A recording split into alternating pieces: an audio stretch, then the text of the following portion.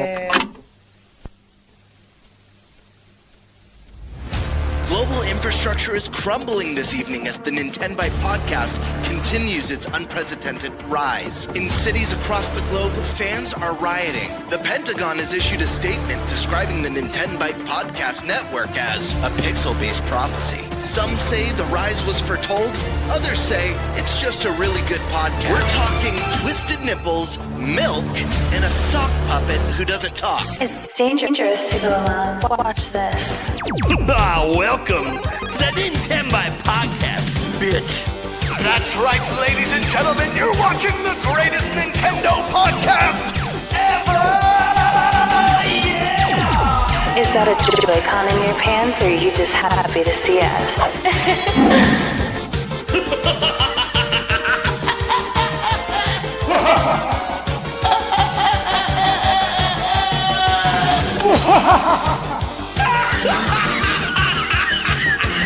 Shut up!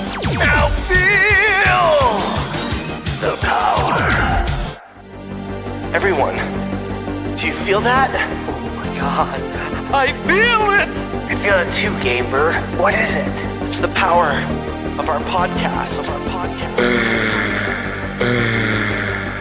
I feel it!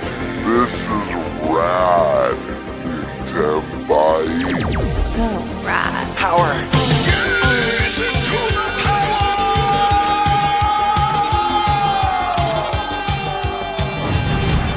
Now bask in their glory.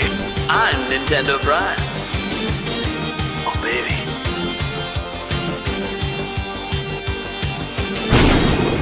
I'm ThunderStash.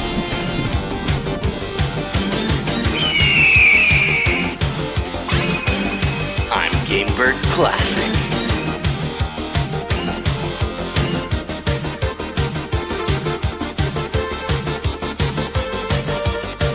Nintenbyte rules. Let's rock.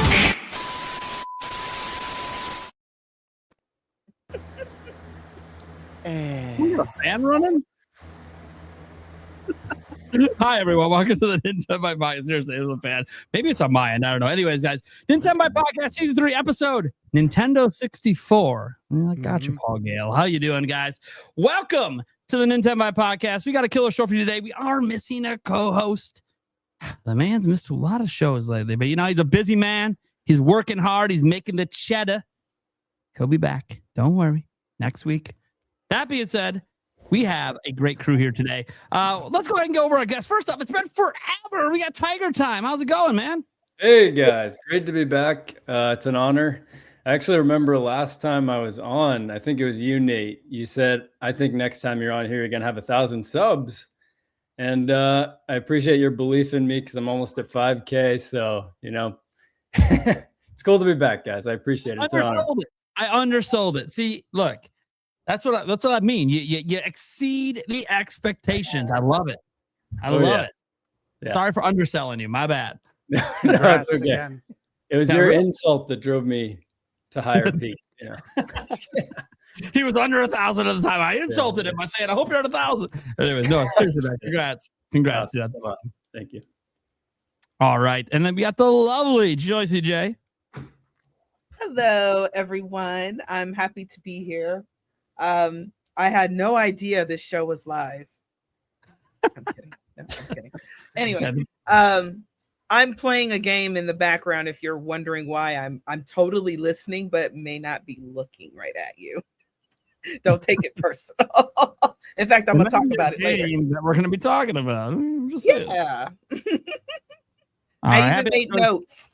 Yeah, happy to have Joycey J here. You guys know she's moderator, fan of all of our channels, good person. And playing a game that we have to talk about that I can't. So I'm jealous. I'm happy to hear how your guys' experiences are. Then we got the Birdman himself, the GameBird Classic. Hell yeah, baby. What's up? It's Wednesday. Video game day. Podcast Trying to drive some day. energy to you, man. I know. My energy. That's right. What is up, everybody? We're here. It's Wednesday. Wow. It's time to talk some. What are we going to talk about? Video Video games? games. Something? Talking about video games, I think. I don't know. Jeez. Is that what Guys, the show can you is? believe we are a month away from PAX? How insane is that? That's all I could think about. Can you believe the Usually, Brewers- all I could think about on Wednesdays is this show. Now I can only think about PAX. PAX? I was thinking about PAX today. It's actually in my video going up during the show. Sorry, audience. Right. The man needs no introduction, but the introduction's really fucking cool.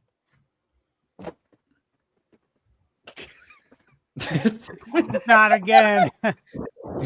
Now, just imagine he's got the cigar when he got the Switch 2, you know, and the whole thing. Anyways, Stash Man, how's it going? Hey, it's great. Hey, for anyone wondering, it was supposed to be a thunderstorm that you were going to hear there. I don't know if anyone heard. I didn't hear it. Did you guys hear it? I did not hear it. No. There was like a quick crunch and then silence. Then it went away. Yeah, it's you know what? It's probably Charter's fault. Let's just, Yeah, let's be honest. it's summer anyways. Yeah, you know, like it's everything's hot their out here. fault. It's not raining. It's fine. Oh, I did have a thunderstorm last week here. It was nice. Yeah, Get them in the summer sometimes. we do How's it going, man? sometimes. How's it going? It's good. You guys know I'm broken record every week. It's really busy. You know, whenever I look at the calendar and I'm like, okay, I might be able to breathe for like a day or two. Something comes up, like, Yeah. which is good. You know, I'll get an email, game comes up. There's something that I wasn't expecting. And yeah, that's how I feel like that's how it's been since last year when I left for New York for the Switch 2 experience. Ever since then, it's been like full steam ahead, no time to breathe. So yeah, very busy, working on a lot of game reviews, a lot of upcoming stuff that's embargoed. So, and again, just trying to clean that slate up a little bit.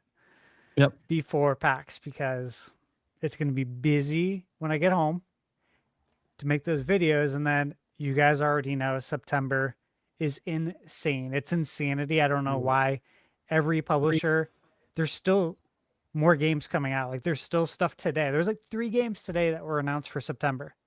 Yeah, it is weird. I'm like, October's what a are great we one. doing? October's wide open, man. Yeah. It's far enough away from GTA. You're fine. October, but it's okay. I guess maybe hopefully they'll all learn because we're not all gonna have time to do this. Yep. All right, Especially guys. like Trails and Fire Emblem, you know, it's crazy. I screwed up ThunderStash's thing. Does this one work at least?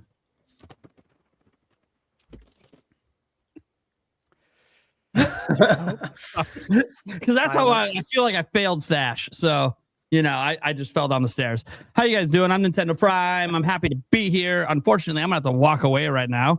But we have some killer topics to get to. We're going to be talking about Splatoon Raiders first. Ooh, which one of you guys wants to take that topic? I will. JC's going to take the lead. JC! Do You know it, what? yeah. Just jump into it because I got to go be a dad quick. So have fun. Oh, thank God I'm an auntie. I don't have those troubles. First and foremost, have anybody, and also in the chat, who has gotten Splatoon Raiders or who's had a chance to play it? Any of the podcasts? Yeah, I just recorded my review right before the podcast. Got done recording it at 5:52 Pacific time. Mm-hmm. So, yeah, played it. Did everything I needed to do. Going to be publishing the review tomorrow. So yes, I've played it. Okay. Oh, and FYI, I'm not doing any spoilers, and I'm pretty sure Stash isn't doing any spoilers in his review either. Yeah. What about you other two? Have you guys had a chance to play Splatoon Raiders? Well, Does when anyone? I'm sorry, Tucker. Nate sent me the notes, and I saw Splatoon Raiders on there, and it's something I've been wanting to buy, but I've actually been playing through Skyward Sword. So when I saw the notes like an hour ago, I finally bought it. So I've played like, you know, half an hour, so I have a few things to say, you know. Awesome. Definitely got a Okay, taste good. for it. Yeah. Is anyone an actual Splatoon player? Splatoon 1, 2, or 3 or anything? Okay, Birdie Yep, This is. is my first game. Just to preface this, I'm very excited to play Raiders. I've been anxiously awaiting the day I go pick it up. The only reason why I have not played Raiders is because I had about nearly 2 months off vacation from work. So you gotta prioritize. You gotta focus on those bills, the food, the necessities. If you have kids, but that day is coming. So, and it's coming soon. I'll be picking up Splatoon Raiders on Friday. So the weekend I'll get to dive tentacle first into the fun. So yes. I'm a kid now. I'm a squid now. It's great. So if you are a Splatoon player, there is a big story behind Splatoon, of course. I play strictly for the multiplayer online. We got tower control and Rainmaker, all those kind of fun things. If you like Splatoon that way, you're really going to like Splatoon Raiders. If you do not like Splatoon 3, third-person shooter, not really for you, you're probably still going to like Splatoon Raiders. It's really for everybody. It is, first of all, this game is so much fun. It's not stuck in any of the Splatoon 3 lore or anything like that.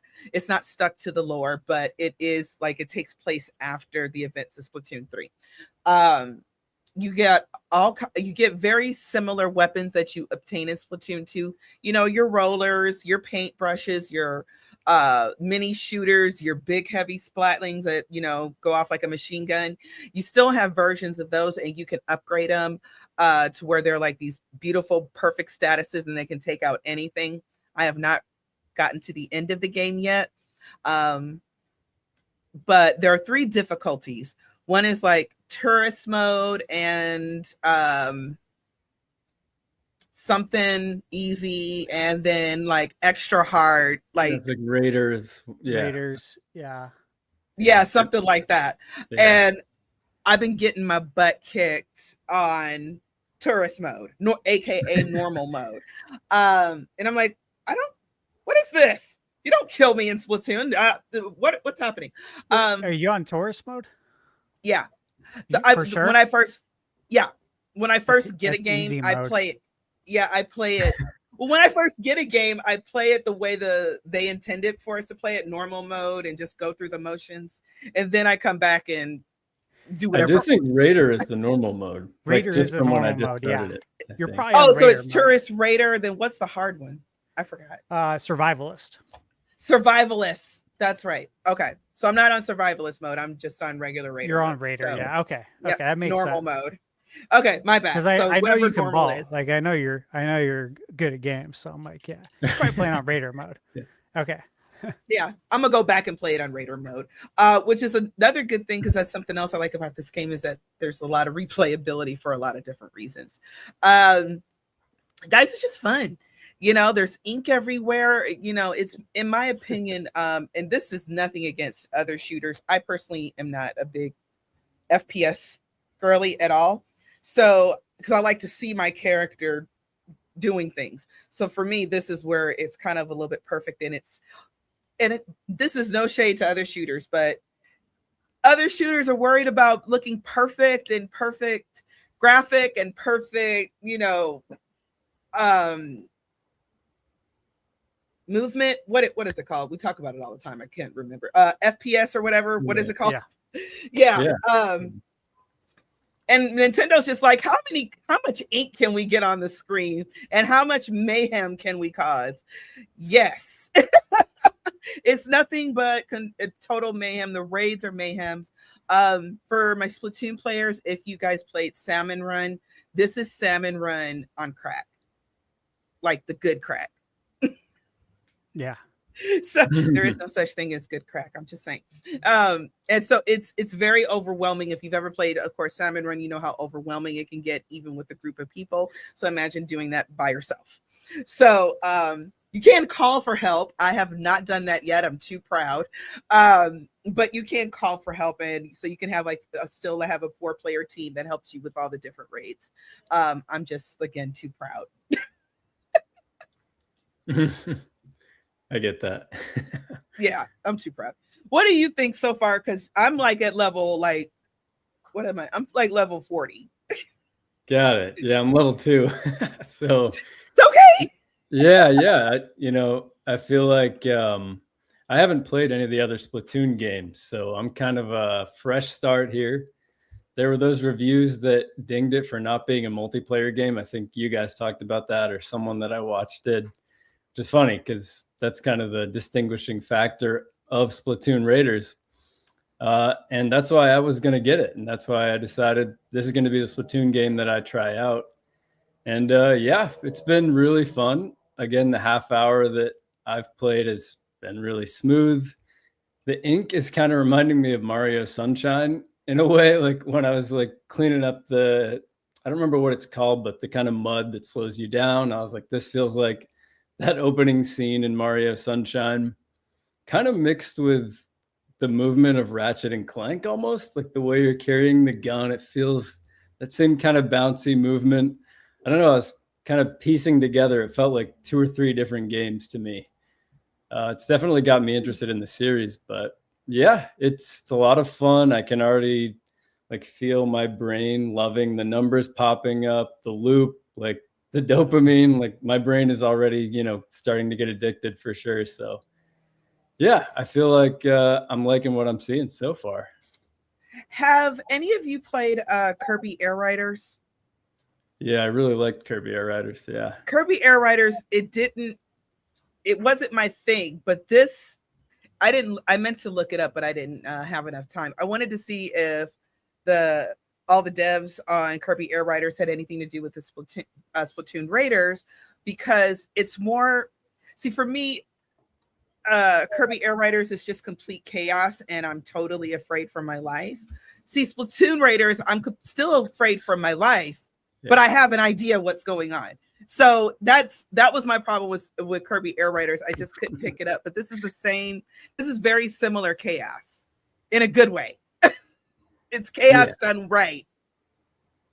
Yeah, that's what I'm feeling too. Like my brain, especially kind of learning the controls and everything, I'm trying to wrap my head around everything, and it's just fun chaos numbers, kind of like Borderlands, I guess, in a way too, where it's just kind of got like numbers popping up everywhere. It's kind of tons of enemies everywhere. Yeah, it seems like it's just a cool mix of a lot of games. It seems like I could easily get myself playing this for hours and hours and hours. And, it's kind of a dangerous game to start before the podcast, I realized, to be honest. I was like, didn't want to stop sort of thing. So, yes, exactly. Yeah.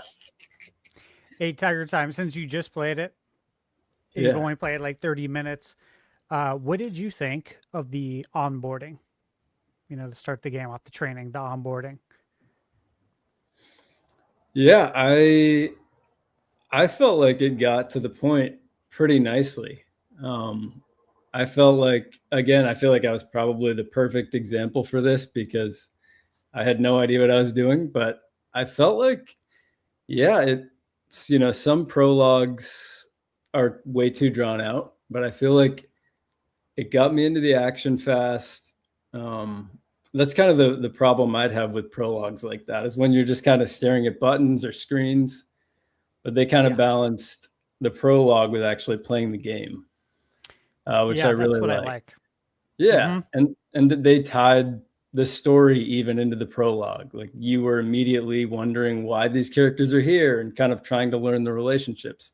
At least for me, there might be some, pre-established bond these characters have. I'm not sure, but I was kind of getting a sense of that too throughout the prologue, just with how they're kind of bantering with each other and kind of, giving each other shit in a way. So yeah, I thought it was really good actually looking back on it. Yeah, Nintendo's they figured out a really good way. You notice this, in their games over the, last 10 years, but even the last few years of masking the onboarding. Similar to like games back in the day when they'd mask load times. When you'd enter an elevator or open a door, you get the door opening animation like in Resident Evil back in the day. That's how they would mask the load times. I feel like they've done a really good job of it not feeling like you're going to a training session. Like you're actually playing the game, you're learning stuff, you're progressing, you're figuring things out, the controls. And it's kind of nice, right? Like I appreciate it a lot more now with reviewing games when games do a really good job of making the onboarding smooth, quick, inviting. And usually by the end you can tell if this is going to work for other people who aren't familiar with the game. So I was curious if you thought the same. Sounds like you did. Well, that's a good point too. I feel like, prologues that have you doing something for 30 minutes and then the real game starts can be kind of jarring, but this is just like the game started when the prologue started, from what I can tell. Like everything carries over. I mean, even like you said too, the Star Fox kind of intro to, the prologue, if you want to call it, was really cool and tied into the story in a really cool way with how it ended. It was like, this didn't even feel like training or anything. It was just like, that was epic, Yeah, it really was. Yeah, that's a good point too. Just in general, they are pretty good about that. Yeah, cool. It's kind of one of the things I think Nintendo's tries to do very well is hide the fact that you're in a tutorial when you're totally in a tutorial. And I think we've all talked. It is. I think we've all talked about it to death. Breath of the Wild had probably the best tutorial section, right? Like ever. Yeah, that's a classic. Yeah, because you don't realize you're in a tutorial, and that's exactly what you're in.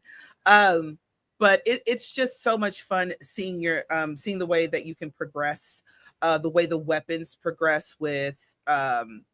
Sometimes it's not all about just power. I'm very big on defense, and so I want to be the one in the back with the big gun or whatever, the big splatling, and just mowing people down. That's what I want to do. But one of the other things I love, and I can do that in regular Splatoon, get up on a high mark, get yourself a good charger and take everybody out, or a good splatling and take everybody out. It's a little bit different here because yes, you might be taking out one section, but you have, because one of the things they like to do in Tiger Time, you'll find this out, is they like to slip certain harder salmonoids in your regular treasure hunting. And I don't want to spoil exactly what it is, but you'll notice it. You can't miss it. And you're taking out one side, and the other side, they're all like crammed up behind you, and they're all trying to get you at the same time. It could be a bit overwhelming, but also fun. The other thing that I kind of like is that since you have different variations of weapons that are in Splatoon, now is a really good time to really try out all the weapons. If you don't like to change out your weapon when you're playing multiplayer because you want to stick with Old Faithful, what works, what's going to help your team win, you don't have to worry about that now. And if you die, so what? You'll come back. Yeah. It's fine. It's no big deal. No, nothing's riding on you. There's like no pressure. It's just you. So I really like that part too as much. Does this play just like the 1, 2, and 3? Like, is it pretty adaptable what you learned in those games to this one? Yes. Actually, there's a couple extra buttons in this one, but the ZL to shoot and to move forward, of course, the L stick, those certain things are the same. So it didn't feel weird switching to this. Now, there's some things that I do in Splatoon that are habit. When I die, I'm used to saying ouch, because you can, with the up button, you can say ouch, and you do that so your team knows that you're out, and they might have to cover you. Where's our fourth person? Oh, they're out. And that's a habit. There's no ouch button in this game. So, but every time I die, I hit the ouch button. So other than that, no, it's very adaptable. Very, very adaptable. Cool. Yeah. All right. Fabulous. Stash, you got your thoughts on this? I think you guys have to review yet, right? You're still working on it? I recorded it right before the podcast. Okay. So Yeah, I know it'll it's go coming live tomorrow. But yeah, I have a little blurb for you guys. So I like blurbs. Spent what I've been playing it since it came out. I'll say that. One thing you guys will notice, I don't ever rush my reviews for Nintendo games. I play them like as long as I can before I review the game, because a lot of times these are games that we're waiting a long time for. Like, for instance, when Metroid came out, right? I spent my time with it. I didn't try and rush through it. I really try to enjoy things like I would as if I wasn't reviewing games, like there's not a clock running in the background kind of thing. I'm like really just trying to fully absorb everything and enjoy myself. So yeah, I've been playing it since it came out. One thing that really stood out to me is how successful it expands Splatoon's formula into like a true single player adventure, right? It still has the fluid movement, has the satisfying ink mechanics the series is of course known for, but the emphasis on exploration, constant progression, collecting loot, crafting, and building your character over time is extremely fun. The gameplay loop, Tiger Time, you mentioned this as well. And for the most part, like you learn the loop pretty early of how this is all going to go down. And for the most part, that's how it plays out. I don't want to say some of the other things because it gets into spoiler territory. Joycey knows what I'm talking about. So, they definitely throw some different things at you that you're able to do later in the game. But the loop itself is incredibly addictive. I mean, you're always finding new gear or like you're unlocking new costumes. If you're into that, there are some cool ones. But abilities, upgrading your equipment with mods has been very fun and strategic because there's so many modifiers in the game for each gun type, and you can only do one modifier within each category.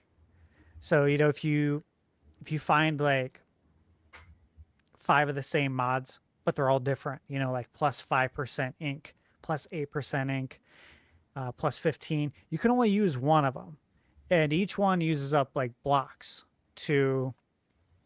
that you have to unlock basically. So they don't let you get super OP, which is good because that's what maintains the challenge throughout the game. But it definitely adds a lot of strategy and makes you think like, okay, what would go best with a power tank or, the speed tank. And there's the third tank, which is your tactical tank. And it benefits you to spend time with each tank because the more time you spend with it, the more experience points you're getting towards that tank. And I think to get like the first tank unlock for each one is it 500,000? I think so. It's something really easy to obtain. Yeah. Like you'll get it all like by level 10, I think. Yeah. And it benefits you to spread it out, to try each one and get good with each one, because there are going to be points later in the game where certain scenarios you should really probably use that tank. Like it's kind of obvious that that's going to be the best one. And if you haven't been using it, then it's not going to be leveled up. But again, there's also scenarios where to completely clear an island or a mission, you need to do the mission 3 times, one with each tank. So the game kind of pushes you in that direction, like, hey, you should probably do this, because if you do this, you're going to get this. And that's how the whole game is, though. Like they're constantly dangling the carrot in front of you.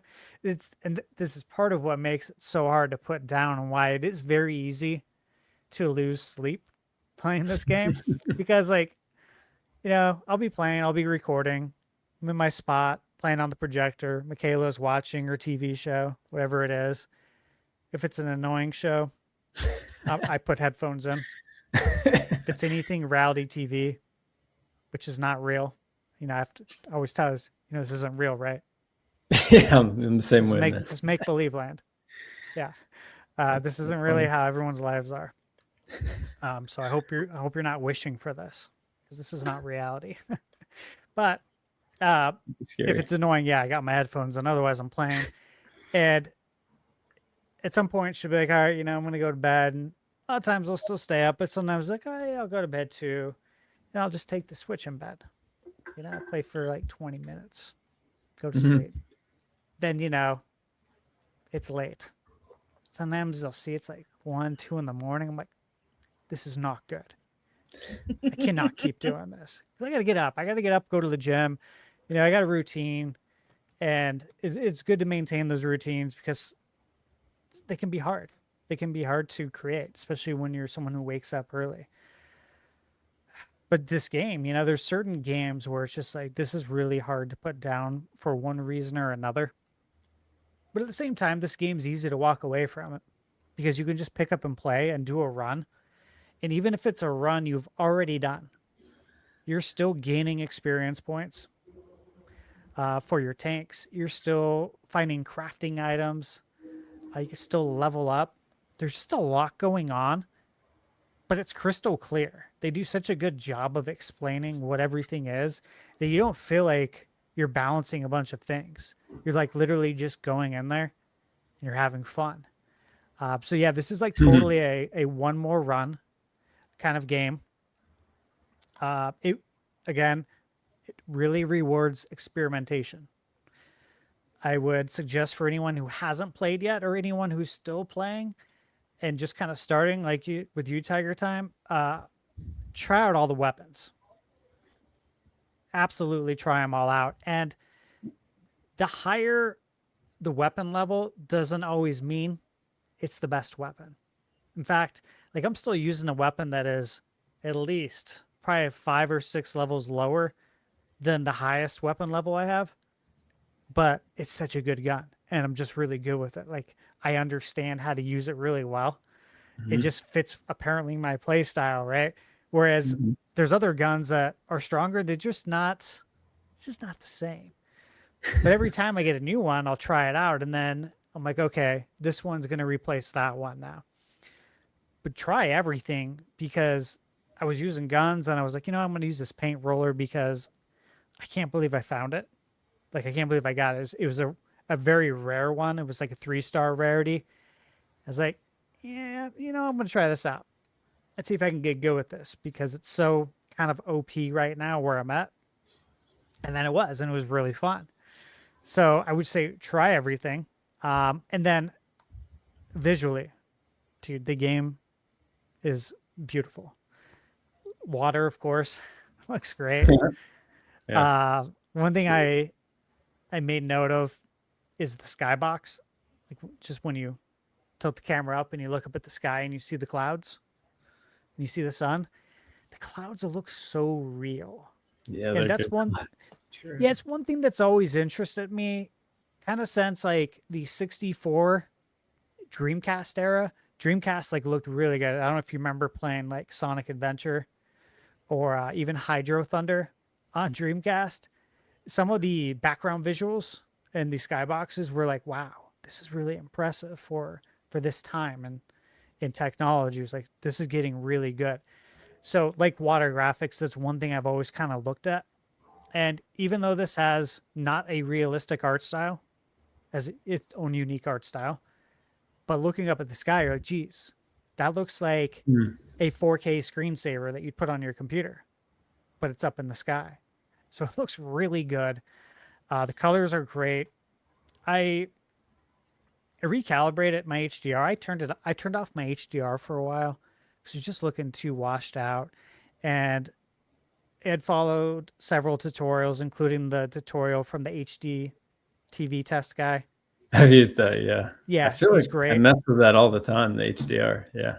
Well, you know, Nintendo put out an update around the beginning of the year, which, you know, is 8 months ago now.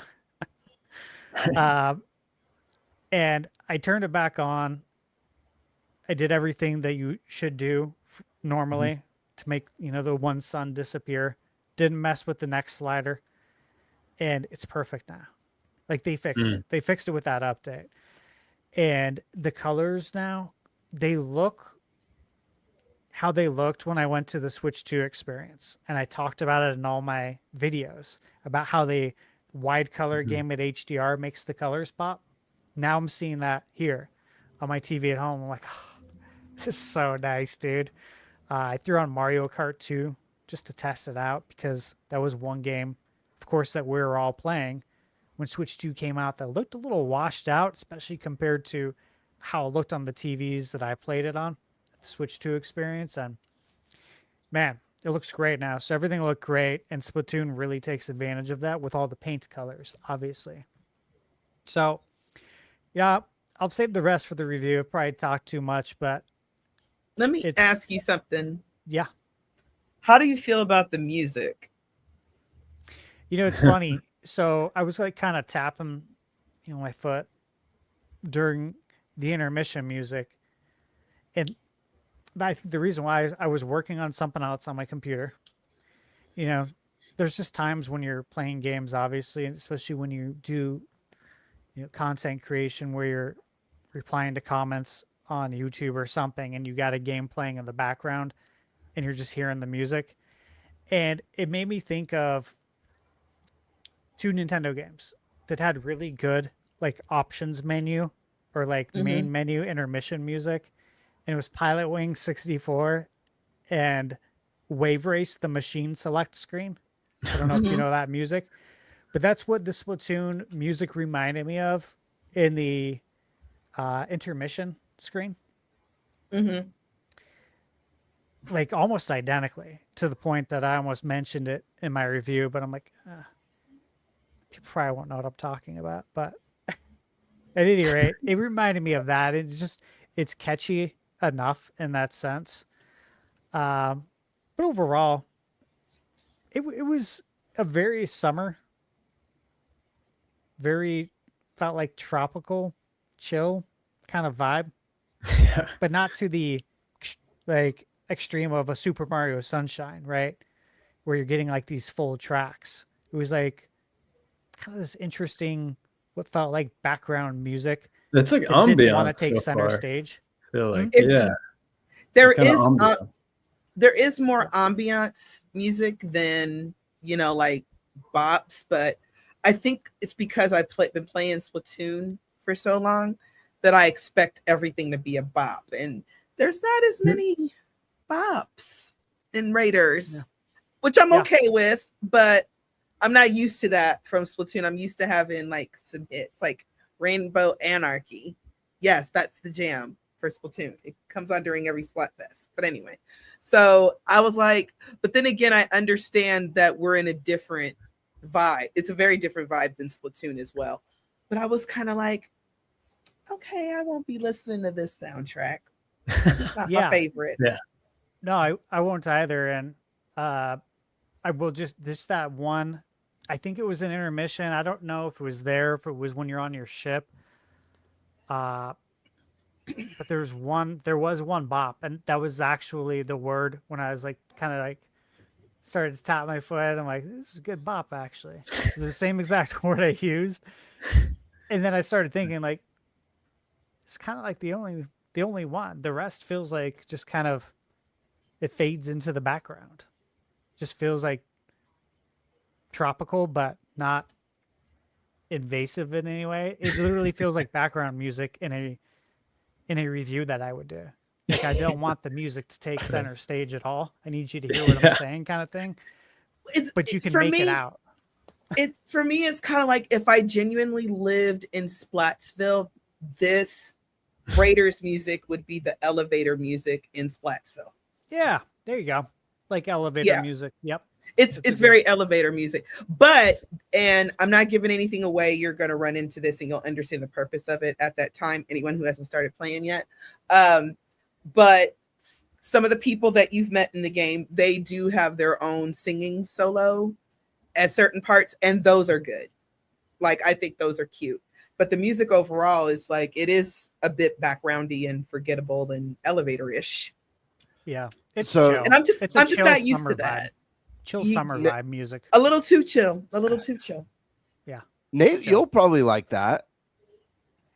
Because Breath of the Wild. Yeah. No, That's exactly what I'm talking about. he'll hate it. There's themes in here. That's funny. He'll hate it. There's themes in the game. He doesn't like themes. Oh yeah. Just to be clear, I have no idea what anyone's talking about because I've been ignoring this entire topic because I don't want to be spoiled for the game. because I haven't played it. So We haven't spoiled anything. We were talking spoiler free. wow, came up and I'm being made fun of, and I'm like, okay, what happened? All right, thanks, GameBird. Thanks for the random shot at me out of nowhere.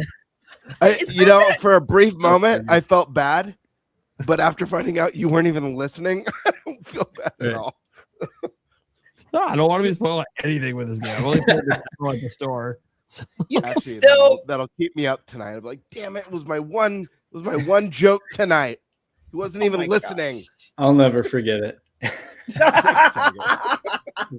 We're gonna remind them next time we're on. Tiger said. Yep. Yeah, every time. Yeah. I can't believe that you weren't listening to me, Game Birdie. I thought we were BFFs. No, I was listening. You was listening. I was not listening. Oh well, I know you don't be listening to me. I do. Damn. I sent Nate an entire dissertation the other day. What was that about? A good 500-page note I sent you. I was one of my typical tweets, basically. And Nate was just kind of like, "Oh well, Joycey, like, what? Let me tell you about this whole other thing that's going on," and not respond to anything in your 500-page dissertation. I did read it all. I read it all. I just had nothing else to say. I'm like, all right, whatever. She thought I was gonna be mad. I'm like, I'm not mad. It's whatever. Move on. What else am I gonna say?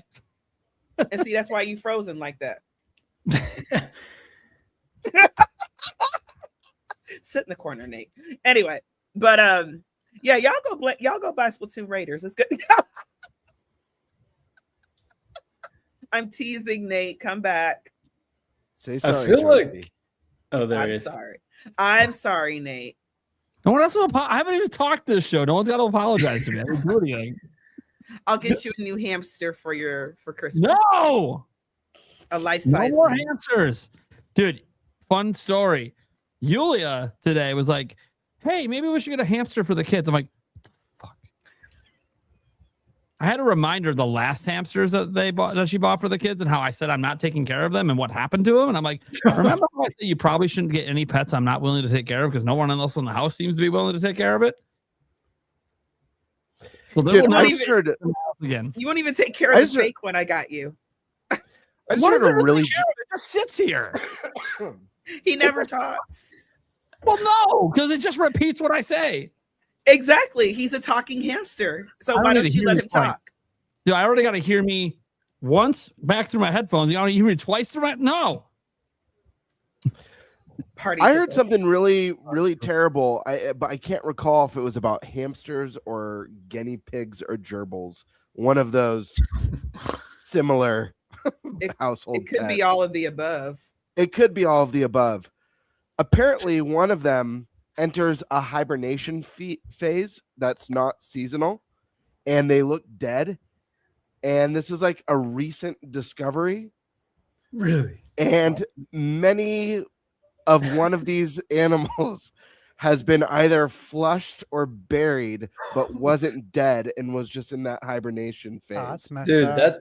I don't know if this is true, but it is something that someone like, oh, did you hear they just discovered?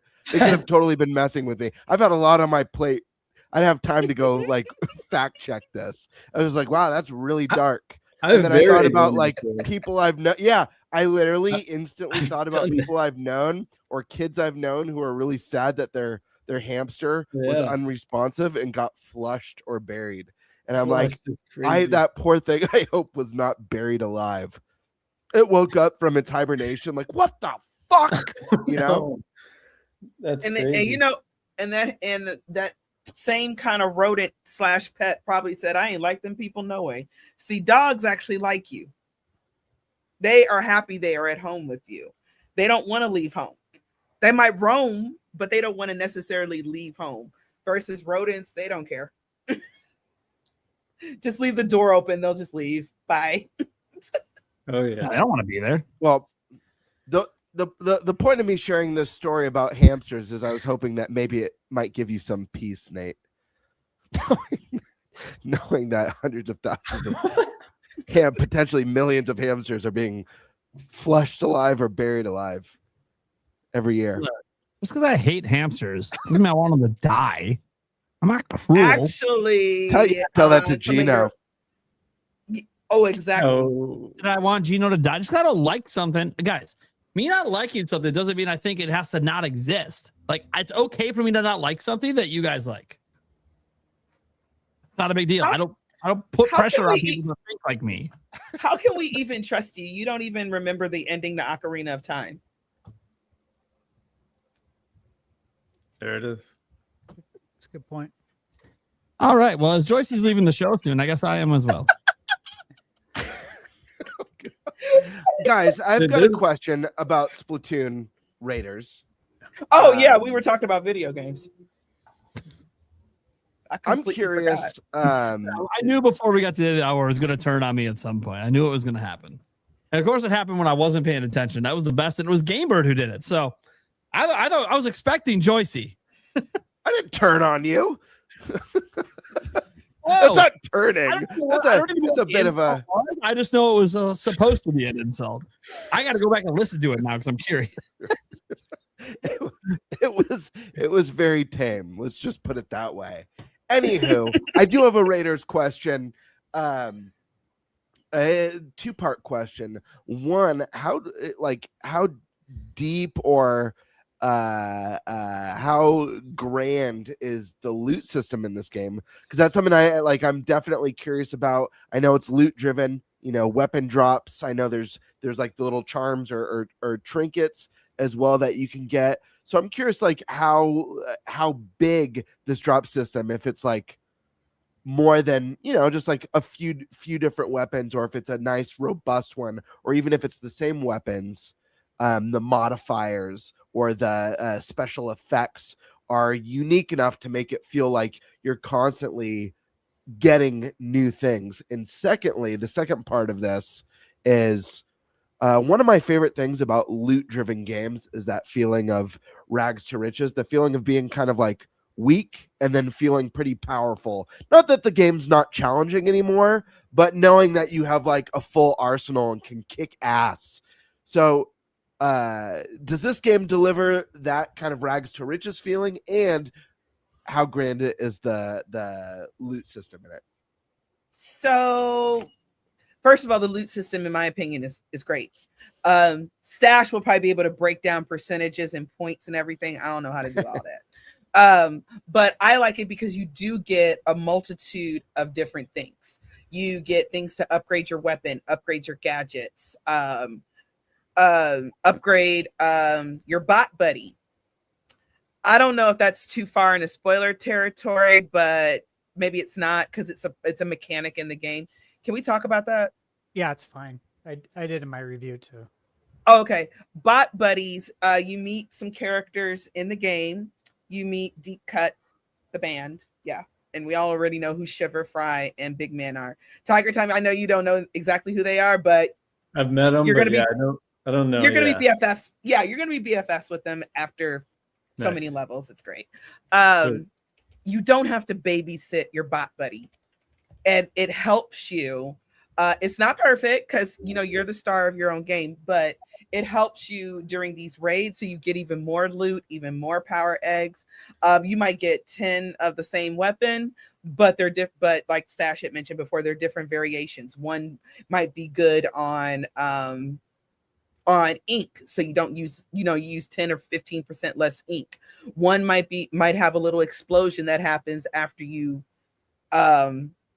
shoot or something of that nature. There's all these little things, and so you get that, and then there's like the relic system that helps your tanks. That's really you get a lot of stuff for loot with that. Okay. As far as feeling rags to riches, I personally didn't really. I mean, with the system of leveling up, you feel that way, but they kind of already treat you like, you're the star of the show as soon as the game starts. Because similar to Splatoon, when they had DLC, you were the agent. You were agent 8 or 9, I forgot. You know what I mean? And that was your whole identity. Well, in this game, you are the mechanic, and that is your whole identity. So you're still your own protagonist and everything, but it's not exactly rags to riches in that feeling. It's more like, you're awesome. Now go do stuff so you can make yourself even, make yourself rich or whatever. And then, of course, there's a story reason as well why we're in this position and what's happening. That part I won't talk about, of course. Okay. Interesting. Rags to riches, as in like getting an item from a raid. It's like OP sure, but also that feeling of like, yes, like feeling like you've filled out this arsenal of just like epic, badass gear, and that feeling of being a lot more powerful. Not necessarily that the game's, because like Diablo, for example, the Diablo series. That game, when you're like high level and you have great gear, you're just steamrolling stuff. It's part of the game design. I don't necessarily mean you're steamrolling the game, but you do feel like you get to that point where you feel like a badass. You know what I mean? Like the Breath of the Wild and Tears of the Kingdom do this really well, where everything feels so dangerous in the beginning, but once you've advanced and you've got a fat arsenal of stuff, you feel like a badass. You've got your hearts built out. Lionel's will still give you a challenge, but okay. So as you play the game, you will build up a very nice arsenal of weapons. The weapons are all unique. They all shoot differently. As soon as you get a new weapon from a run, so once your run completes, you get like a stats page, right? That shows how many experience points you get. It's got a meter showing like how close you are to the next level. And then it shows all the loot you got. And it shows the levels of loot. Like if something's like a different category of loot. Like you might find crafting items and weapons and other things that are special that I won't mention. The game kind of says it's that, though. I think it's literally called important stuff, which is funny. Obviously it's just part of the humor of Splatoon and Nintendo, but you get a lot of stuff from a run, especially if you search, like if you, you got to go down the not obvious path, right? It seems like that's a lost art sometimes, especially when I watch reviews from, games that I've reviewed. And I see people say that, this world's empty. There's like nothing to find here. And I'm like, my experience was the exact opposite. This is so weird. So I preface that in saying like, obviously you have to go search down places that don't look like there's anything there. And then there actually is something there. So you are rewarded for being an explorer, if that makes sense. But yeah, dude, when you're on the ship, you're then able to try out all the weapons. And just like in Breath of the Wild, you'll have, in Splatoon, you'll have like an exclamation point on the weapon that you just got, meaning, hey, you need to try this. This is new.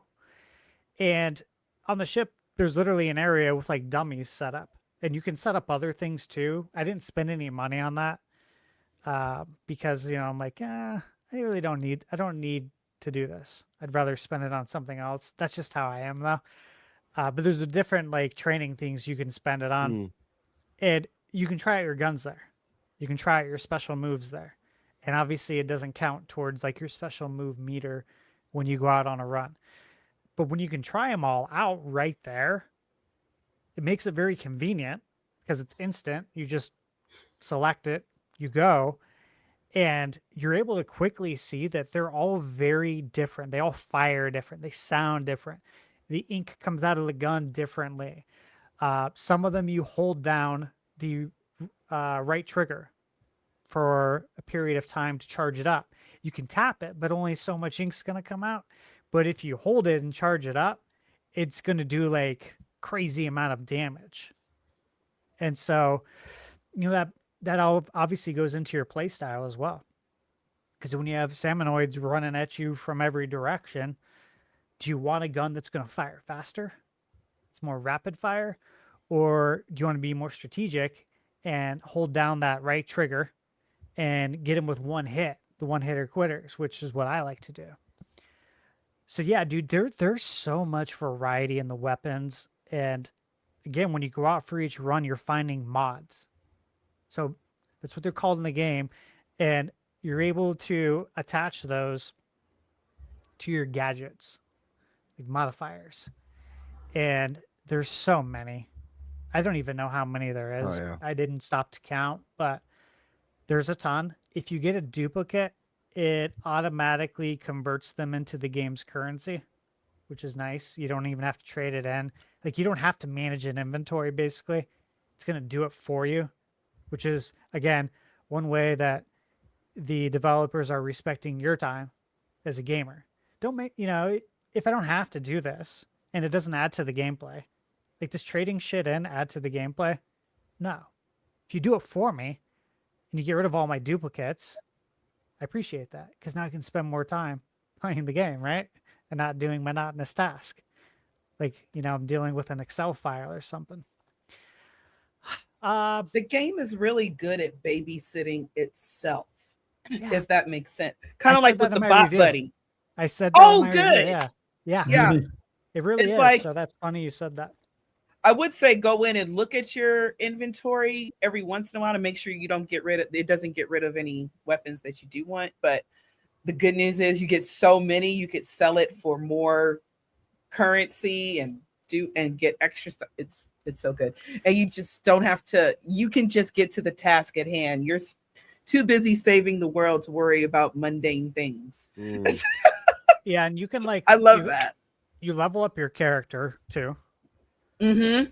So you can level up HP, weapon damage, and what was it? The third one's gadget power. Your health, your gadgets, and your health.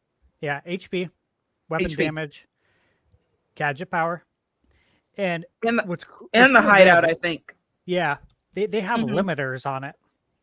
Mm-hmm. So you have to advance the story to a certain point, basically, without getting into details, in order for the limiter to actually break to where you can't basically go, okay, every time I level up, I'm going to spend all of it on weapon damage, because you're going to hit a limiter and you're going to have to spend your level up. I forget what it is, the coin or whatever. You're going to have to spend that somewhere else. So you're going to have to spend it on HP or gadget power until you reach the limiter, and they tell you what it is. Because, like, for me, I'm spending all my level up stuff on weapon damage. Like, I don't even really need to use my gadget stuff very often. I should use it more. I should have used it more. I just didn't. I didn't feel the need to. So I didn't really spend money on that or my level up on that. I just went real hardcore on the weapon damage. But again, you can only go so hard because you reach a limit, that's good, because that's how the game manages the actual difficulty and allows it to not feel like you're super OP. But yeah, Bird, like, once you get good at the game, yeah, you'll feel pretty OG at it, once you get the controls down and you get everything down, you get into a good flow, like I was talking about with the gun that I've been using. Then you feel like you could take on anyone, and like even though this is a way higher level than what you're at right now, I feel like I could go in there and f them Mess up. stuff up. Yeah. That's one thing I liked. I'll say this about a different game, about Assassin's Creed, is once you get like some really good equipment, I love how you can go onto the map and it'll be like, this is level 20. You're only like level 10 right now. It's going to be all being red. So you probably shouldn't go there. And me, I'm like, I want to go there. Yeah. I want to see what I can get, because there's going to be some good loot there, right? And hey, dude, worst case scenario, if I'm getting my ass kicked, I can try and like sneak in there, run in there and grab the equipment real quick, and then literally just jump out. Like jump from the highest building and just book it. Just run in there and steal stuff and then get out of there. And now I have the equipment. I love doing stuff like that. And Splatoon essentially lets you do that. You're That's not like cool. gated out of going into a harder, level. So yeah, very, very well balanced. And of course, you can always make it harder on yourself if you want more challenge. Get a weapon that's maybe not as powered up, or take certain things off of the weapon. You know what I mean? you can do all kind of things to make it more challenging for yourself. Or survivalist mode with a level 1 weapon. I want to see somebody do that for real. I got another question for you guys. And I know you're going to be going over all this stuff in your review stash. So however much or however little you want to say about it, totally okay. But this is what I'm genuinely curious about. So this is obviously a departure from what we've all come to know with Splatoon. You know, this is a spin-off game, essentially. The numbered Splatoon, the regular franchise, has had its single-player mode, and there's been story in it, but the story's kind of just like sprinkled in there. Since this one is a single-player focused game, it's been presented as maybe more story heavy than what we've gotten from Splatoon 1, 2, and 3. Is that true? Basically, yes. I'm not expecting, you know, Final Fantasy level storytelling in the game or anything like that. But do you guys feel that the story is more front and center here than in the numbered games, or is it just kind of in the game's setup? I just want to say it's more story heavy. That's actually, even though I haven't really played it, that's something I loved about the game before I'd even played it, was that Nintendo's kind of doing the opposite of what you see, which is single playerifying things. You know, at least with Splatoon Raiders, they're trying it out. Again, I can't speak on the story, but I just wanted to say that that's one of the reasons I was interested in it, because everybody's trying to go, you know, multiplayer live service, but here they are doing the opposite, and I thought that was a really cool thing. So, are those gummies? You know what? You can't be trusted with them, Birdie. Albanese. I know. You've had these, right? This brand. Oh yeah. Got some good gummy bears. Ice cream cone. And I don't know, some other stuff. They're USA ones for 4th of July. Michaela was at Costco. They have them on sale because, you know, they're clearing out the inventory for 4th of July. $3.98 for 40 ounces. Damn. That's dangerous. 2.5 pounds, you know anything about guys. me, that's dangerous. Yeah, so we have one. Don't tell me with a good time. I got one I'm keeping factory sealed for PAX. Oh, Bring that with us. Oh wow! Birdie can't have any because of reasons. Yeah, great. I know that story. I watched your stream when you told that story. I'm so happy you were there for that. No, I wasn't there live, but I went back and I watched because I couldn't watch that night, and I heard that story, and I was like, such a brave man. Just brave. Listen, I stashed, just for clarity, I used to have a major gummy addiction growing up.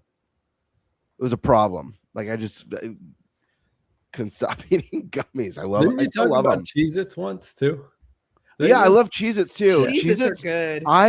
I love the extra toasty Cheez-Its. Yeah. Those are, and I can't believe they took it, like those used to be discarded because they were the overcooked ones. Which and is I love crazy. them so much. Those are the best They're ones. so good. But yeah, if you hand me a box, I have to ask my wife to get the box out of here because I will eat it in one sitting. There won't be like, I'm gonna have a couple handfuls and I'm done. So gummies are like handfuls.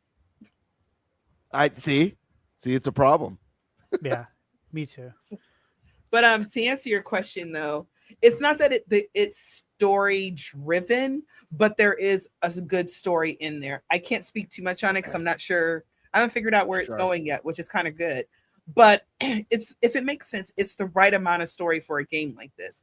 So you're not sidelined with this long ago in the ancient Splatlings. You know, we had an ink drop from a ceiling. I don't know, some shit. You know, we don't have anything like that, but there is a story and it is interesting. And I am interested in seeing how this all plays out. So if that makes it, does that make sense? It doesn't overtake all the raiding and the shooting and all the fun stuff you want to do. Yeah, I completely concur. That's exactly what I would say. It's the right amount. And especially for this type of game, the right amount. But yeah, the real story is the gameplay. just it's king, man. That's the story of Splatoon, in my opinion, because Splatoon, not that the lore isn't great, not that the details that the devs put in aren't great, but you play for the multiplayer. It's fun, it's exciting. The matches are kind of 3 to 4 minutes, so you don't have to be playing Splatoon all day. But Raiders, it sucks you in. It keeps you there. Yeah, it really does. You lose time with it. Yes. A lot of time. That's awesome. And actually, I'm at level 50. I thought I was at level 40. I'm at level. See, I don't know when I got to level 50, but it happened. Oh man. Man. So you're telling me this was news almost 10 years ago? Wait, yeah, that's crazy. Oh my How goodness. crazy is that? Yeah. A lot of people who Wow. are going to read this article and feel devastated that they didn't check to see if their hamster was sleeping. Nice. So, Nice. It's true. rest Wow. in peace. Wow. I have nothing to say. Rest in pieces. Mhm. What the Sleeping pieces. Jeez. Oh my gosh! All right. That was Well, if you flush it, it might have lost a limb or something. All right. Are we ready to move on to the next topic? This is getting weird. Yeah, it's getting morbid. Oh my god. It's getting Getting real weird. It- It's been weird. Well, I wouldn't know because I wasn't listening. You don't be listening to me. I was listening while I was away for a moment there. Yes, but I mean, But you just at said that you point, weren't I was just listening. part of the crowd. I was just part of the crowd at that point. All right, guys. We don't even know who's doing all the topics because we never really got to that at the beginning. We had some other topics, guys. Obviously, we got to go over the Fortunes We Direct, right? That's got to be a thing. That was the big Nintendo event this week. We also got to go over the state of the industry. There's some interesting developments happening in the hardware space. And also, a story actually broke. I guess it's semi-related. Not really. It's about the physical game stuff again. Sony's now putting labels on the PS5 box, telling everyone we're done with physical games in January 2028. Oh boy. That might be just to avoid lawsuits or something. That's what I'm assuming. Totally to avoid lawsuits. And yeah, obviously, we're gonna talk a little bit about NSO stuff. So, Joyce, are you heading out? Or are you sticking around? I am gonna head out. I have to go to work because they pay me. Damn it. Nobody pays Sorry, me I don't for pay just you. being I'm mad. fabulous. No, but you will. We've had this discussion. Once you get in the multi-millions of subscribers and you start rolling in the big YouTube money, I already told you how much my salary is going to be. We've had this discussion already. I know. Look, everyone likes okay? I'm just trying to get to like 200,000, and she's like multiple millions, and you're like a millionaire, and yeah, okay. Well, yeah, because if you putting up Mr. Beast numbers, the least you could do for the rest of for your entire mod team is pay us to mod. Dude, if I had Mr. Beast numbers, I'd be paying a lot of people. Exactly. That's all I'm saying, and I'm asking for my fair cut. How do you pay people? The government takes it, right? So I'll be hiring lots of people, getting lots of jobs made. See, that's how this works. I believe, brother. I believe. Okay, let me get off of here. Everybody, if you want to follow me on the app formerly known as Twitter, because I won't call it anything else, I am at DJ Joycey. And when you do see me on here, even though it's rare, I am a big Zelda fan. Everything Zelda, all Zelda, everything, all day. Just Zelda, Zelda, Zelda. Please feel free, if you are playing any Zelda game, if you are stuck, reach out to your girl. I will help you. Okay? All right. Eat your vegetables, take your vitamins, drink water, and deep condition your hair, y'all. I'll talk to y'all later. Amen. Good night. Hey, Joycey. Birdman, you want to pick a topic and go? Let's do it. Let's see what we got.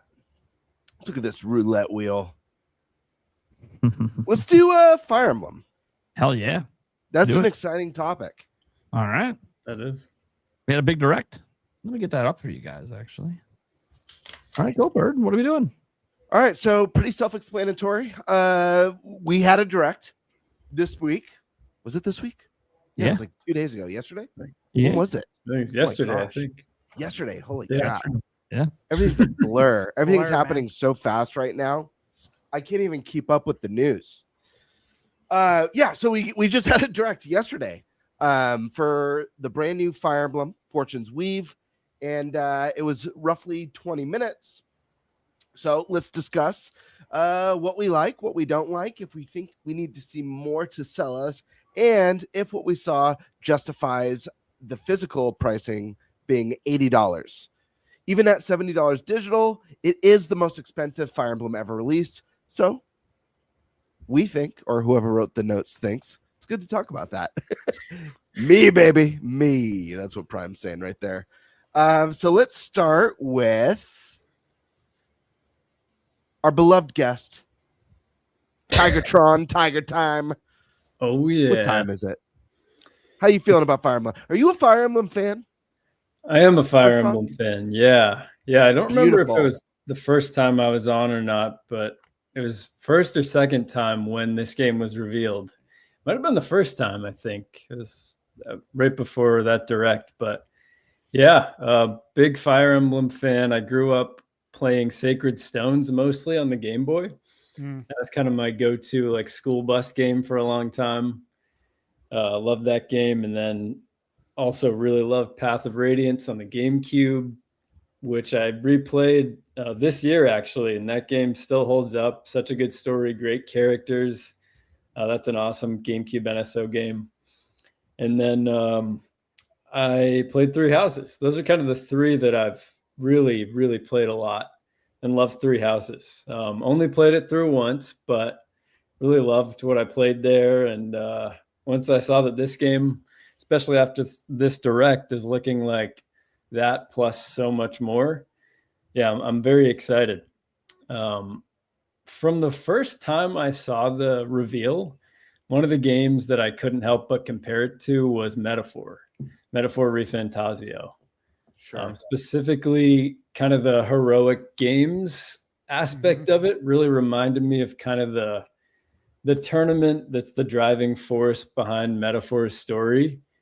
That was just like such a cool concept too. I'm a sucker for kind of tournament style gauntlets. Same here. Story.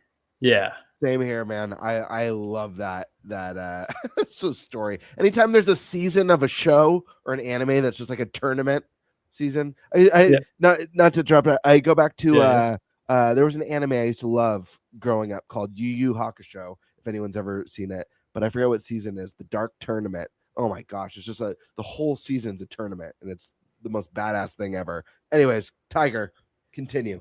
Yeah, no, I'm just kind of even just, Naruto, a classic that was always on TV. The Chunin exams in Naruto, I thought was such a cool arc in that story. It's just like an interesting way to create conflict between characters, and especially what they did in Metaphor, where it's just somehow they manage. It sounds like it should be a silly tournament, but they managed to keep it so important.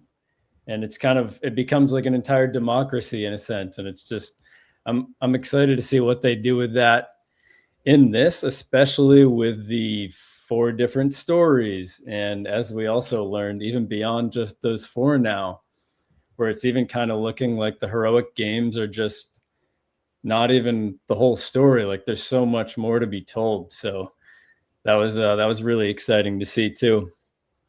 But as far as, there's a lot to talk about. The world map stuff was specifically, I was actually watching, you guys know Nishquick Pops' live stream reaction to this. And one thing that I immediately noticed that I messaged in that chat was like the world map is, again, so Metaphor. There's just the way you're traveling across, how kind of time's changing, just kind of how it looks and how it plays. Metaphor was a game that I really liked. I think it was like my second or third YouTube video ever was about how Metaphor kind of blew my mind. But yeah, really, really excited for that. When it comes to whether this game is worth $80, and as a lot of people here know, I think you can still get it for $70 if you're pre-ordering it physically through Walmart and Amazon. Amazon, thank you. Yeah, but whether it's worth 80, just even we'll talk 80. I just kind of even looked back at Three Houses and was just, even that is a game that I would have paid 80 for, to be honest, in terms of how we're measuring what a $70 game is today. When you looked at what Three Houses offered with the 3 different stories and the awesome writing and how replayable it really was, there's so much there that even that game, I would argue, relative to the $70 standard, I would have paid more for. So when you're looking at this game, which is 3 houses plus all these cool the world map elements, you have turn-based, which is also such a cool addition to this game. I'm sure they're going to expand the social aspect. You have the 4 different stories that you can now play in a parallel sense, which is so cool. And that was why I didn't actually replay Three Houses, was because you had to reset essentially. And there were going to be differences throughout the story, of course, but to be able to kind of experience those at the same time is going to be really cool. And it really looks like every indication is showing that each story is going to be very, very different. And it's going to be cool to see how the real protagonist, as they called it, is going to interact with whichever character you choose and how they're going to interact with each other. There's a lot there. And in terms of how they're kind of framing it, it seems like it's max replayability, which if I'm ever going to quantify a game for whether it's worth a price, that's one thing I'd look at. Is this a game that I feel like is going to be fun to replay if that's the purpose of the game, which in this case with the 4 stories, it definitely is. So even just the 4 stories alone, if it's anything like Three Houses, even just the 1 story is going to be awesome. Just playing it through once is probably even going to be worth that $80 experience. So yeah, I'd say definitely, one question kind of going into this was, is this going to be the game that kind of breaks through to, non-Fire Emblem fans? Is this going to kind of turn them on to it? Kind of like Splatoon Raiders did for me, really.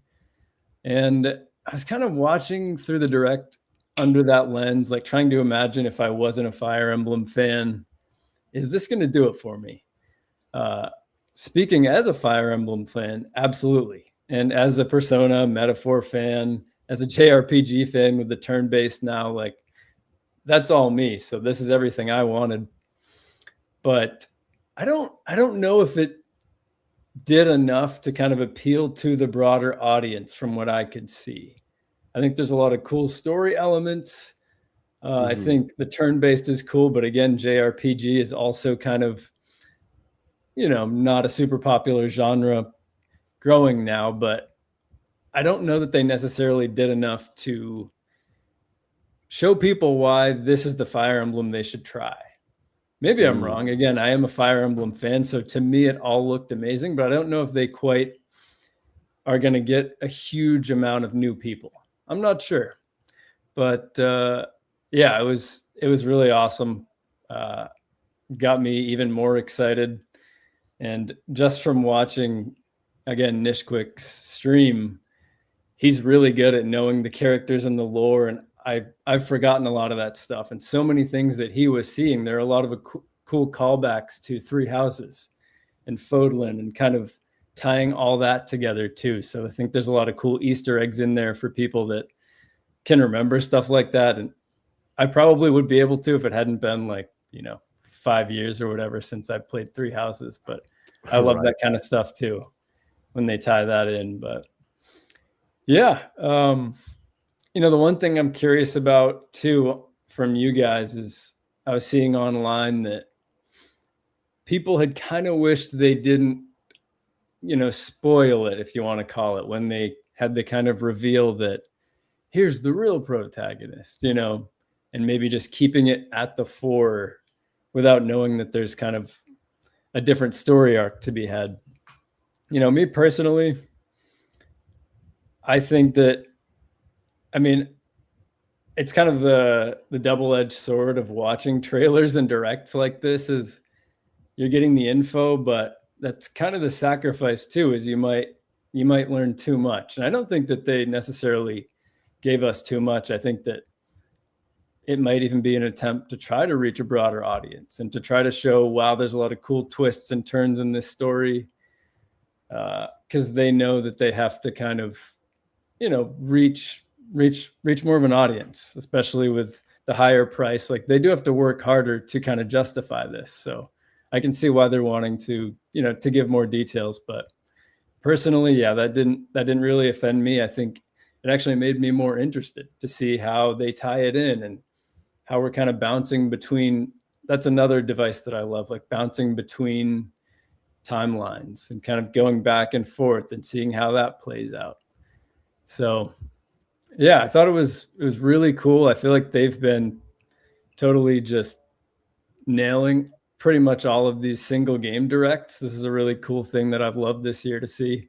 And even last year, with DK Bonanza. Yeah, I feel like just keep these coming too is my other takeaway. Just these are always awesome. They pretty much only built up hype. Even if I was already hyped going in, seeing this, I'm even more excited.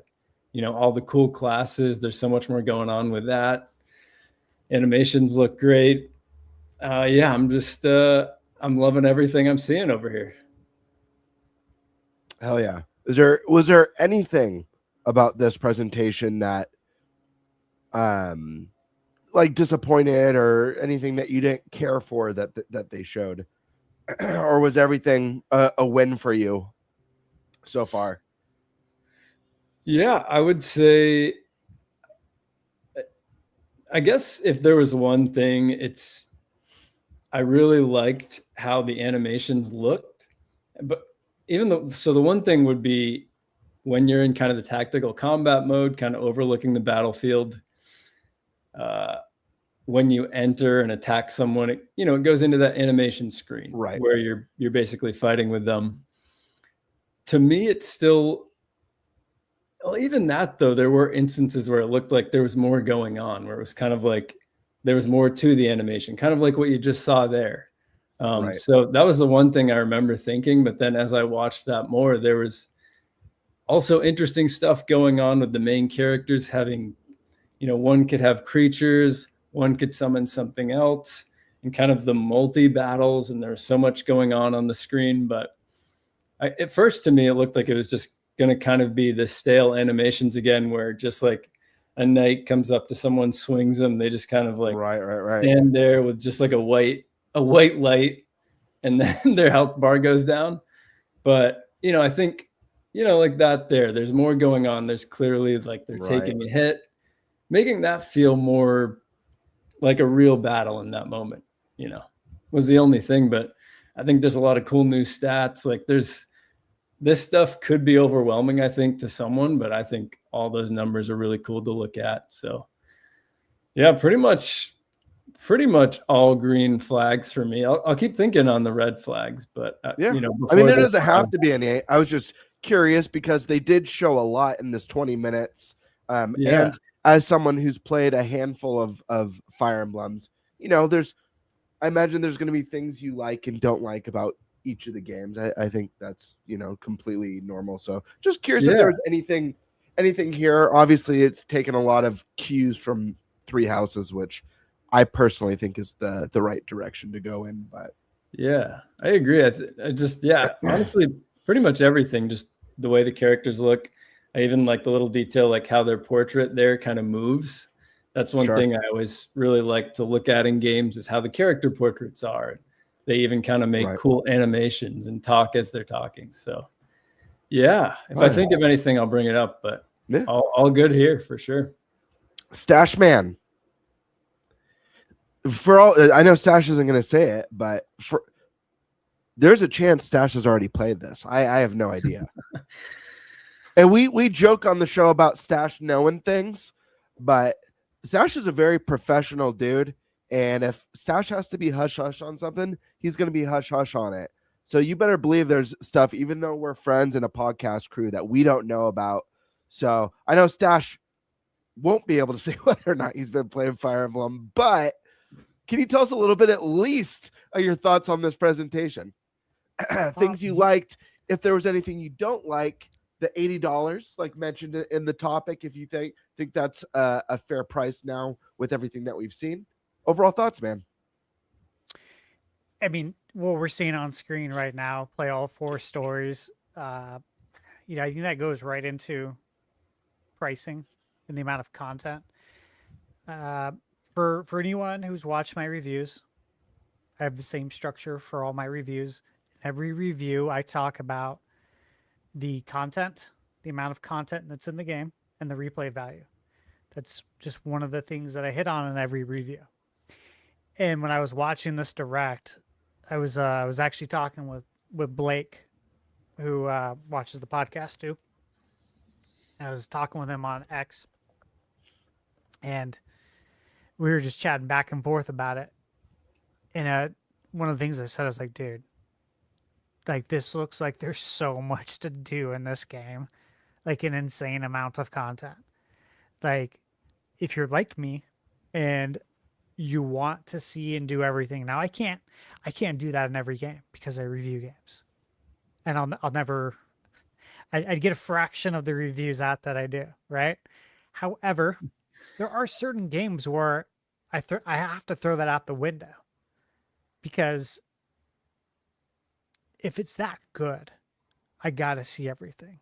And if it's something that means a lot to me, I gotta see everything, right? Like a Super Mario Odyssey, the Breath of the Wild, a DK Bonanza. There's certain games I just need to see everything. And this is probably going to be one of them. Like, I'll probably have my review out for it, and I'll still have several hours to go to 100% everything, which is fine. But that's what got me most excited, is that, dude, there's so many things going on here now. It's insane. Yeah. Yeah. And as I mentioned earlier about like the onboarding with Splatoon, mentioned in my Star Fox review as well. You guys, like, I don't think I've really talked about it much, but when I worked in management, for like 20 years, I came from a training and development background first. So like I did that in the restaurant business. I did training and development at Lone Depot before that was part of how I moved up into corporate management. I always wanted to be a teacher. Here in Arizona, you don't make any money. And so that was logically not a good choice. So I did not do that. Did not want to pay college loans for 30 years. But it's in me, you know what I mean? And I appreciate when things are explained crystal clear. One thing I noticed, I don't know if you guys noticed this or if it's just how my brain works, is that they did such a good job explaining all the systems, all the things you can look forward to. Like, they gave such a great overview of what's going to be happening in this game, to where I felt like, shoot, man, I feel pretty well equipped going into this game, knowing what's going on. Now, nothing was spoiled for me, but like, I know that these are all these different things I'm going to be managing. These are all the different things I can look forward to. This is the amount of content. There's what the world map looks like. When you go into dungeons, it's going to transition into more turn-based, like, than the grid-based, as opposed to the world. And you can see like what kind of stuff you're going to be getting.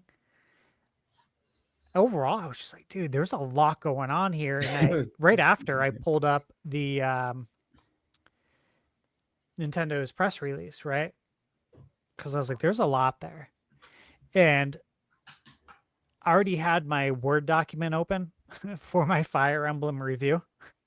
So it's like I was already taking notes on some of the stuff. So when I jump into the game, I could kind of like read through it, almost like reading an instruction booklet back in the day before you play a game.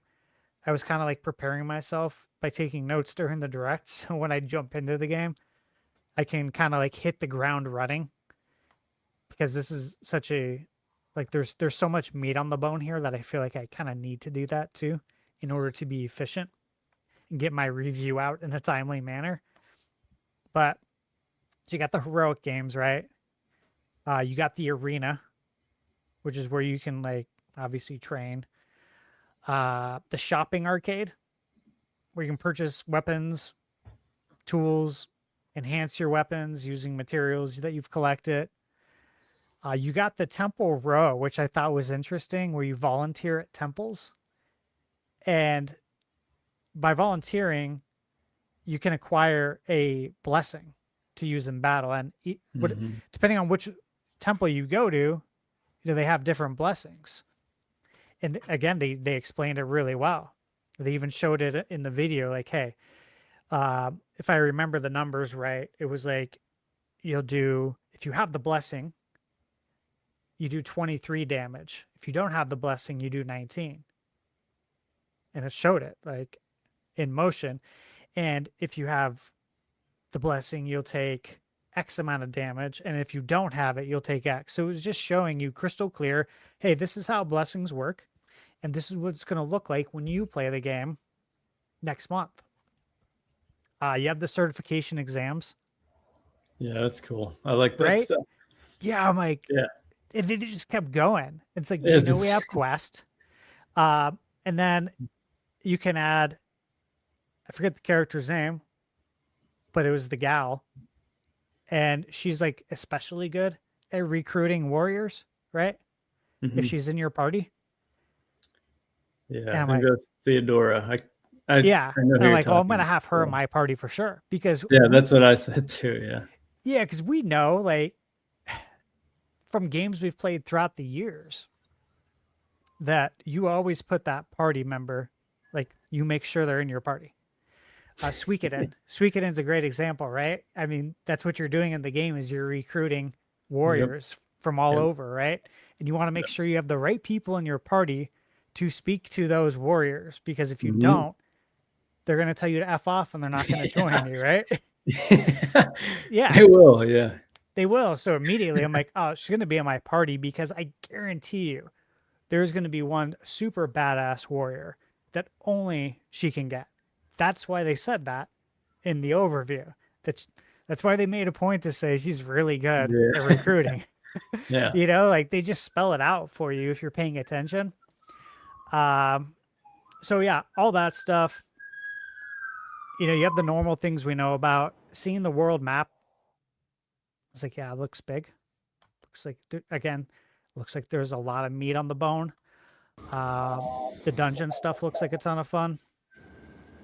You got the classes to manage. There's a lot going on, but again, I think they did a good job explaining it all. And I feel like for anyone who buys this game, it might even be clever, useful of your time. Instead of like scrolling social media, just watch the overview video again. It's like reading an instruction manual, but better, obviously. And you'll probably be able to hit the ground running a lot quicker, and you'll have less questions and less uncertainty if it's fresh in your mind before you play. I'm probably going to do that myself. Yeah, there's a lot going on, guys, with this. And as far as Fire Emblem, I am a huge fan. I have it up on the shelf, for GBA. Again, Tiger Time, you mentioned you started on GBA. As did I. I have it on DS, 3DS, GameCube. Still have my Path of Radiance. Obviously, it's on NSO. And I booted that up not too long ago, and I was doing a video for Nintendo for the NSO. And I had a hard time turning it off. I'm like, I have to make this video, though. I have to get this done and move on to the next thing, right? But part of me really wanted to keep playing. And so, for anyone who hasn't played it, that's a great way to get in is with NSO. And these games, dude, in the aftermarket, they're not cheap. I know. At all. They never have been. And there's a reason why. Obviously, they're very high quality. Very high quality games. And they're also like niche enough that there's not physical copies everywhere. You know what I mean? This isn't Mario Brothers Duck Hunt on the NES, where like everyone's gonna have a copy of that somewhere in their house. The people who bought these games love these games and they keep them. And when they do get put up on, eBay, or they get sent into GameStop, they're not cheap at all. So this is a really good way, my point is, to play a game that is actually really expensive. Like Earthbound's a great example. You want to try and buy that? It's going to be a few hundo versus playing it on the NSO. So yeah, dude, am I more excited for this after seeing this? I was already excited for it, but the answer is absolutely yes. I am more excited for it. I'll tell you guys this too. So, I go to the gym every other day, like 4 days a week. And when I go to the Steam room, I always talk about how I do listen to the Nintendo Music app. It's got no ads. I like to go in there and listen to some aquatic ambiance and just chill. And, when I opened up the app, it's got the Fire Emblem music. I think it just came out yesterday. It's got like 10 tracks from the game. I was like, oh yeah, that's right. I was like, I'll listen to this on the way home. So I was listening to it in my Jeep. I got a sound system in there. So I was blasting it. I gotta tell you, dude, the music is it's so good. I'm like, oh shit, like this hits. Like this is really good. Like, how we felt about DK Bonanza's soundtrack? And he was like, man, this definitely slaps. Like this is really good. Yeah, immediately. Yeah. Star Fox's soundtrack, you're like, wow, this is so good, right? That's how I felt with Fire Emblem, hearing the music, and I actually got more excited.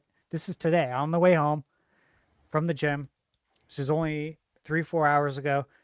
I listened to the soundtrack, and I listened, I think, to just about all of it because I ran into back to school traffic on the way home. And yeah, that got me more excited for it because you guys know how much I love video game music. That is the main music I listen to in life. So yeah, dude, that's one thing that I think that doesn't come through in watching a Nintendo Direct overview is the soundtrack. Yeah, that's a good point. Yeah, it really doesn't, right? And so I was like, yeah, you know what? I'll preview it. Let's hear it real quick. Let me see if like the first song or two, if I'm feeling it or not. Otherwise, I'm gonna throw on my Mario Kart World soundtrack for my trip home. The soundtrack is just so good.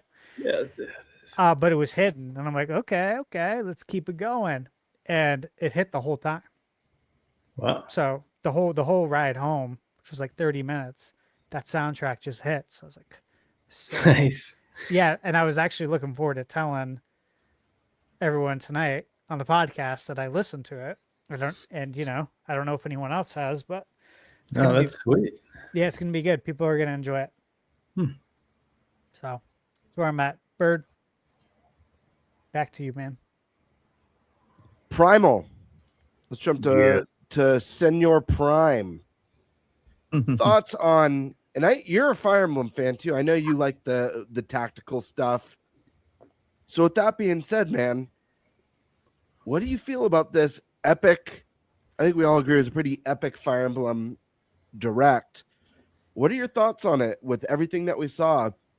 Do you love everything you saw? Do you have any concerns? And kind of like gauge where your hype level is now that you've seen all this stuff. And lastly, how are you feeling about the price based off of everything we saw? Zero concerns. This is the most hyped I've ever been for Fire Emblem.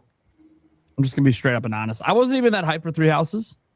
I'm like kind of done with school setting crap. Happens in RPGs all the time, literally all the time. But then obviously I was still gonna play it because I like Fire Emblem, and yeah, it was good. It was great even. Did some things I didn't expect that were a lot different than other games who have done the school concept before. Obviously the 3 stories and all that, and this game is doing some crazy shit Fire Emblem's never done. That's what I like to see. They're not resting on their laurels. They could have just made like Three Houses 2, right? Like it wouldn't necessarily be it had to be a college setting or whatever they're doing, but it could just be more of the same because people love it so much. And it was the best selling Fire Emblem game ever. And they said, you know what? No, we're going to do something different. First off, we got 4 different stories for the first half of the game. And yeah, you can play them each individually, or hey, let's do something that people wanted in 3 houses. How about in parallel? Yeah. That's actually pretty badass. So I don't have to like replay the game 4 times. That's actually pretty cool. Oh, and then the second half, they have some crazy demon shit going on. Skip. And next thing you know, hey, we meet the real protagonist of the game. And that's still not just one direction. There's still 2 directions you can go from there. So like, this is wild to me. The dungeons, you know, you got your live action part of the dungeons, which is cool, where you're opening chests and you're getting crystals, collecting materials. But then you have like a turn-based, you know, JRPG style combat going on, which, look, if we're completely honest, it's not really completely different than, say, what Fire Emblem is anyway. It's rock, paper, scissors and all that, except that you're not moving and trying to gain advantages in that way. You are literally doing a classic JRPG style fight in there. And apparently there's going to be some potential mini bosses and stuff in there. So I'm like, dude, this is awesome. That is a really, really, really fresh injection into a tactical strategy game, because it kind of, what it does is it breaks up the gameplay loop and gives you something different to keep things fresh and exciting the whole way. Because yeah, maybe a lot of the tactical stuff, you know, yeah, there's obviously stuff out in the overworld and stuff like that, quests and all the things you're doing.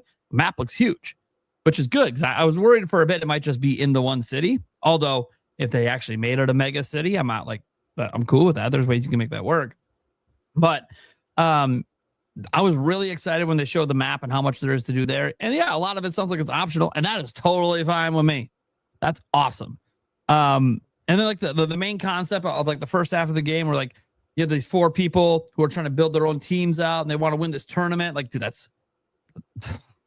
I'm a sucker for tournaments, dude. I'm a sucker for tournaments. I love tournaments. I'm a competitive person. I know I try to put it down a bit because I'm in dad mode 24/7, but dude, by like when we go out for drinks on the drinking night at PAX and it's karaoke or whatever we're doing, oh goddamn right, I'm going to try to outshow GameBird. That's just how it is. That's just how it is. I know I'm going to lose. I don't really care. It's fun to try. It's not really, we're not betting anything on it. It's just a competitive thing in my head. Like, oh, I gotta get a better reaction than he got. I gotta sound better than him. I'm not going to sound better than him, but that's okay. No, know that. Yeah, I got a suspicion after watching one of your live streams. I'm like, okay. If he gets the right song, I'm fucked. And that's okay. We're not even competing. There's no competition. We're just having fun. But that's me. I'm a competitive person. I just don't get to let it out very often because, again, I got to be, ultra responsible dad mode all the time. So and I also try to like make my kids be like, hey, if you lose, because I have one kid when he loses, he gets really upset. I'm like, okay, don't get upset. Look at what you did, learn from it, and just get better. Don't like beat yourself up, So I'm really excited for this, just for all the different aspects they're doing. I assume, waifus and stuff will be back. It kind of looks like there will be obviously relationship building. I think it's the best looking Fire Emblem game they've ever made. I think it looks like it's the game that has the most content. I don't know. We'll have to see compared to Three Houses, but it does look like it has the most content they've ever put in a game. And that, it gets to the price, $80 for physical, $70 for digital. It is the most expensive Fire Emblem has ever been. But as a Fire Emblem fan, it looks well worth it to me. Well worth it to me. Will it be worth it to people who've never played? Maybe they're trying to appeal to a bit of a broader audience by throwing those dungeons in. Or maybe they're trying to do different things. Maybe people didn't like the school setting. They're like, cool, well, let's do this like ancient Rome, Greece kind of setting and go back in time and see what's up. I know there's some people that have concerns. Of course, there's people that are like, oh, you're doing the time travel thing like a fan fiction. Video games were doing that before the fan fictions exist. I don't really know why that's a big deal. And a lot of games that have time jumps, people love those games. The highest rated game of all time is a time jump game in Ocarina of Time.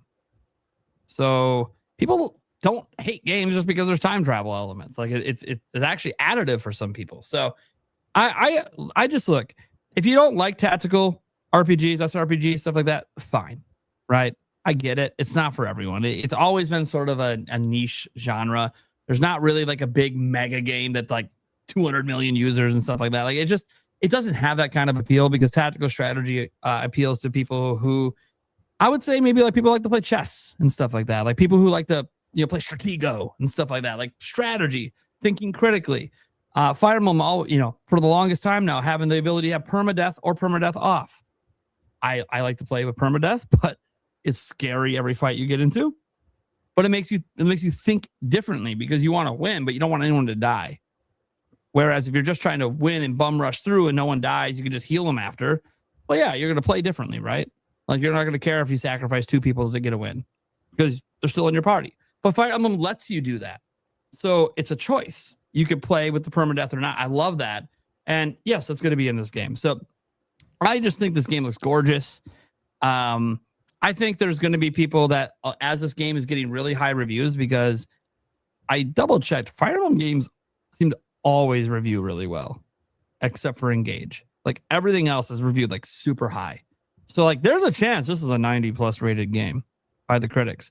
And the console warriors are going to come out and point at some of the battle graphics on the tactical map and be like, oh, look at our last gen PS3 bullshit. I'm going to be like, cool. Well, I'm having fun. So I don't know what the fuck you're talking about. Like, haven't we learned the graphics and everything? Didn't we just learn that with Switch dominating the market for the last 8 years? Switch 2, now almost dominating by default, but not their fault. And also doesn't have the greatest graphics compared to other platforms out there.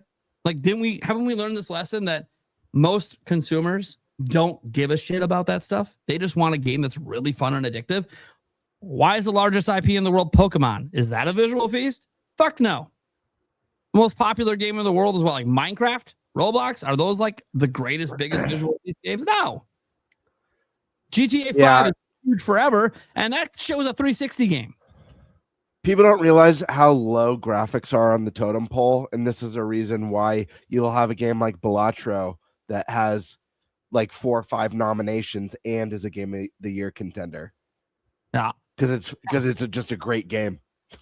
Seriously, like, yeah, I'm not saying graphics don't matter. I'm saying that they're not everything. Okay, you just need a nice visual style that matches what you're trying to do gameplay wise. That's it. And Fire Emblem does that. It's anime. It's always been anime. Cool. Like you can look at bad textures on the ostrich or whatever. Okay, I don't give a shit. That was badass. That looked fun. That looked fun to me. I want to do that. I want to trigger that animation. I want to do this. Look at this. It's fucking like, I don't know, action RPG shit going on. This is awesome. Dude, they're like bringing multiple different RPG genres together here. I'm loving what they're doing. Here it is. Look at this. Is the real time JRPG battle. This is it. This is a Fire Emblem game. We're not watching Final Fantasy here. We're not watching Octopath Traveler. This is Fire Emblem. And we just saw a JRPG battle. That is sick. This game to me so far, and maybe it lets me down once I play it. Maybe the story sucks. What the fuck? I don't know what that was. Okay. Maybe the story sucks. Maybe the gameplay ends up getting boring to me. Maybe the JRPG battles are kind of tacked on and they're not really fleshed out hardly at all. And it's just a checkbox, right? It's not really something that matters. Yeah, the music. I listened to the soundtrack, at least what they put out. I'm sure there's more songs than that. I loved it. But what if the rest of the songs suck and those are all the good ones? I don't know. Maybe. Look, I don't know. I haven't played the game, right? Haven't gone hands-on. Haven't played it. Don't know. Do suspect we'll get to play it at PAX before it comes out. I do suspect that's going to happen, but we'll see. We'll see. It might be at the private, might not be public. I don't know. They announced the Gamescom lineup. I don't know if people saw that. Call of Duty, the first time playable, will be at Gamescom for Switch 2. That's like probably the biggest thing you see on that list. That's like, whoa, people didn't expect that at Gamescom. It's kind of neat. But just to be clear, what they demo at Gamescom isn't always exactly what they demo at PAX. It's different decisions for different, people. So, and who else? I'll probably get to play Call of Duty at PAX. I'm sure they're going to bring that there. Does everyone know that the Call of Duty open beta is on August 28th through September 1st and it's on Switch 2? on Switch too. Yeah. So you Everyone don't even should have play to go to that. these events. Yeah. You don't even have to go to these events. You can just play it. I mean, Yeah, we I'm might kinda- play some different parts of the game, but you know, That's what I'm hoping for because I'm gonna play it. some campaigning maybe might be fun. That's what I was hoping for. I'm like, you know what? I'm sure it's gonna be there at PAX. I'm still gonna play in the open beta, but I'm hoping that it's like just a different part. Which Yeah, I'm hoping the open beta is like multiplayer, and then it's a single player demo at these places. That would be great. That would be great. Cool. Because again, why do they do these open betas? It's like test fires, right? So it's probably multiplayer because they're looking for all the online bugs. Mm-hmm. So single player could possibly. They might even have two different demos. Sometimes you see this at these events where there's a single player and a multiplayer demo for different games. That said, that's obviously look. I keep bringing up PAX just like GameBird did earlier because I'm really excited. This is like I've been looking for. I've had such a shitty year, guys. This is like I need this. I need to play some games. Hang with the friends. But no, the only thing that makes me mad about Fire Emblem Fortune's Weave is I won't be able to play it this year. That's it. It's not because of you guys. I'm on a game buying freeze. I haven't bought a single game all year. Sucks. Doesn't mean I haven't played some. Some companies have reached out and be like, "Hey, we're sorry, man. Would you like a code?" I'm like, "Cool, yeah." But that's okay. This isn't like a what was me buy. Nah, this is being a smart financial decision. I will purchase it later. And who knows? Maybe at that point I can get a used physical copy for even cheaper. So I'm going to open it. I don't care about it being sealed because I'm going to fucking play it. I mean, I do want the box to not be completely beat up. So there is that. But even if it is, whatever. The game's what matters to me. I am just really excited in general. When I look at the overall lineup for Nintendo in this year in particular, I actually think it's been really fucking good. And this is just another probably banger dropping next month. And everyone tells me Switch 2 doesn't have games. I'm like, just tell me you don't own Switch 2 then. What the fuck you're talking about? Like, it's not already like more exclusives on it in 1 year than PlayStation 5 has in 5. Dude, speaking of that, I saw on X a graphic that PS5 they were showing the amount of exclusives for each generation. Mm-hmm. And since 2020 of November, PS5's only had 13 exclusives. PS4 was like 48 or 58. PS3 was 100 and something, and PS2 was like 200 and I think 60. Yeah, no. To give them some credit, they did say that we're gonna start making more of our games back to being exclusive. But it's like, okay, yeah, but also it's just the sheer volume of output. Forget, you're still gonna be waiting. You're still gonna be waiting 6, 7, 8 years between. I mean, dude, we're almost at the end of the PS5 generation, and we don't have a Naughty Dog game. I was just shocked by the number. I'm like, 13. There's gonna be like 8 on the It PS6. didn't feel like that. Yeah. It's crazy. So, and I know AAA development side, we're going to get into this on a different topic. There's some stuff going on in the industry that's just not great right now. But yeah, no, look, Fire Emblem to me, this is like a home run. I get that people don't like the $80 thing. Even though you can get it 70 digital, I get it. People also don't like that because I think it's pushing digital. So I get it. And I understand. We have 2 retailers, at least in the US, you can pre-order and get it for 70, get the same price as digital. Shout out to Walmart and Amazon. They just keep going head to head to keep those prices the same as digital for pre-orders, not post-launch. But I just want this game to perform sales-wise like Three Houses because I want Nintendo to just keep bringing out bangers like that. I want Intelligent Systems to see what Three Houses did, see what this game might do, and go, yeah, we got something special here with a growing franchise. Because I would love to see a Fire Emblem hit 10 million sales one day. Because I think it's that good. And people just don't give it a chance. Because it's tactical RPG, and they look at it and they're like, whatever. Like, dude, you bought Mario plus Rabbids, sold 8 million copies of that. Why can't we sell 8 million Fire Emblem? What are we doing? Well, a lot of people can't read anymore either. And it's true. Hey, there's a lot of voice acting in here, though. You laugh. A lot of voice acting.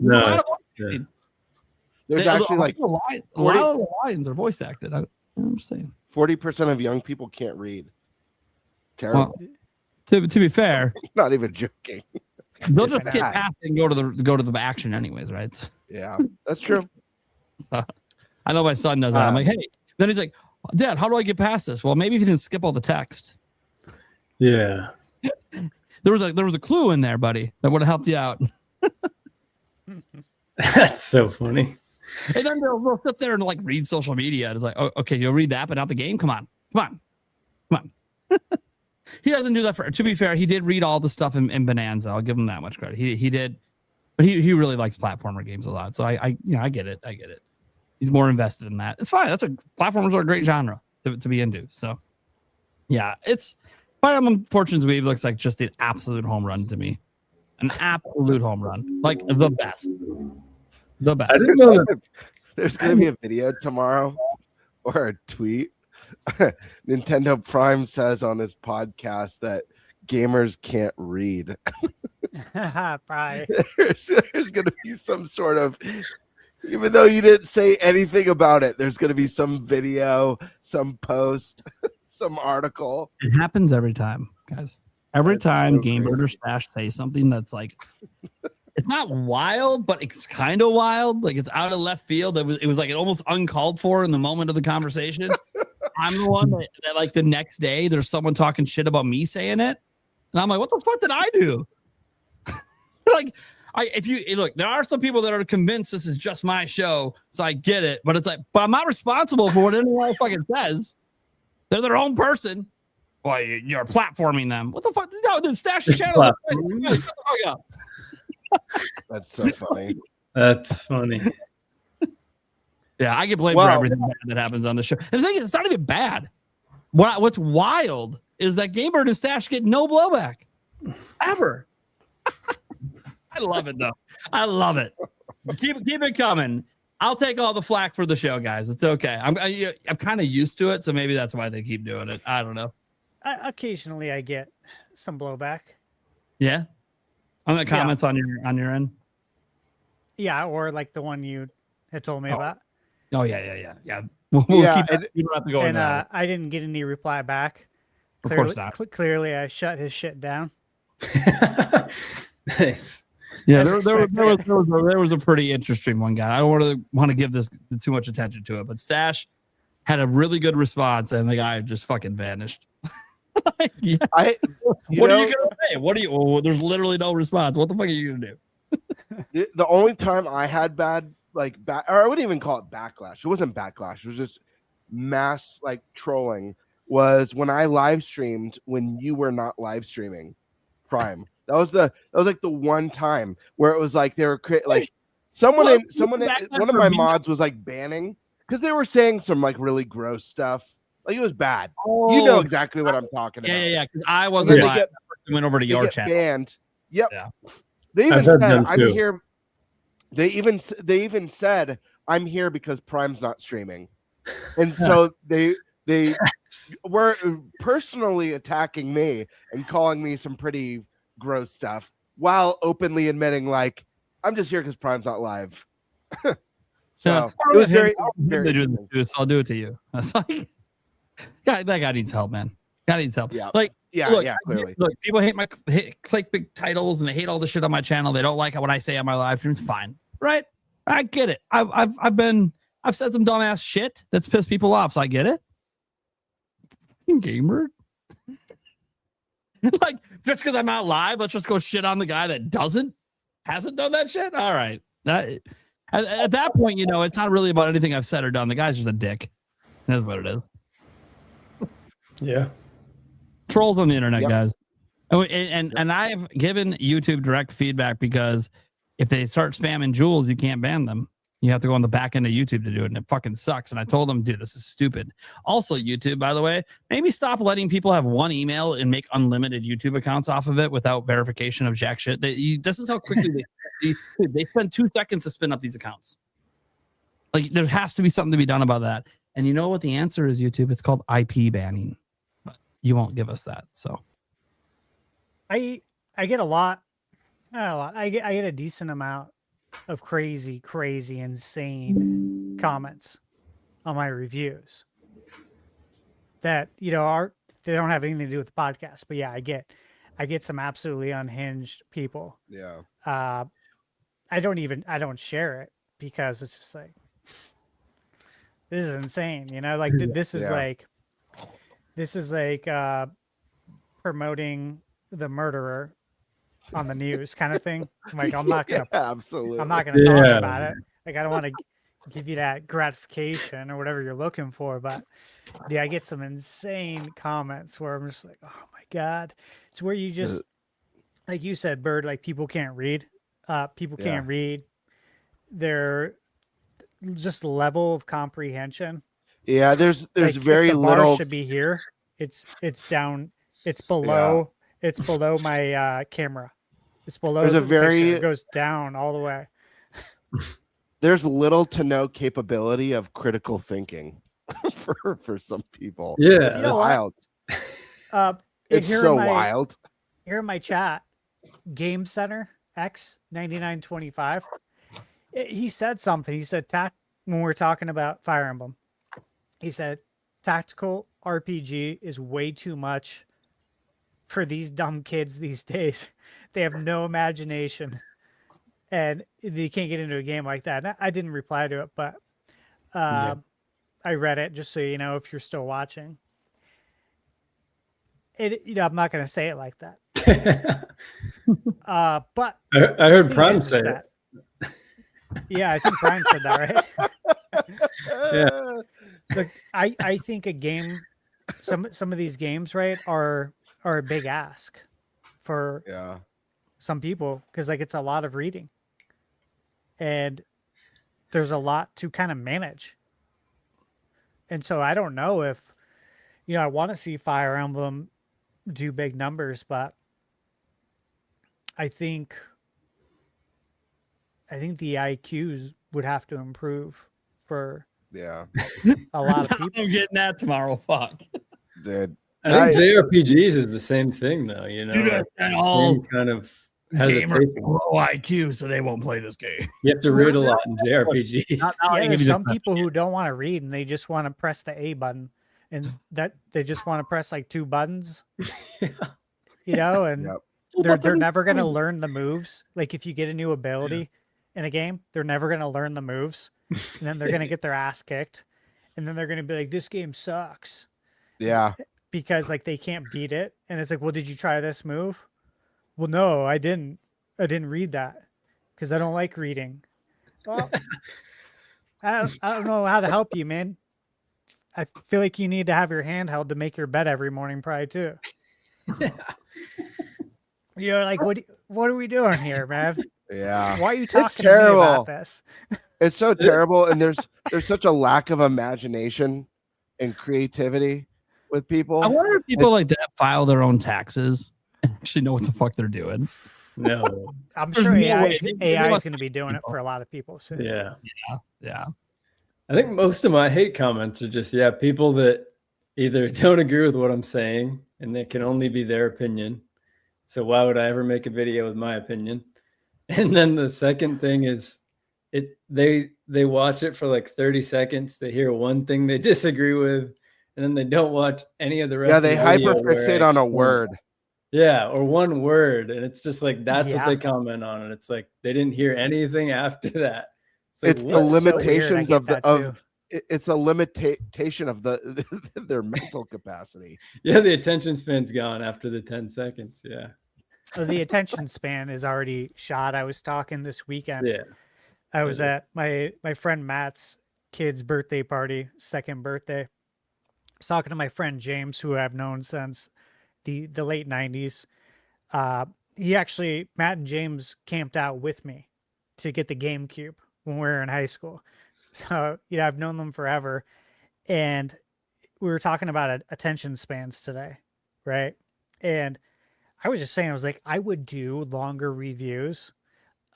I would love to do longer reviews. I can't. Like, I literally can't. Yeah.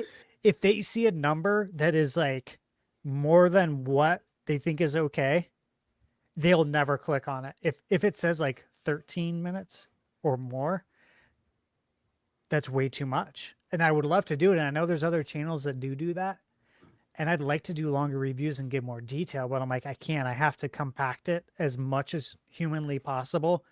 And that's why there is no fluff. It's just like I'm giving you a ton of information as quickly as I can, because you guys won't watch it. You'll never click on it. It has to be like a certain amount, which is like there's 10 minutes, 10 to 12 minutes max. What? And the other thing that sucks is obviously you put out some quality reviews, but I guarantee you, and I'm sure you already know this, there are people who will not watch your reviews even if they're 1 minute long because you don't put a number at the end of it. And a lot of people are just there for the number. They don't care about any high level thoughts. Mm-hmm. They don't care about any nuance or any of the things that make each game experience unique and stand out. They just want the number. They just want the number, and the places that give numbers, 9 out of 10 of them don't tell you how they got to the number. You have no mathematical equation of how I got to this number. I can literally give you word salad for 10 minutes and tell you at the end it's an 8 out of 10, a 9 out of 10. You'll play it. If I say it's a 7 out of 10, you probably won't. That's it. I can give you no nuance, nothing. I can literally say 50 times in the review. You'll still watch it, right?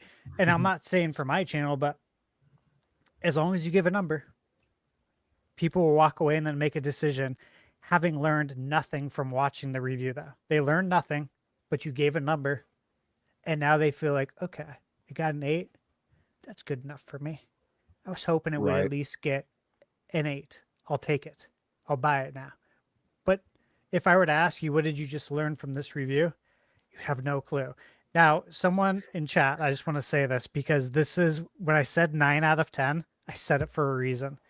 Because one website I really like, Switch Up, they tell you how they get to that number. And I love that they do that. And so if I were to ever do a number system, I would do it exactly like Switch Up. Because they literally have like, it's out of 20, that is true. Out of 20 points for each like category they do to get to the 100. And they tell you where it's at, and they explain crystal clear why, which is why I like watching them. But again, I won't name names, but people are giving numbers off of vibes, dude. That ain't right. That ain't right, man. To be clear, though, with the youth, the vibes are what they care about. I know, and I can't do that, right? We're just catering to the younger audience, but I think we've just outgrown. We're old. We just got to kind of accept we're now starting to be far enough away from the youth where they want different things than we do.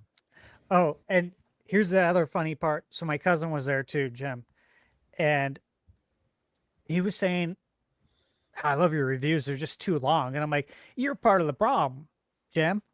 Right. Your attention span, man. And he's like, I just wish your reviews could be like, like 2 or 3 minutes. I'm like, Jim, you can't run ads on 2 or 3 minute videos. Okay. I would literally make $0. Nothing. Have you told him he could just play your video at 2x speed? Right. It's an option. You know what I mean? Slow enough that 2x is fine. He's like, I didn't know that. Like, I didn't know it had to be like a certain length. I'm like, yeah. 8 and minutes. I said, and I would talk more if I felt like it wouldn't remove me out of everyone's filter, basically.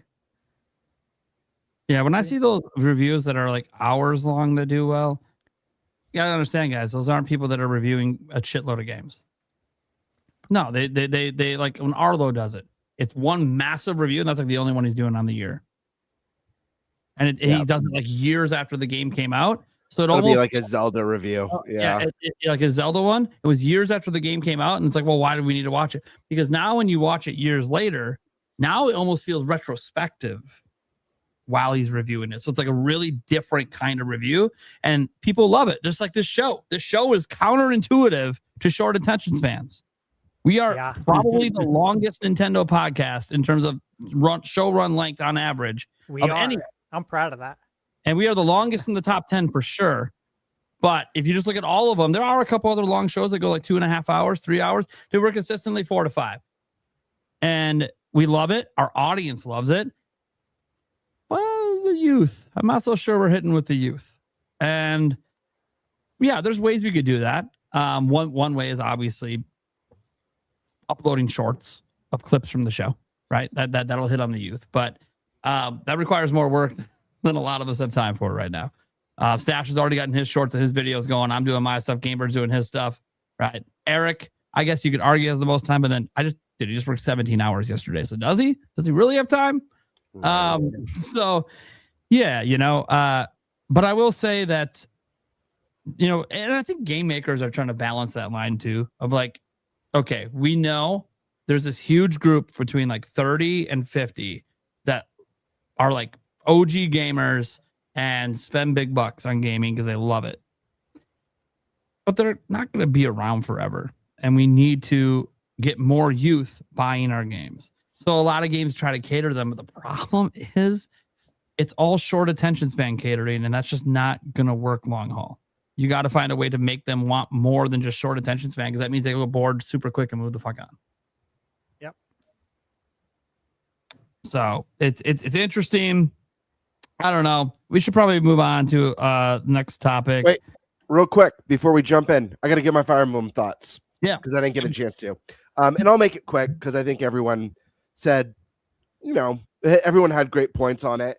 I just want to say, I think this looks objectively like the biggest, most dense and substantial Fire Emblem release to date.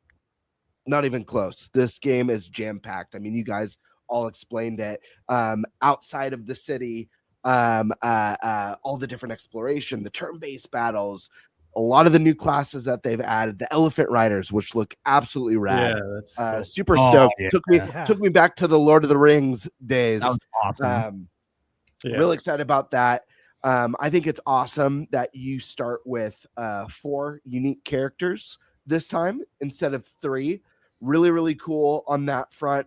And the music's fantastic. It's the sharpest, the crispest, and the best looking Fire Emblem to date. There's a lot to be excited to hear. I think Three Houses is easily a top 5, if not top 3 Switch game of all time, personally. So this has been one of my most anticipated games of the year since it was announced last year. Fire Emblem, this game's going to kick ass. And I guarantee you, mark my words, this will be one of the highest rated games of the year. And I'm hoping, because Three Houses was not only nominated, but it also won the fan choice vote when Three Houses came out during that game of the year, the Game Awards show. I'm hoping that this one will actually break through as a Game of the Year nominee. With that would come more exposure to a less popular genre of gaming, but bring more new people to not just a great series, but a great genre as well. I mean, with Fire Emblem, you're going to get great gameplay. You're going to get great writing, great storytelling, world building, all the epic pieces that you want in a video game are going to be here. So definitely recommend for anyone who's Fire Emblem curious. I love the new Roman Empire theming of this one, with the Colosseum and the kind of gladiator tournament like Tiger Time was talking about. I think that's a very exciting setting. I think the main protagonists look really cool in this one. I like to see that they've taken a lot of the things that we know and love from Three Houses and just built upon it with this one, expanded on those systems. That's really exciting. I'm gonna say something that's a little bit of a negative, just because I gotta keep it real here, and this is a very personal thing.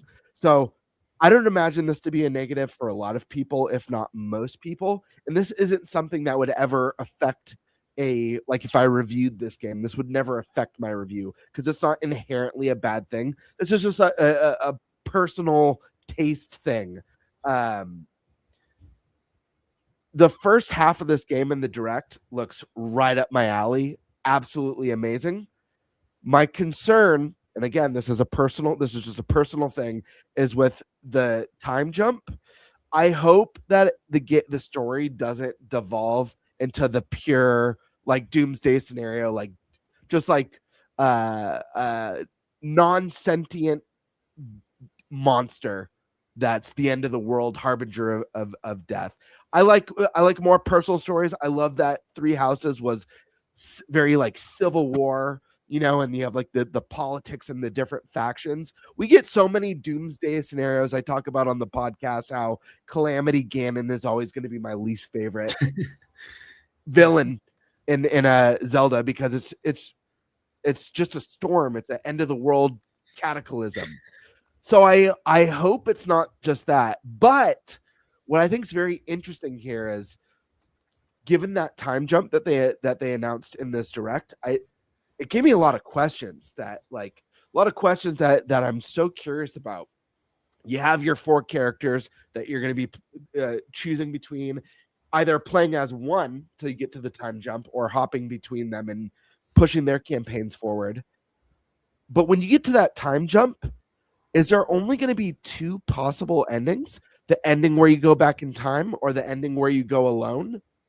Or depending on whose campaign you pursued or finished, is there potential for, I don't know, 7 endings, 8 endings, depending on what happens with those different characters? So I'm very curious to see how this wraps up. I hope it's not all paths lead to the same ending, because I think that's something that made Fire Emblem Three Houses so special. Was you had your 3 obvious campaigns, but there was actually a 4th campaign as well. So it was a big game with lots of endings.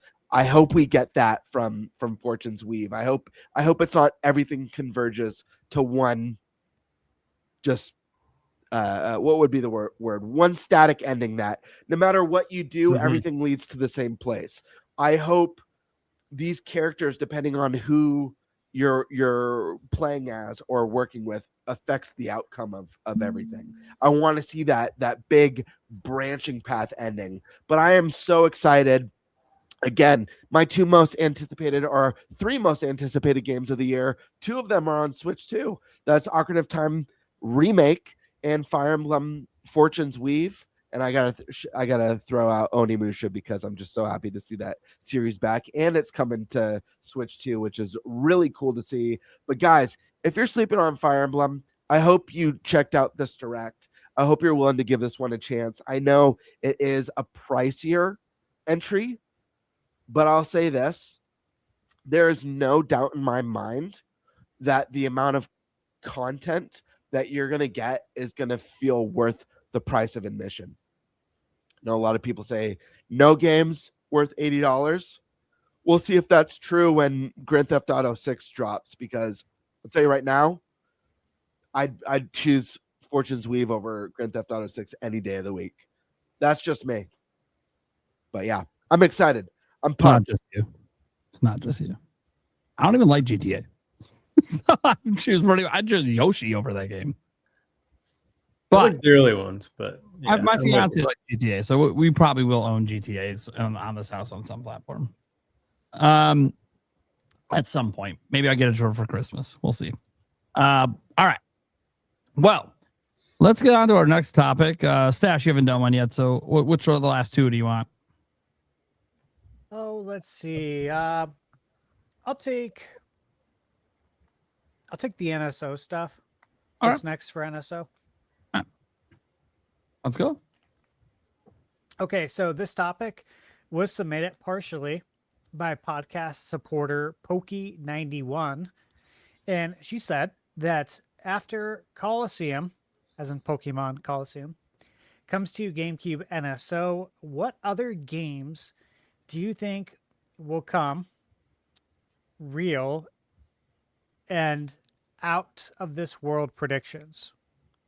So realistic so- predictions and then non-realistic predictions. And we can start there. So let's start with like just GameCube, I guess, NSO. And I can actually, let me throw this up here for you guys. This is something that we've used before. And this is such a good image to pull up. Oh, let's see here. Let me share this. Where are you?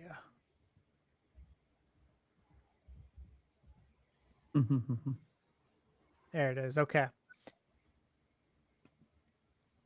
So here's GameCube games.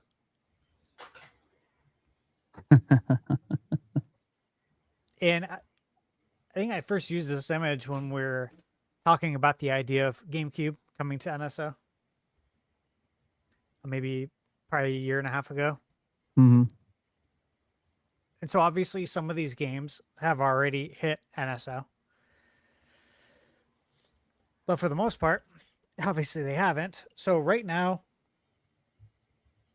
I have my Switch 2 pulled up. So we got Luigi's Mansion, Soul Calibur 2, which is not on this list, right? I don't think Soul Calibur 2 is in here. No. Okay. So again, Bandai Namco.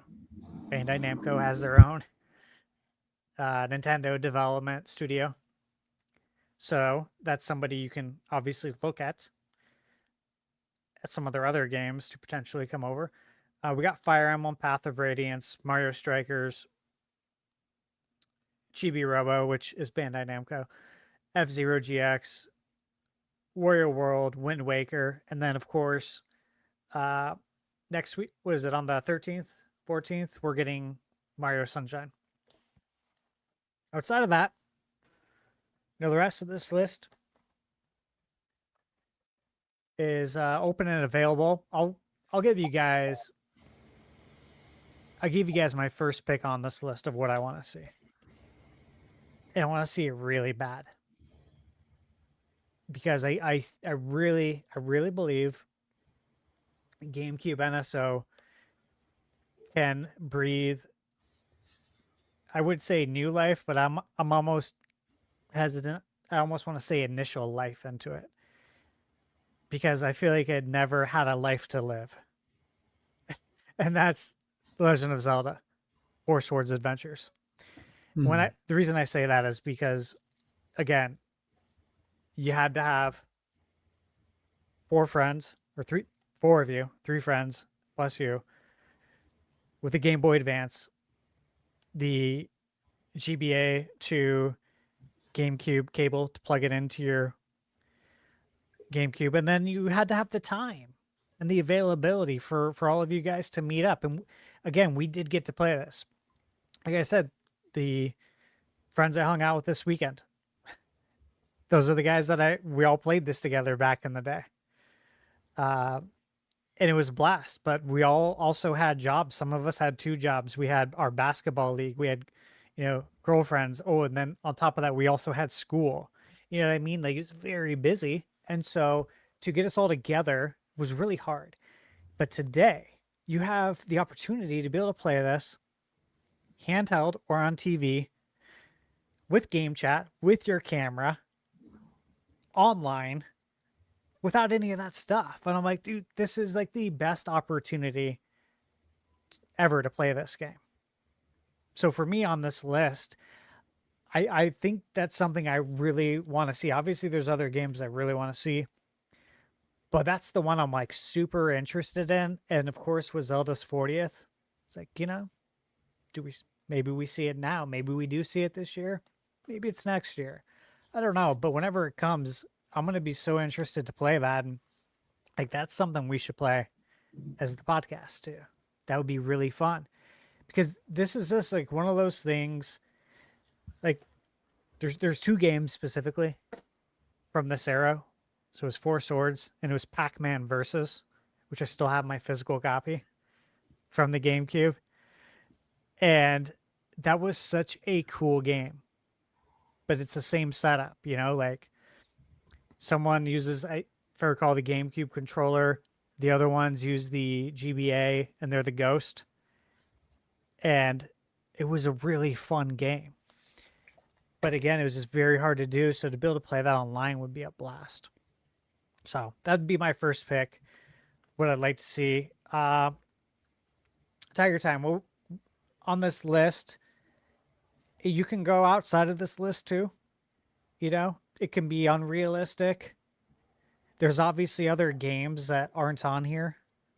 Like Soul Calibur 2 is not on here, and we already got that.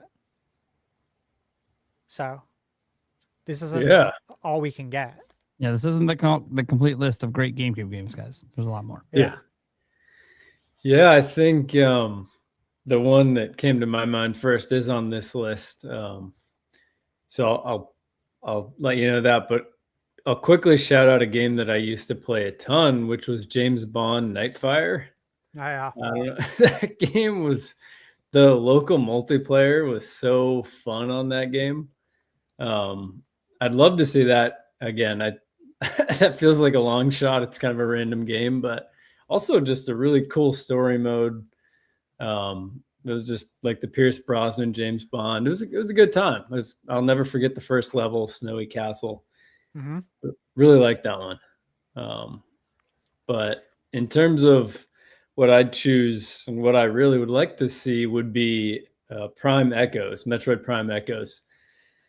Because that's one that I think I also said when I was on here before. That's one that I missed. And I think even I was a guest with someone else on that episode, and they said the same thing, that they also hadn't played that game.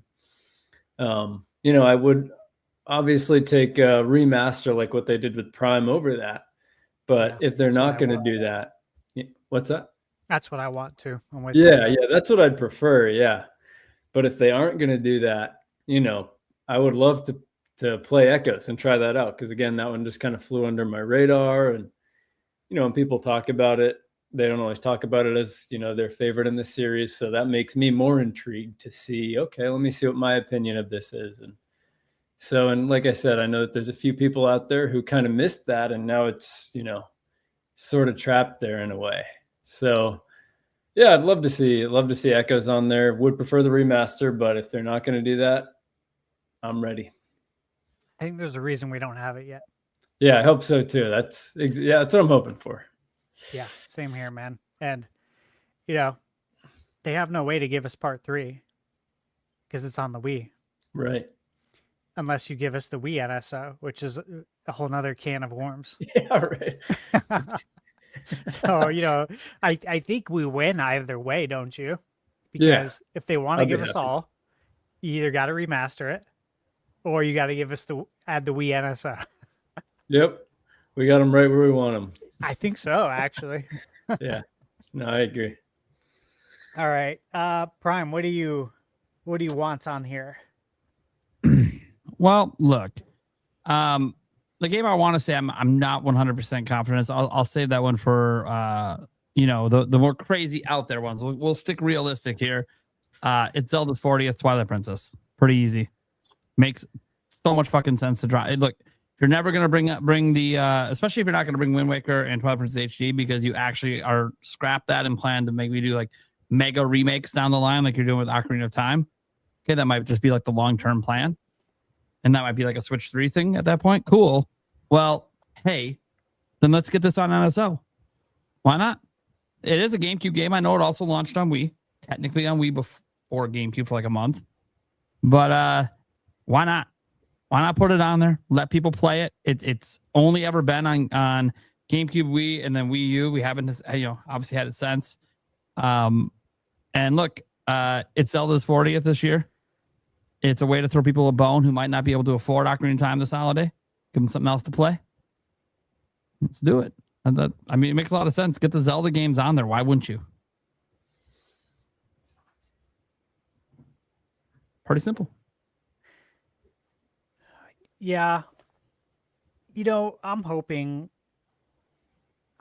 for it to not come to NSO. I know why. Yeah, I I want. know what it means if it doesn't. That's like Same as Echoes, yeah. Yeah, I want them to feed Nintendo Switch owners. Yeah. Since they can't access GameCube NSO.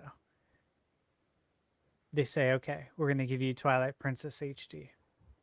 And then we'll get to play it too, and it'll be better for us, just like they did with Mario Galaxy 1 and 2, where we just get a resolution bump or something.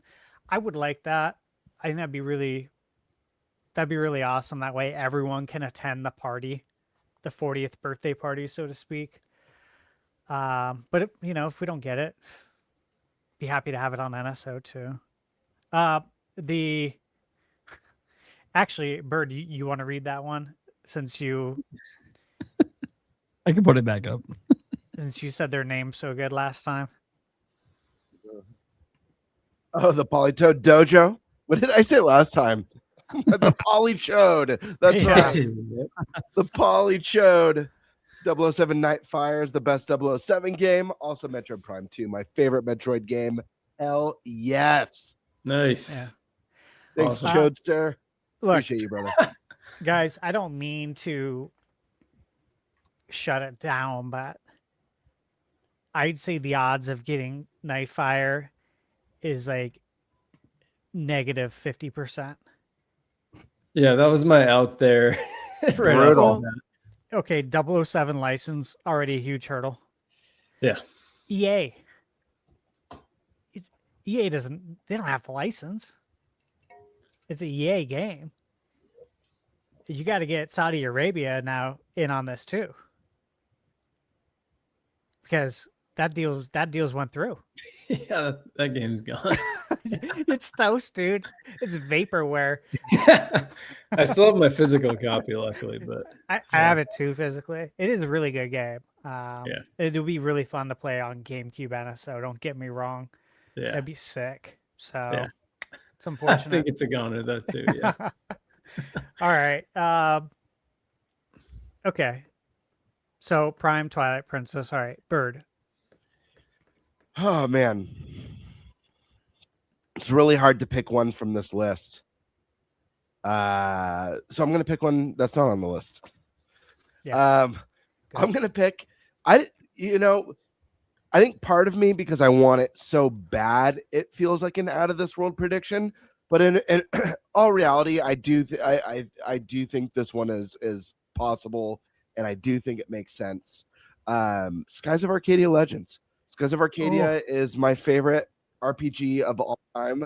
Legends, the GameCube version. The game obviously was originally on the Dreamcast. Yep. The The GameCube version is the pinnacle version of the RPG. Comes with tons of added content, and it's just such an underrated, amazing game, and such an incredible adventure with memorable characters in a very unique battle system. And yeah, it's one that, we talked last time about comfort games. Yep. This could definitely be a comfort RPG. It's been a while since I've played, but this is definitely one that I'd pick up on NSO, and it would just take me back. So I've never played that. That'd be sweet. Really? Very good. oh, Yeah, man, I haven't. Really good. and Tiger, you love RPGs. Let me just tell you this. It was a Dreamcast game. You play as Sky Pirates, and so you've got your, it's your main character in your team. You've got an interesting turn-based battle mechanic, and I don't want to spoil it too much. There's an interesting turn-based mechanic, but you also have an airship because you're Sky Pirates, and there's boss battles, like airship boss battles, and you upgrade and build up your ship. It's awesome. Incredible cast of characters, just a great story. And again, just super underrated. And not only am I sad that we've never gotten a Skies of Arcadia remake or sequel, there's really no, I don't know, there's nothing quite like it to me. I mean, I know we've had stuff with Sky Pirates, but there's really no game that feels like, oh man, feels like Skies of Arcadia again. I love Kind that. of like how we don't have like a modern version of Wild Arms, you know? You're never gonna play something today like, oh yeah, this is like, you know, this cool turn-based Western RPG that's kind of fantasy and sci-fi. Yeah. So Yeah, Sky Pirates is such a silly, cool idea. It's a love really awesome. cool game, man. I remember when I got it on Dreamcast, and I was really looking forward to. I don't know if you guys remember the Dreamcast magazine back in the day. yeah. Yeah, I remember looking at screenshots of Skies of Arcadia. I was like, yeah, just staring at them like, man, this game looks so good. I can't believe this is like actual in-game gameplay. It's not a cutscene. These are action screenshots. And the game 100%, I mean, for me, it surpassed my excitement. And then when it came to GameCube, I'm like, oh yeah, I definitely want to own this physically. So amazing game. I don't think Skies of Arcadia is dead, by the way. So Dude. I can't say anything else. Playing with my heart. I hate that. I can't say anything else. Trust me. Just a cryptic comment. Oh man. I will say, since you mentioned looking at the game in Dreamcast magazine, something about the look of that game, because I think the last time I played Legends, I want to say was 3 or 4 years ago. The game looks nice still. Something about just the way that game looks that holds up for an old RPG. It still looks nice. Very clean. It's a very clean looking game. Yeah. Like I in its agree, it's character clean. design and stuff. All right, I'm going to give you a game that's not on this list. I think it's realistic. I think it makes a ton of sense, and I've brought it up before. It's Phantasy Star Online. It's perfect for this. It's obviously it's an online game. You need NSO to play it anyways. GameCube NSO with game chat, camera on or off, however you like it. But to be able to play this with that type of community, what's wild is the Phantasy Star community is still going. There is still an open server on Dreamcast that's being managed today. Still in 2026, which is just absolutely amazing. Mad respect to whoever is running that. I think that is so cool. Dude, this was the first game like my cousin and I played online that wasn't like we played 2K and NBA 2K, NFL 2K when that came out on Dreamcast. But it's like the first game that's like not a sports game that we played online. And I still remember perfectly going to the lobby in the game, making a trade with someone. My cousin was doing this, and you have to drop your item so the other person can pick it up, and you're supposed to drop the items at the same time, right? And they dropped the item first without like my cousin Jim dropping it, and he grabbed the item, and it was a weapon, it was a sword that was like crazy level that would have taken so much time to grind for, especially when we didn't have a dedicated line for internet back then. So, we had to play at night when no one's calling, when we're supposed to be sleeping. He grabbed that sword and booked it out of the lobby. And I'll never forget, that was my first experience with playing online. I'm like, this is hilarious. You can do that online. You could like totally screw someone over like that. And I thought that was so cool. To this day, I think it's hilarious. And I'm sure that person was livid. I was like, what are you going to do? You can't do anything, right? So in my mind, I'm like, how much fun would that be to do that today with cameras on? Oh, he's Just so awesome. just laugh at them and just book it out of there. I'm like, oh my God, the amount of mischief you can get into. But seriously, though, this game is very fun. It's got a really addictive gameplay loop. It does have tons of cool weapons and, armor and items you find. It was on Dreamcast, ported to GameCube, and then I think it was ported to PS2. Blast of a game. I just feel like it's a perfect fit for GameCube NSO, and Sega's not doing anything with it. They're not going to release a Dreamcast Mini. Pretty sure they were like pretty clear on it that they're not interested in doing that stuff. So this is the next best thing, right? I mean, arguably, I think this is better because we can play online and on the go. All right. Tiger Time, what do you got?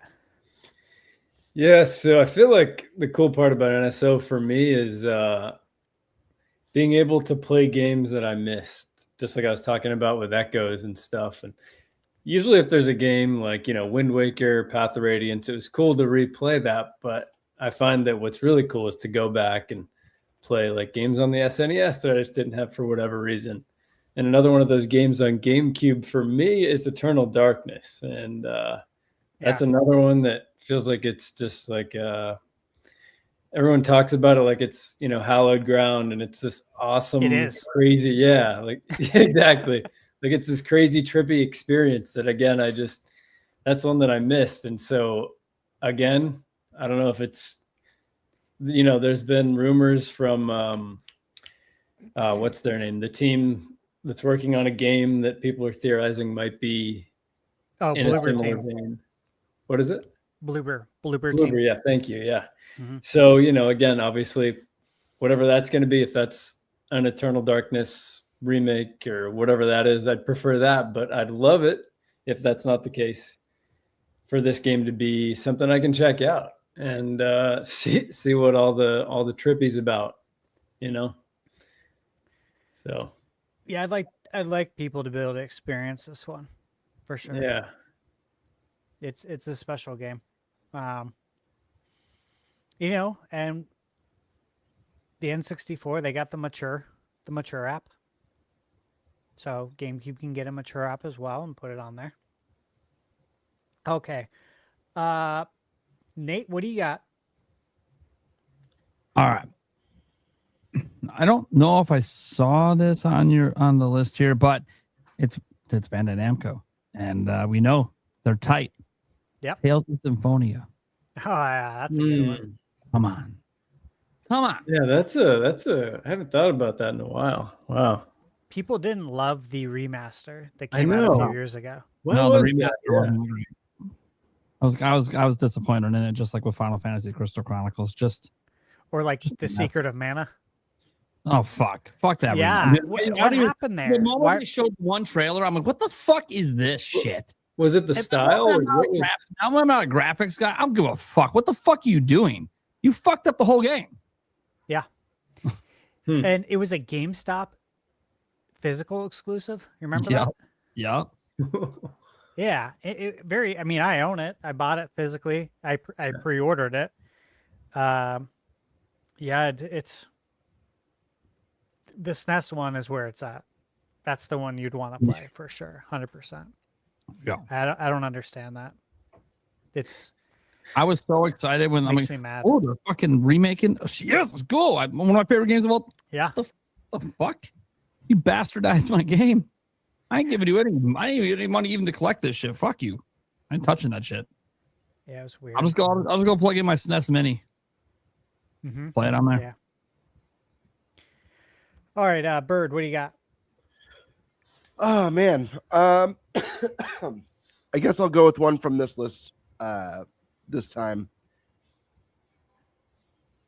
I loved this game. This is kind of an oddball pick. And I think it's a game probably a lot of people just missed out on, never got a chance to play. But man, it was so good. Battalion Wars. Kind of a spin-off on Advance Wars. I loved Battalion Wars. Loved it. It kind of played, if I remember correctly, it kind of played more like Valkyria Chronicles, where it was like more of a third-person tactics. But man, this game was so much fun. It was so good. It did get a sequel on the Wii. That one I never got around to playing, but I absolutely loved Battalion Wars. I would love to see that return. It's just such a fun little little tactics military game, and it's got so much charm and personality, and I think it's a great time. I think they could incorporate some sort of that NSO online magic to this game. I think there could be something really cool there. But yeah, this one's great. And I don't have my copy anymore. It devastates me. I was dating a girl, and when I broke up with her, she broke my game and drove over the case with her car. Yeah. Are you serious? Yeah, I swear on my life. Oh my gosh. A few of my games. She threw a few of them. There was I don't remember what SNES game, but yeah, she drove over one of my SNES games too. It was a little baggy. Yeah. That's oh my insane, God. man. Wow. That's nuts. That is pretty hardcore. Oh my gosh. Yeah, well, some people got problems, you know. I'm sorry.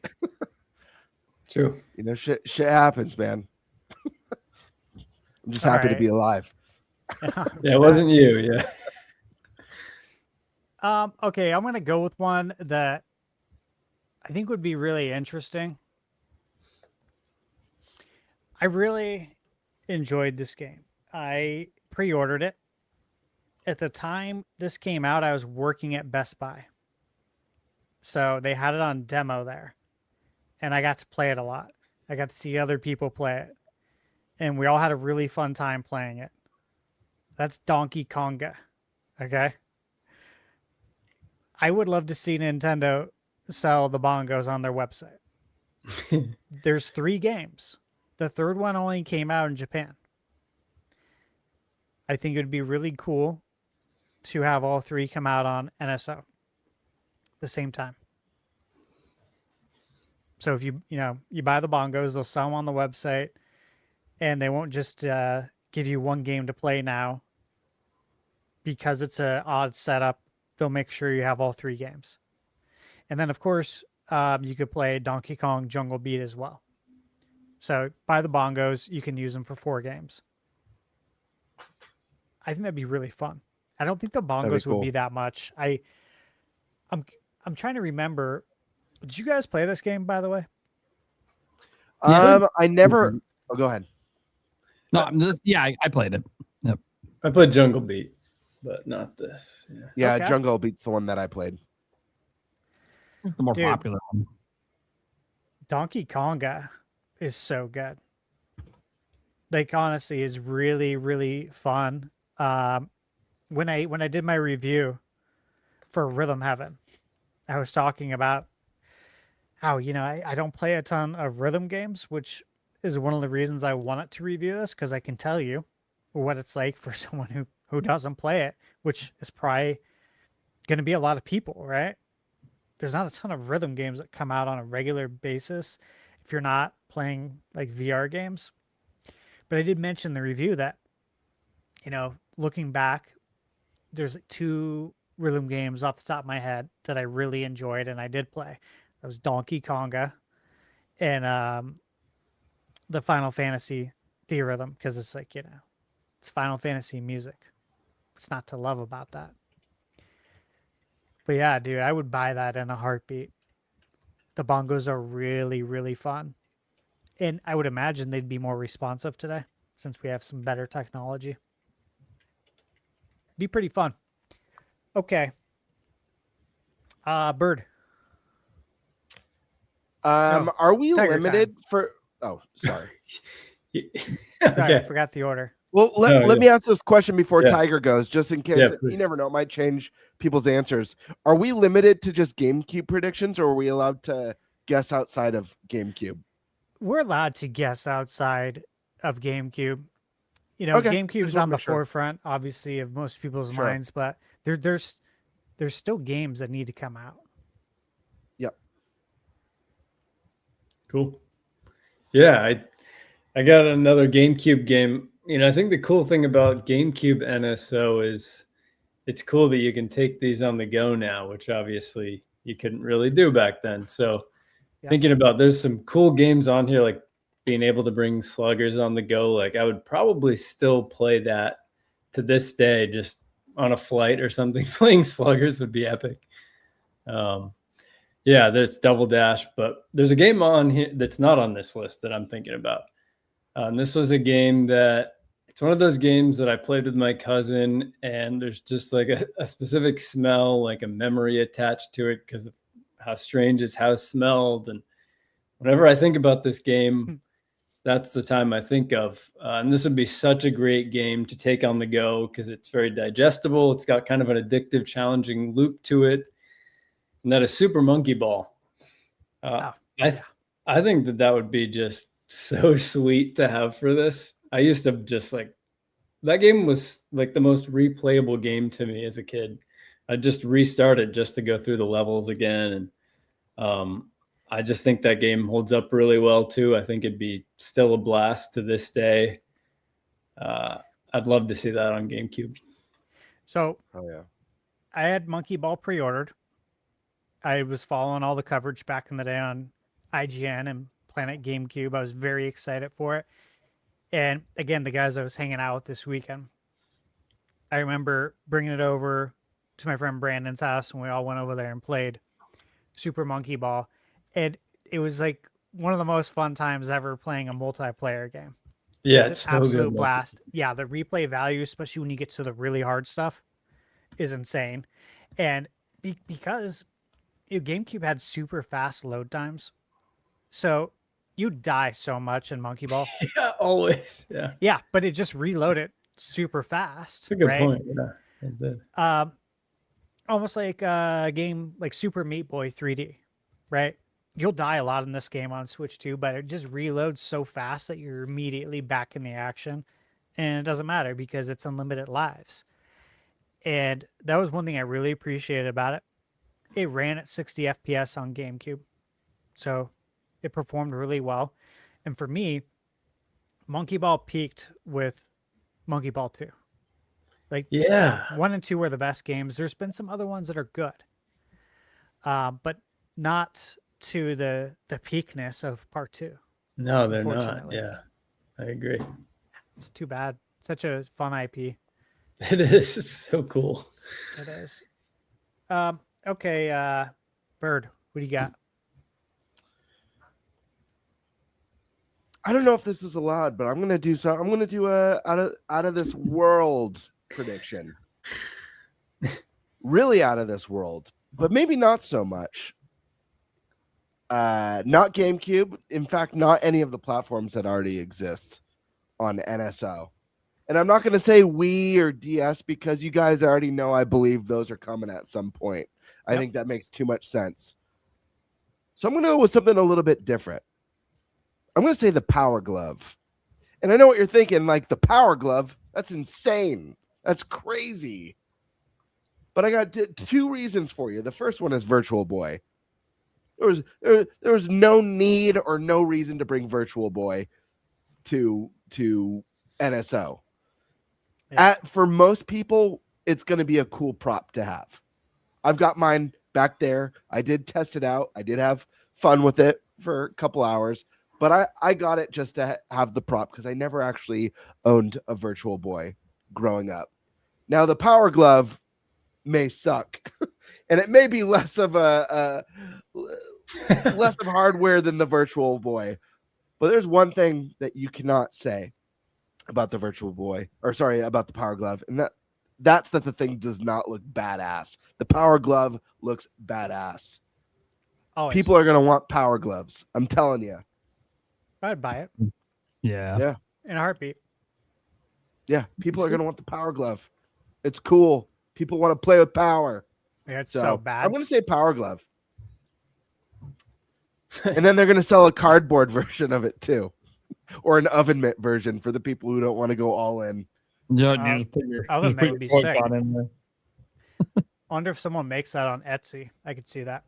Probably. Oh yeah. Yeah, I'd buy one. That's cool. Okay. Prime? Look, this might be unrealistic.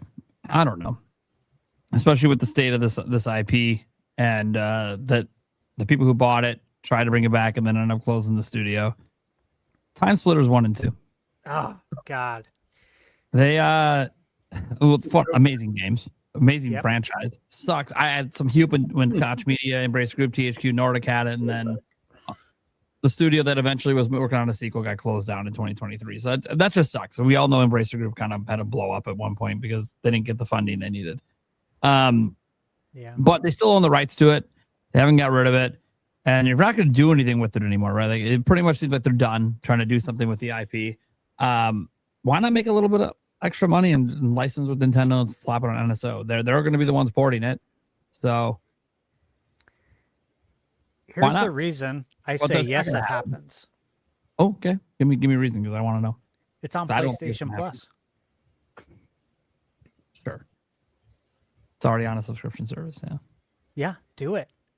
No, honestly, this I feel like it should only be a matter of time kind of thing that this should come at some point.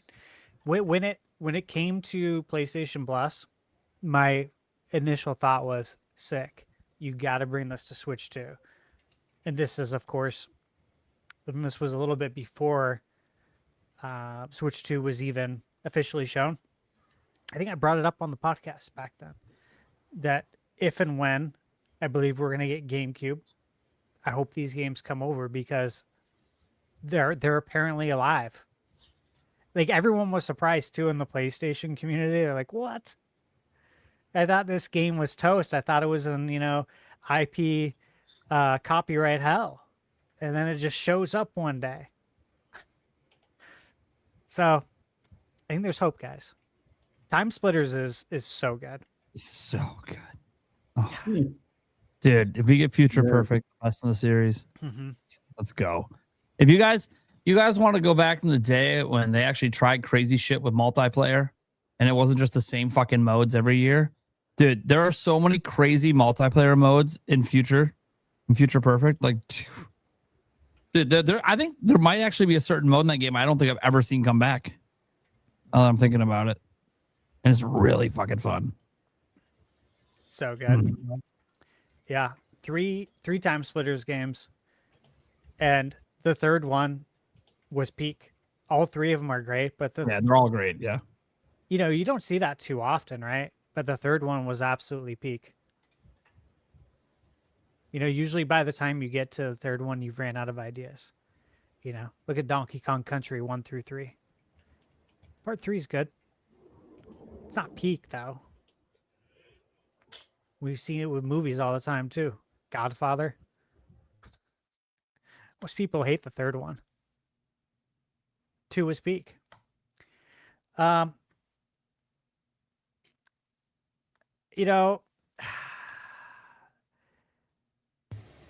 a lot of games that have no chance of coming. Like BMX Triple X. Or Clearly. Rogue Squadron or Rogue Leader or whatever the fuck it was called. Like, it's never Disney's never going to allow it on that, so it's never happening. Yeah, that ain't coming. And it fucking sucks because it's so fucking good. It's so good. So I guess I'll give you guys 2 games that are within the same series that I don't think is going to ever arrive, sadly. And this is another EA thing. But the Lord of the Rings, The Two Towers, and the Lord of the Rings, Return of the King. Oh, man. Those games are so good. Those are good. That is so, it's so sad. It's so sad. Those games were so good. Amazing. Absolutely amazing games. Yeah. The only way you can play them, I have it on my shelf. That's the only way you can play it, on original hardware. It's very sad. That would be so much fun to play online too. Imagine being able to play that online with your friends, the Lord of the Rings games. That'd be sweet. Yeah, there's very, very good games. But yeah, it won't happen because of EA.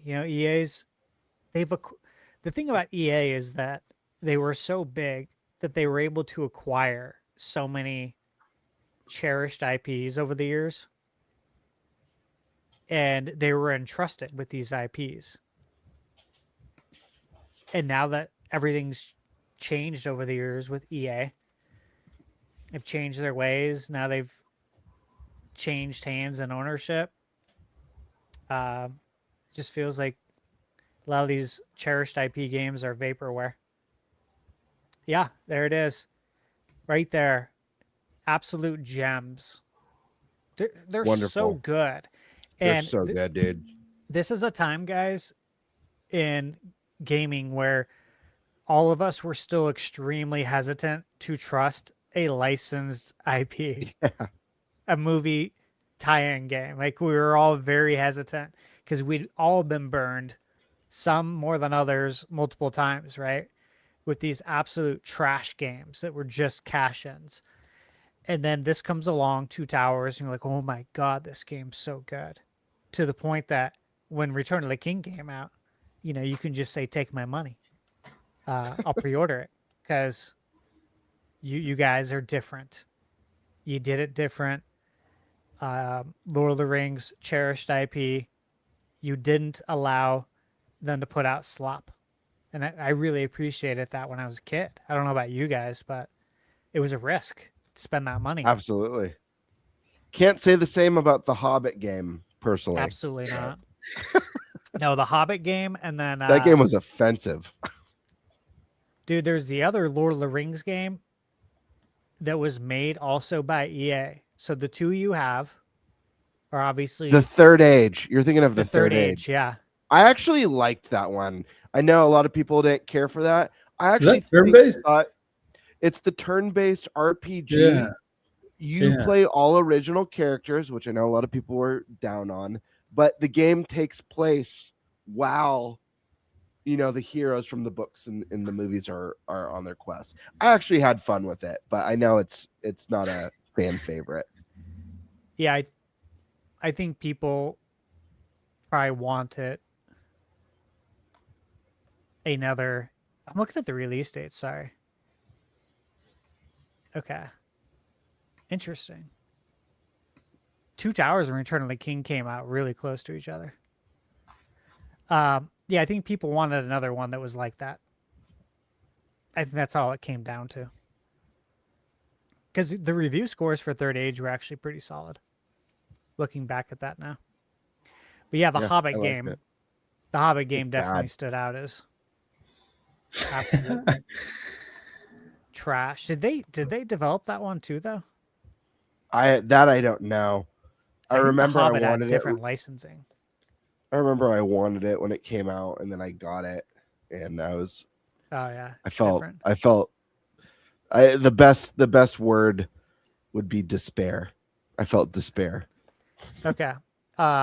Developer was Inevitable Entertainment, and publisher was Vivendi Universal. Interesting. And unreleased in Japan. So came out in the US first. They saw it was complete trash. They said, don't even bring it here. Don't even bring it here. We won't even let this game through customs. It's like what was the game? I bought some extra copies. I actually gave one to my cousin as a gift, as a gag gift. Told him it was really good. The what do you call it? The game with Schmeagol. Gollum. Yeah. Yeah, I got it for I think $5 on Woot. I'd seen Wario, 64 post about it for $5. I'm like, that's a great gag gift for $5. And I told my cousin it's really good. I'm like, yeah, dude, let me know what you think about it. Yeah, you could tell though I think sort of by the cover, right? Yeah. That's probably not going to be great. Yeah. The art style. Yeah. Yeah. So Sierra Entertainment presents. Interesting. I think this is some speedrunner's paradise game, though. I think there's like a huge speedrunning community around this game specifically. I'm not sure why, but I guess it has one plus. Huh. Not necessarily for the quality of the game, but how fast you can get through it, I guess. Well, there's that. I pulled up a list actually earlier. This is on GameFAQs. I just Googled it, and there was a recent post from March 2026 on GameFAQs on their forums.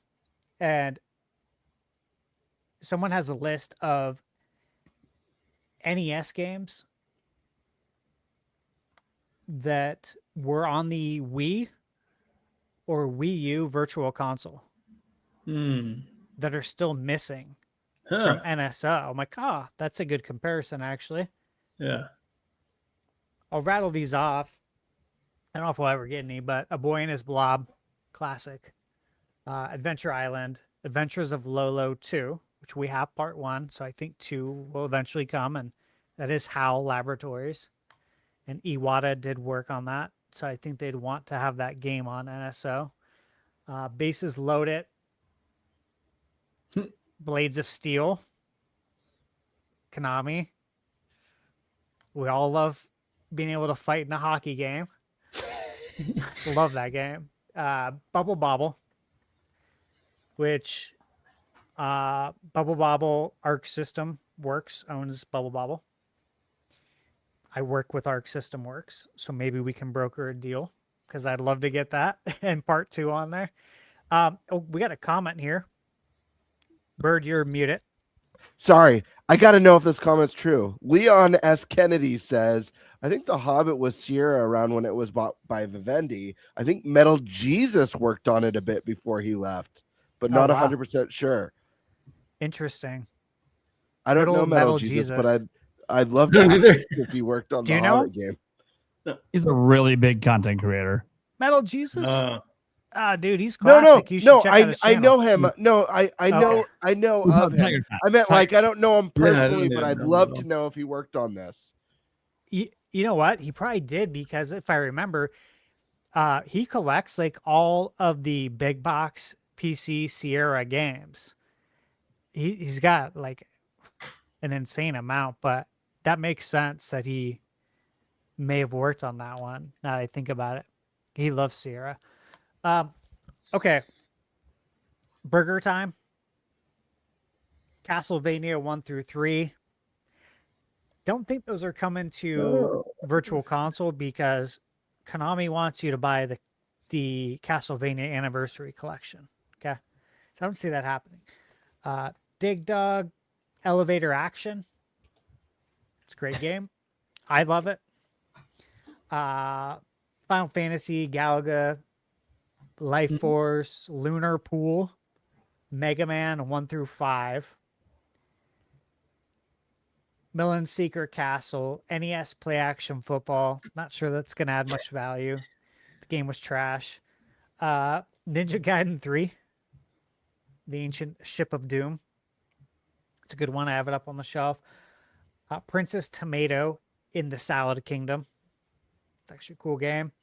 Renegade, Sky Kid, Spelunker, Super C, Teenage Mutant Ninja Turtles 1, Euphoria the Saga, Yoshi's Cookie, and then Zoda's Revenge, of course, Star Tropics 2. Gargoyles Quest 2, that's a good one. Mighty Final Fight, Pac-Land, Bandai Namco. The Adventures of Bayou Billy. You guys play that one? No. Oh, it's good. It's Konami. Okay. Street Fighter 2010, The Final Fight. That's a good one. It's by Capcom. But it's not like their normal Street Fighter. It was very confusing as a kid. Little Ninja Brothers. That's a good one. Double Dragon 3. Again, I don't really see them adding more Double Dragons because I think the whole marketing point here, okay, is to add one game from the series. So Arc System Works, for instance, they own Double Dragon 2. They own Double Dragon rights. They say, all right, Nintendo, we're going to put on Double Dragon. 1 and 2 maybe. The rest we're going to have on the Double Dragon collection that people can buy on the eShop. So we can get some money out of them that goes directly to us. Okay. We'll split that portion with you, however much of a split they get on the contract. But the whole point is to get them to play the game. They say, I like this game. Are there more of these games? Yes, there are. You can buy them here. Sonic the Hedgehog. There's only Sonic 2 on the Sega Genesis NSO. Where's 1 and 3? Right? Yeah. Guess what? You can buy the Sonic Origins collection for $20. And this is actually the better way to play it because we did some things to make it look visually better. Okay? But if you look at all these games, like there's a ton that just give you one. Contra. Mm-hmm. Hey, you like this one? We got more over here on the Contra Anniversary Collection. It's smart. It makes sense. They give you a little taste of it in the subscription package. They're probably not making much on it, but they're going to make more money, right, off of that Anniversary Collection. So there's a lot of games that we might say, are we ever going to get the third one? Like, are we ever going to get Sonic 3? Probably not. Mm-hmm. That's why. Mm-hmm. So it shuts down a lot of sequels, sadly. Mm-hmm. My final out of this world pick though is going to be Mother 3. Mm-hmm. GBA. It's already on there for Japan.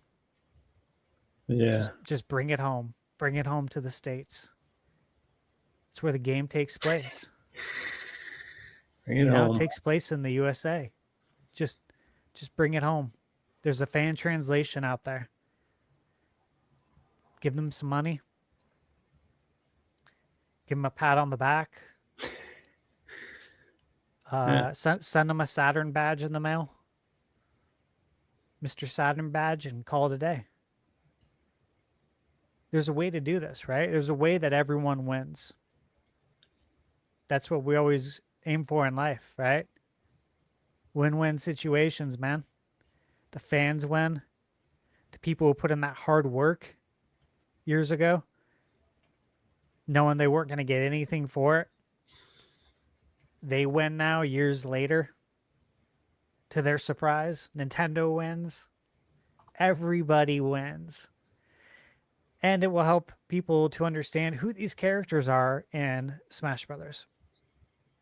Because anybody young has no idea who these people are. Young kids don't know who Ness is. They don't know who Lucas is. They don't know any of this stuff. They don't know these stages. They don't know the music.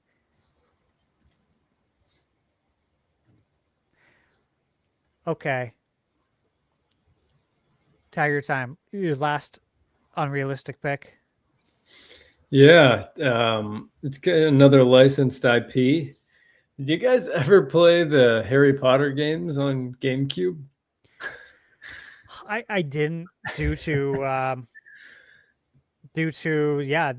my previous experiences, not feeling confident about Harry Potter. I also didn't watch any Harry Potter movies ever until I had to get my appendectomy.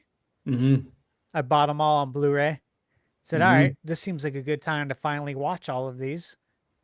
And yeah, so I had zero interest in it. It was like crazy how many they got out. I just looked it up. They had like the first 4 or 5 movies all on GameCube somehow, which probably tells you a lot about the quality of the fact they could get that many out. But specifically, though, I will sort of defend the first 2. Those are, again, this is pretty much never going to happen, but I remember like just the second one had some positive traits to it that I think would be cool to revisit. Like you had kind of full, somewhat open world reign of Hogwarts Castle, and you could kind of like the thing was to go around and collect these cards. You can kind of solve mysteries, and there was a little bit of magic to play with, and it was at least a cool, interesting world. And I think there was some Quidditch or something you could do, and it's just one of those games, kind of like Star Fox Adventures, another one of those games where I would just like to see it on there just so I could see if my childhood brain is lying to me. Yeah. If I'd agree with my childhood self. Because I remember really liking Adventures too. I feel like the Harry Potter game probably would not hold up, but I have kind of a morbid curiosity to see, what that would be like playing that today. So it was actually pretty fun. And the first one was pretty fun too. But then after that, starting with the third one, I think they started to get pretty on rails, and it was just very linear. They kind of lost that semi-open world exploration aspect. So, and that's EA again, right? That was EA. Yep, it's in the game. So, speaking of churning out Harry Potters, oh no!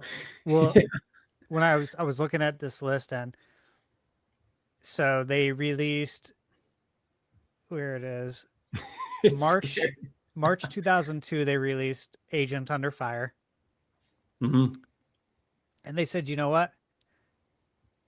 We're going to release another 007 game. Everything or nothing, right? In 7 months. The same year they released Nightfire. Then they released Everything or Nothing. I remember that one. It's actually a fun co-op story to that one. I remember. And then they released From Russia with Love.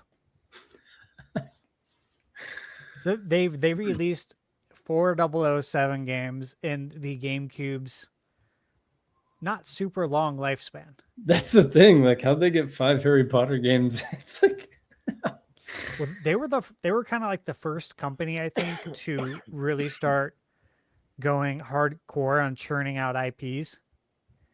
And then of course we saw Ubisoft do it with Assassin's Creed, the annual Assassin's Creed.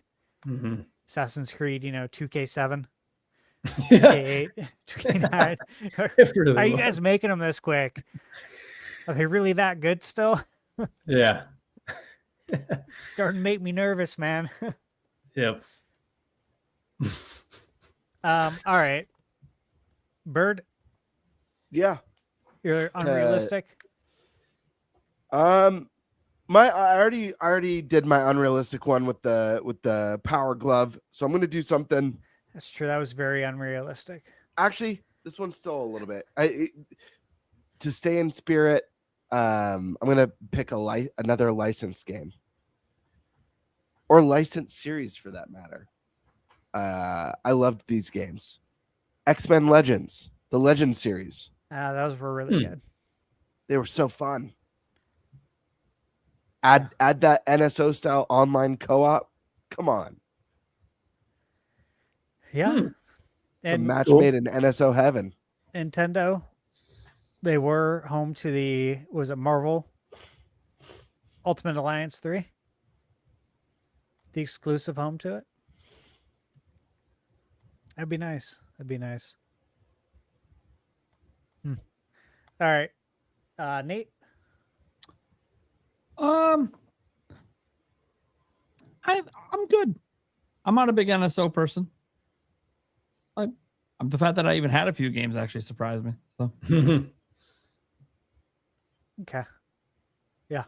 I thought it'd be cool if they start including, my buddy and I were talking about older games and how they're harder and stuff. And, one thing I thought about is, they definitely are harder, but it's interesting too, because they did used to come with instruction booklets that told you a lot of, valuable information in there. So when you're playing it on NSO, without that, it's even harder in a way than the original experience because you don't have that kind of booklet. I think it'd be cool if they put that in there with the games and that's something you could access. I don't know how. That's, again, probably very unrealistic, but. Yeah, it also, like, there, the issue with, like, people unable to read, too. You know what? I forgot about that. I wonder if they would have to pay anyone, like the illustrator. I know. Yeah, I know. I don't. you just wonder what the terms were. Yeah. And what the terms are for reissuance of something like that, even if it's digitally. I wonder if everyone wrote up good contracts that protects the IP, or if some didn't, and you have to like track this person down and show that you tried to contact them to make a payment to them to use this picture from the instruction booklet you made back in '92. I know, because all that art in there too there's some cool art, like some very cool art. Yeah, I'm sure it's more of a headache than they'd be willing to do, but that's just something I thought would be cool too. I would love it though. Yeah. I think it'd actually be helpful. Yeah. Okay. Wow. Last topic. All right. Let's get to the last topic. All right. So I don't know. The industry might be in a bit of trouble. We'll see here. Because it looks like hardware, at least, to be honest, it might be software too, about to get worse. Obviously, software-wise, in the AAA industry, we know about all the damn layoffs. EA just got bought, and now it looks like more layoffs are coming. What a shocker. So the Nintendo Switch 2 is going up by $50 next month, right, guys? We all know this. And you would figure that we could maybe just talk about how we feel about that. But here's the problem. We just got some new reports, such as the fact that in 2027, according to Tweaktown, all the DRAM production is already bought up. Do you want to explain what Tweaktown is? Yeah, it sounds like a hub for drug addicts. Yeah. No, it's a reputable tech website, but yeah, I know who they are. Yeah. A lot of people know who they are. They're a pretty big deal. But yeah, how they came up with that name, I would love to. Maybe it says it somewhere on their website. I've just never seen it, but it's a fucking crazy name. Anyways, yeah. So they reported that all DRAM production is booked for next year. Now, I would assume Nintendo, Sony, Microsoft probably all their contracts locked in, right? They're not stupid. They weren't gonna watch everyone else buy it all up and be like, yeah, let's just not lock anything in and make 0 consoles next year. Like, come on. Okay. They obviously already have it locked in at whatever prices they got it for. And sure, there might be some other companies not being able to lock it in because their volumes weren't big enough. I have severe concerns for Steam Machine and Steam Deck.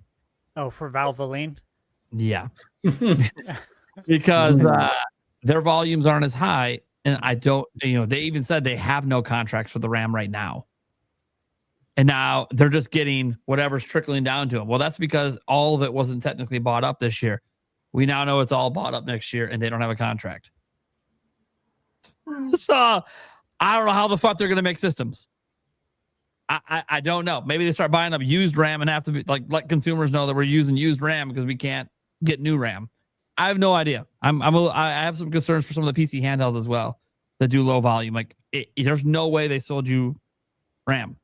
They're not. There's too many other companies buying it all up.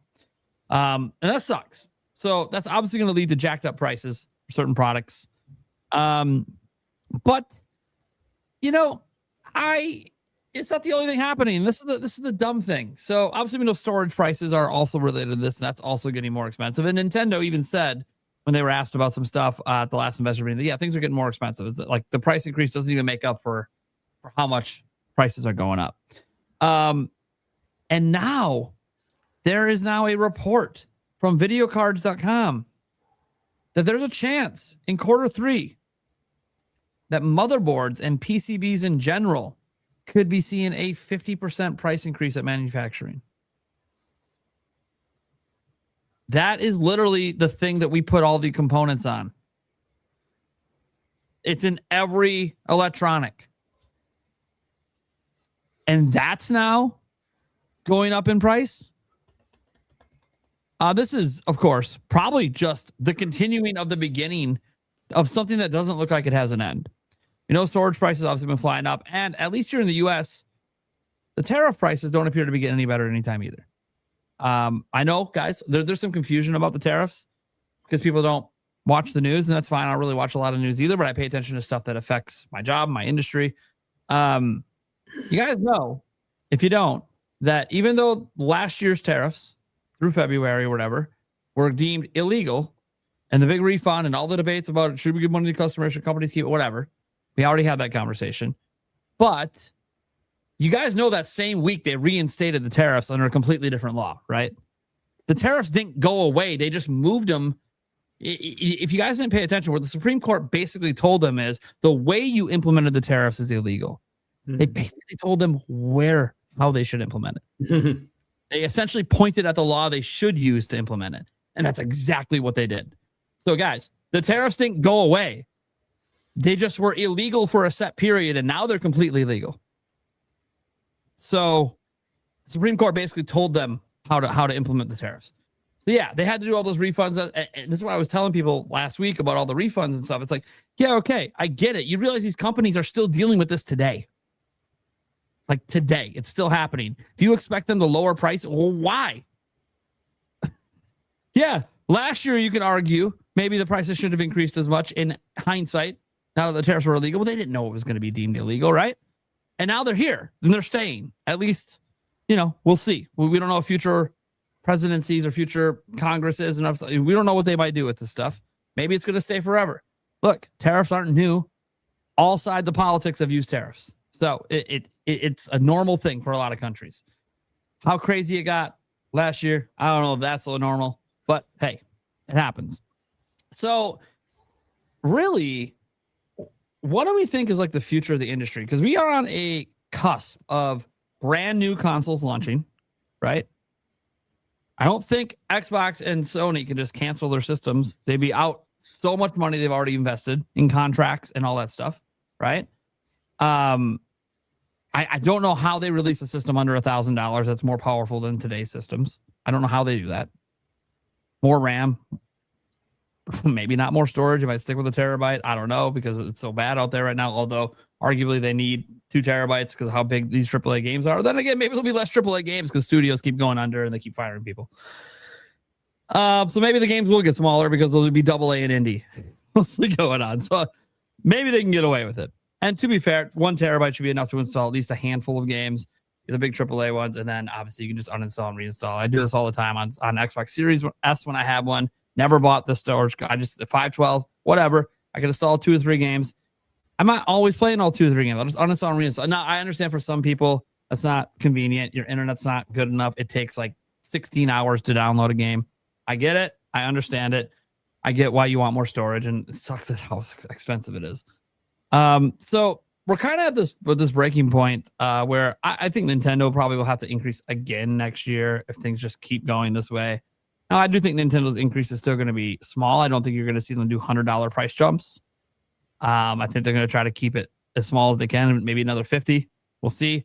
Obviously, right now we just got to get to the current price jump, and Nintendo might sit on that for a year because it kind of they don't seem to be wanting to do what everyone else did, where they're like, they do a price increase and the next month things got worse and they do another price increase. Nintendo didn't do that with Switch 1, and they increased the price once, increased the price of the accessories once, and they haven't done it again since. And now they're increasing the price on the Switch 2. So Nintendo doesn't seem to want to mimic the rapid response that a lot of these companies are doing.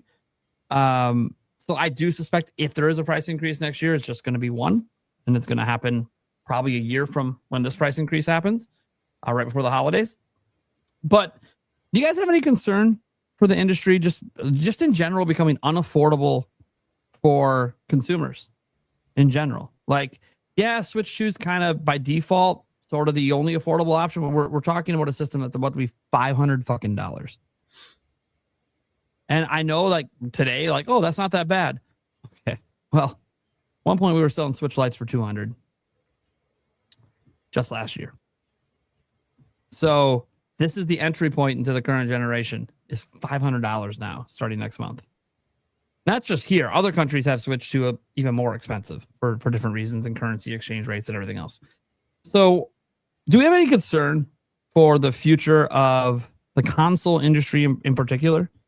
And do we think like there's going to be a problem with PlayStation and Xbox's launches, and we might end up in a situation where Nintendo's like the only viable one around, but then they don't have any viable competition, and that's not good either because companies take advantage when that happens.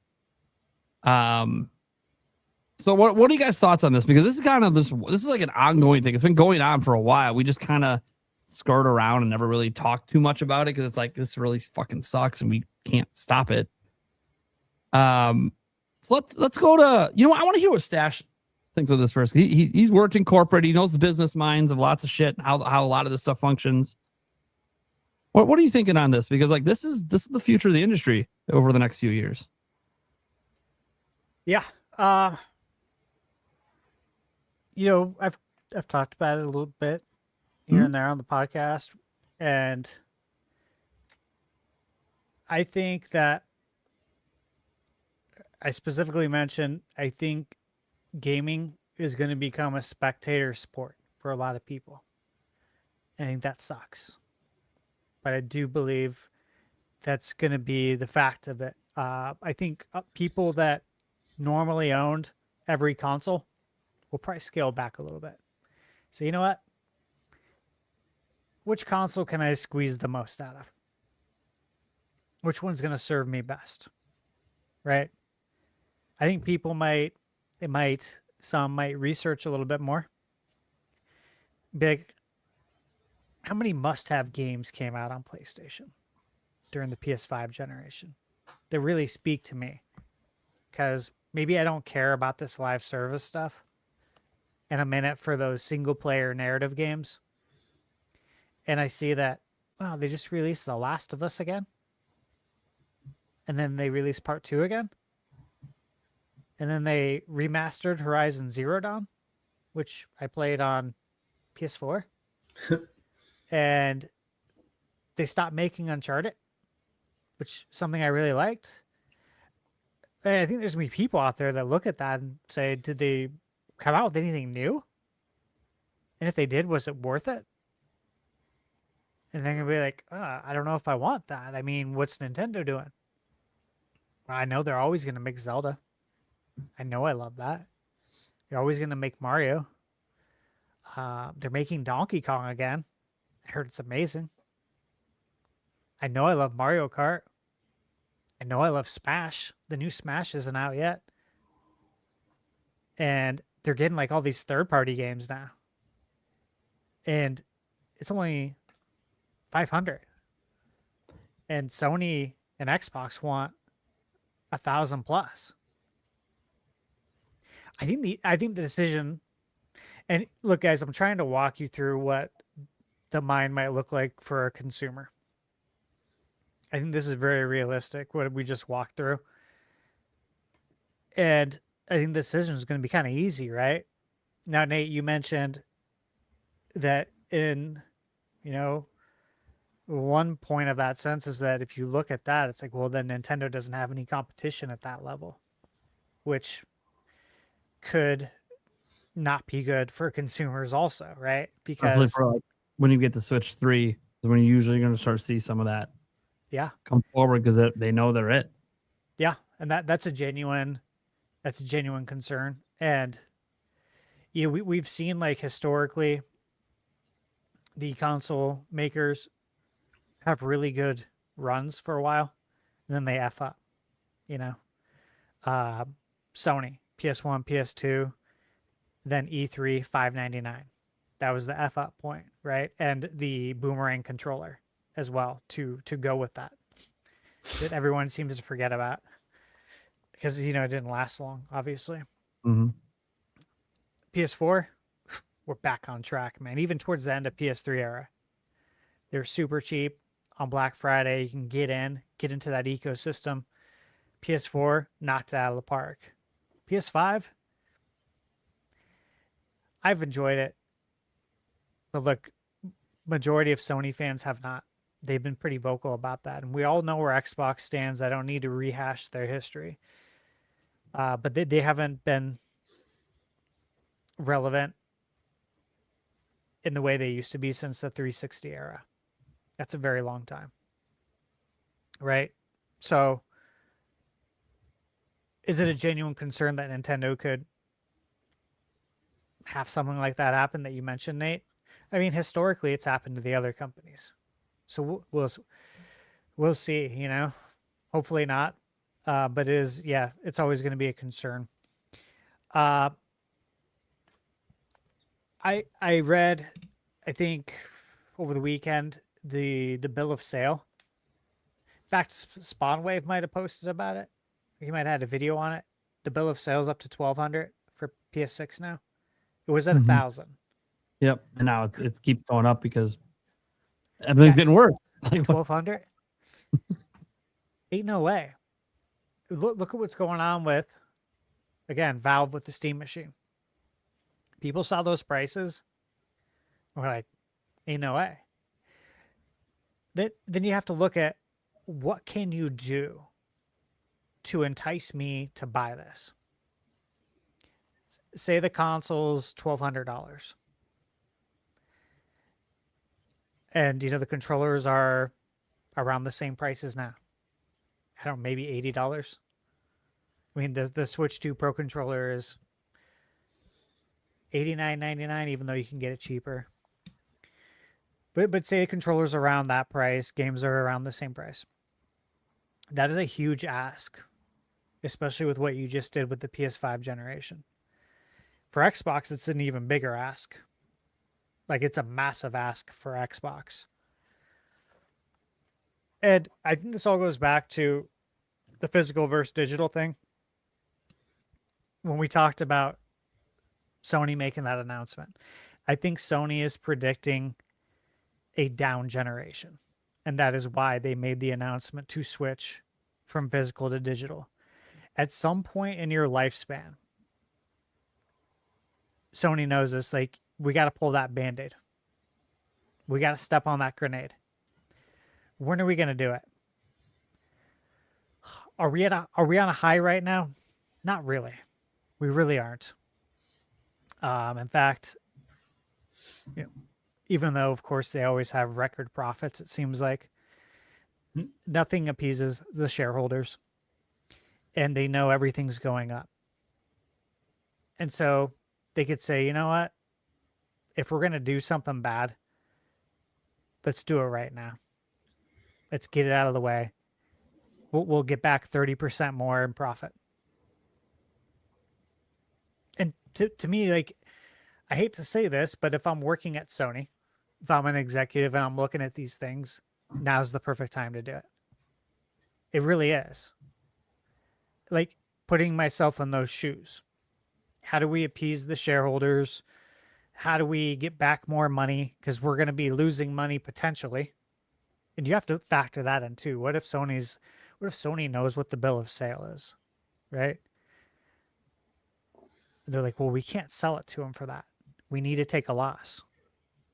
Well, I know, but what if they say, okay, we'll take the loss, but we got to get rid of physical then, because then we can get 30% back on software. And that's where we really make our money anyways. And so then things start to even out a little bit for them. They won't tell us that. But that's how you can even the numbers out on the balance sheet. I think there's a lot of reasons why the physical and digital thing happened. It's not for the reasons that Sony just recently said in their investor meeting. That was trash. Total bullshit. Total bullshit. They should have just fucking say nothing. Just say we made a decision in the best interest of our company, or just don't answer it. Like, how many times has Nintendo shown that, hey, when you get asked a question that's going to look bad for you, maybe just fucking don't say anything. Exactly. Just give a non-answer. Reggie did a major disservice. Reggie Fils-Aimé gave tons of non-answers. Tons. Nobody hated him for it. No, because it's like, we know the answer is probably not good. He's not. All right. We're going to leave it alone. Use your imagination. I'm not going to say it, but yeah. So overall, I think it's going to get more expensive. I think it's going to price people out. Gaming, to an extent, is going to be a spectator sport. And that sucks, but I think that is going to be the reality. I think homes that have all consoles are not going to have all consoles this next round. They're going to look for something that can be more of a catch-all. And who fits that better than anybody else is Nintendo, dude. And factor all that in with what we've talked about on this podcast. about how I think we all unanimously believe that Nintendo's entering their golden age. Movies, killing it. Got Zelda next year, Mario movies breaking records, got the theme parks coming off Switch 1. When it's all said and done, it should be the best-selling console of all time, especially if you go to India. If you go to India, no one's ever going to catch Nintendo Switch. Unless it's Nintendo. That's never going to happen again. Because at these prices, that can never happen again. Right? Like, Sony would be fortunate if they're selling a console for over 1,000 to sell 100 million. They're at 95 million PS5s right now. And they've slowed down, obviously, considerably. But, hey, GTA is coming out. That's going to be an interesting experiment. Right? I think we're going to all be interested to see where those numbers are. To see how much hardware they sold at the price it's at right now. And I think Sony's going to be interested too. Because they're like, well, if we can create a game that enough people want to buy, like a GTA. Now, we know it won't be on that scale, but if we can get somewhere around there, I think we can get people to spend this much money because we just did. We just got them to buy an old piece of hardware from 2020 that we raised the price on by X amount percent, however much, 100%, and they still bought it. And then they're going to think they can maybe get away with it, which is probably going to be a bad move. I'm so interested to see, just as like a fan and, you know, someone who studies this industry, it's going to be really fun to watch all this unfold. Don't you guys think? Like, every move they make is so interesting. And half the time they're stepping on rakes. It's just like, oh, this is entertaining too. Yeah. Slipping on bananas. Yeah. Yeah. And you're like, how'd you do that, man? How'd you not see that banana? You walked right on it, man. Yeah. Yeah, it's wild. Yeah. It is. You know, I add it to my notes as well. I just want to mention Microsoft, of course. The prices went up in the UK on Monday. Here's the interesting wrinkle to it. I looked it up to double check. So they increased the prices. The translation is a jump of $166 to $218, depending on the model, based on the standard exchange rate. The price increase was planned and announced in advance. Here's the wrinkle. Microsoft deliberately kept the exact UK and European pricing hidden until it took effect. So they announced in advance that it's going up in price, but they never told them how much until Monday. And that's why it was such a big deal, because they didn't know it was going to be going up by $166 to $218, depending on the model, for, again, a piece of hardware that's not selling. I didn't realize that they announced it's going up, but they didn't tell people. And the reason they didn't tell people was because they said, you know, we don't know how it's going to look. Like, we don't know how much component prices are going to go up by then, so we're going to wait to tell you. It's like, oh my God. So people were shocked by the price increase. Probably not a good move to announce you're going to. It's almost like announcing that you're going to make layoffs, but you're not going to say who. Oh, wait, they did that too, right? Yeah. They just keep doing it, man.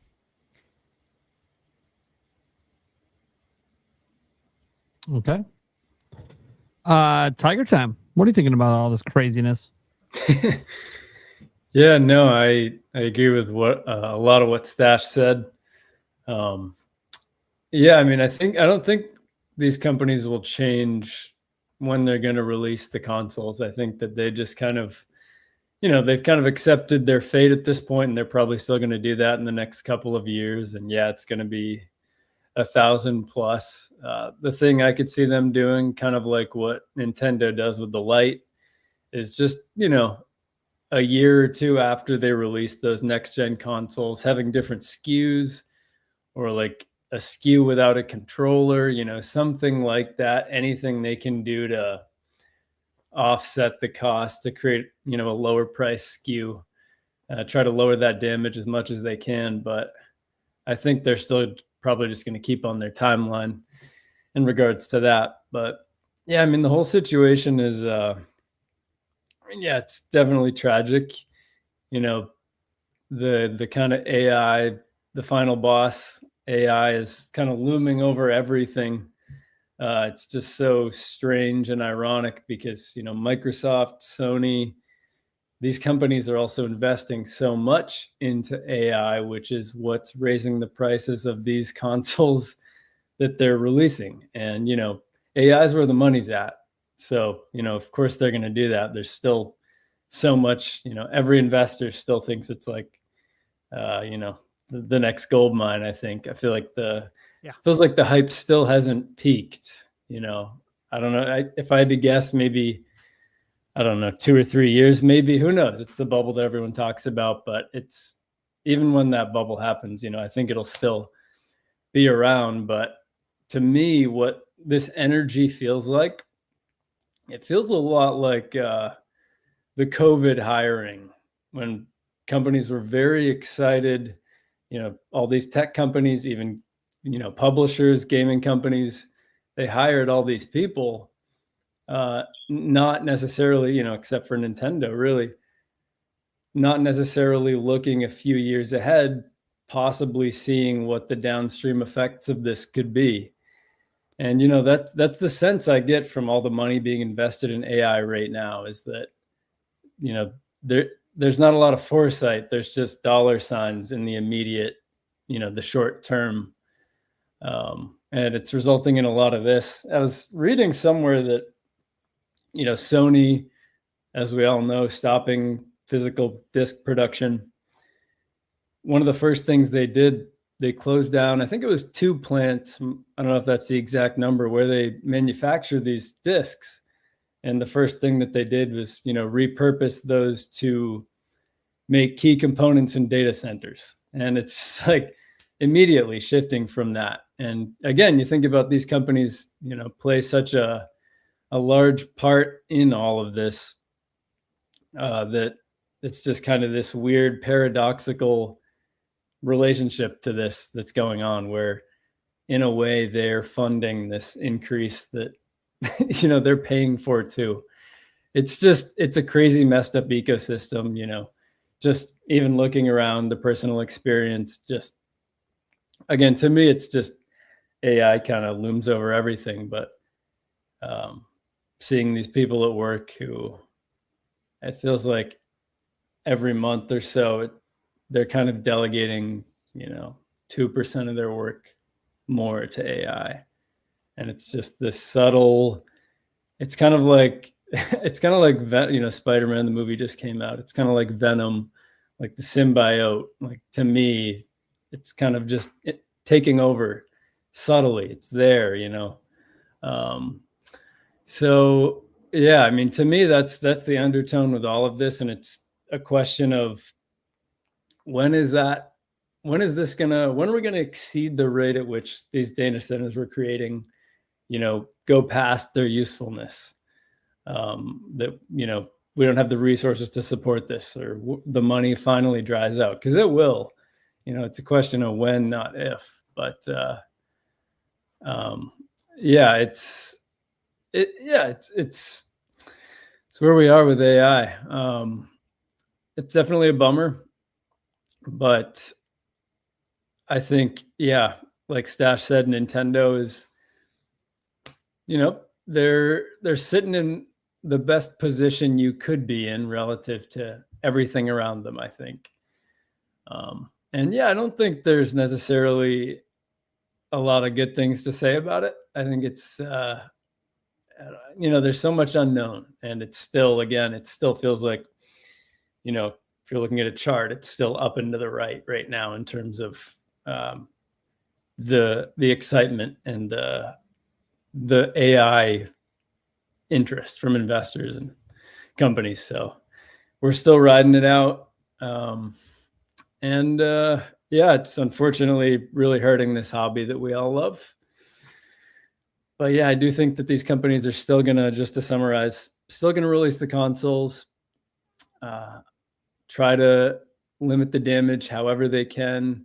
And to me, an interesting question is, what's this going to look like afterwards? Because, a lot of the question, again, with COVID and the post-COVID prices, are things going to go back down? And, they really didn't in many cases. And so I'm curious to see when we're past this AI, whatever that looks like. Again, AI, I don't think this bubble popping means it vanishes, but once it's reached that peak, that threshold, what does it look like then? Do these prices, settle back down, or is this kind of the new norm? Because that's what we've adjusted to. And, as we all know, that's kind of what they're banking on is, people getting used to things, people getting used to not having physical media. And I'm just wondering if that's what they're banking on too. We're going to get used to these high prices. And I don't know.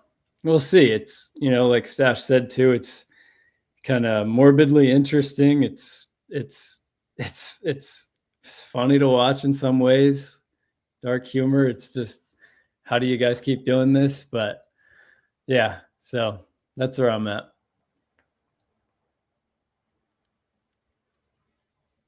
Okay. GameBird. Time to wake up, buddy. Yeah. Yeah. I think I'm coming down with something. Yeah. I feel something happen. I'm glad it's now. I said Down in the with the private sickness? chat, but yeah, something feels off. Excuse me. But yeah, this shit sucks. I mean, it's a very unfortunate part of the times. It sucks that it's affecting a hobby in an industry that I care deeply about, that I know all of you guys and everyone watching cares deeply about. No one likes to see prices go up on anything, especially when it's old, especially seeing it on hardware that's not brand new. And just speculating on how this is going to affect PlayStation 6 or Xbox Helix or Switch 2 in next year or the year after is yes, it's morbidly entertaining and it's also very frightening. And I think Stash is right when he says there's going to be a lot of people priced out and it's in some ways going to become more spectator.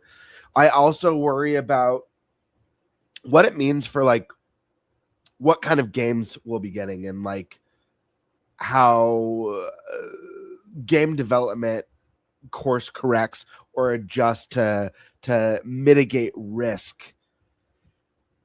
It's scary.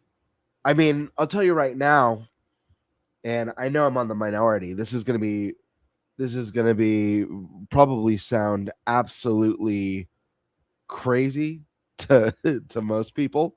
I think it would be awesome if the PlayStation 6 was less powerful than the PlayStation 5. Does that make me crazy? I think that would be kick ass. If PlayStation 6 got announced at the power of, let's just say, PS4 Pro. Let's just say it's as powerful as PS4 Pro. But they do the hybrid thing. A lot of rumors have speculated that there could be some sort of hybrid angle.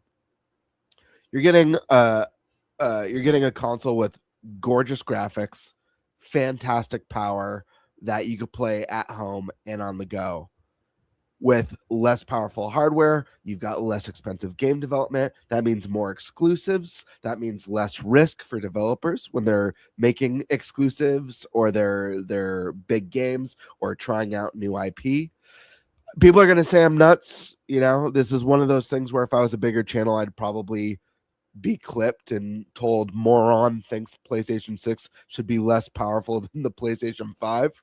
But honestly, I think it would be a win for gamers, because in all honesty, what is PlayStation 6 being 5 times more powerful than PS5 going to do for any of us?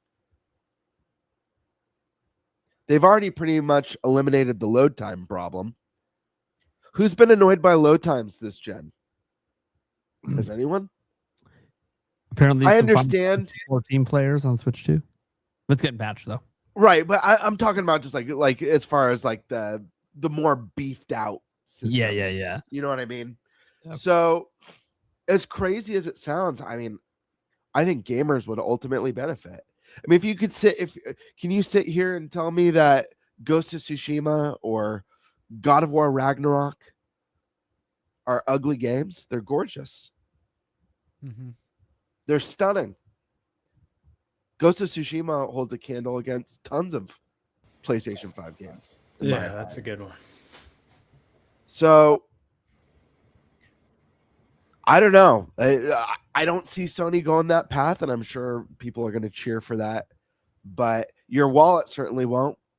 And Stash already pulled up that fact tonight. PlayStation 5 only has 13 exclusives. Was it 13? Is that what you said, Stash? Yeah. 13 exclusives.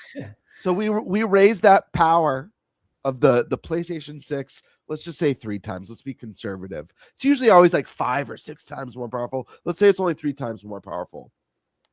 Now let's cut that exclusive with expanded development times, expanded risk, and a console that's going to cost $1,200, $1,300, $1,400, $1,500 maybe, God forbid. And maybe we only get 7 exclusives or 6 exclusives this time. Is that a win? What are you going to do with all that power if you've got nothing to play on it? Or if you can't afford it, for that matter.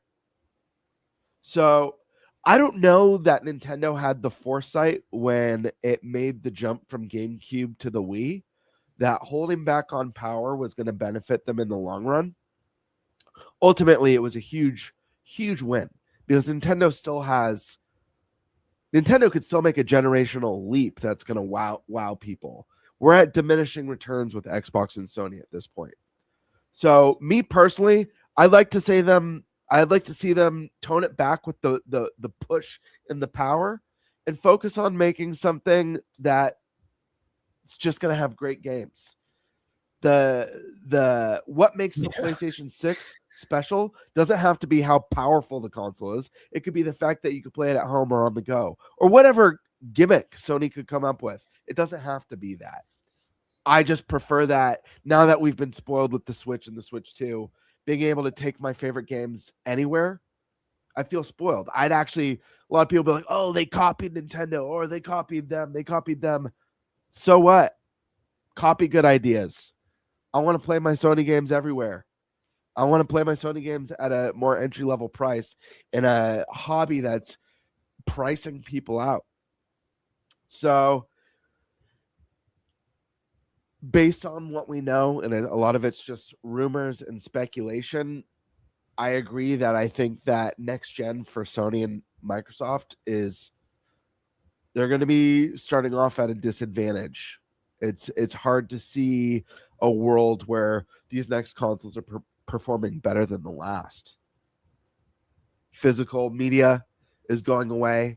I do think that's going to affect some people, not the vast majority. We've already talked about this. The vast majority of people today don't care about that. Look at Sony's software sales. It's overwhelmingly digital. But I think there's going to be a combination of factors being priced out, the loss of physical, less games. There's going to be a lot of factors that I think hurt. I think there needs to be some sort of industry course correction. I don't know when. I don't know how. But I don't know. I think we need to see a big rise in AA games. I think that's one of the big things that's made Nintendo hardware so kick ass. I mean, Switch, there was no gaps.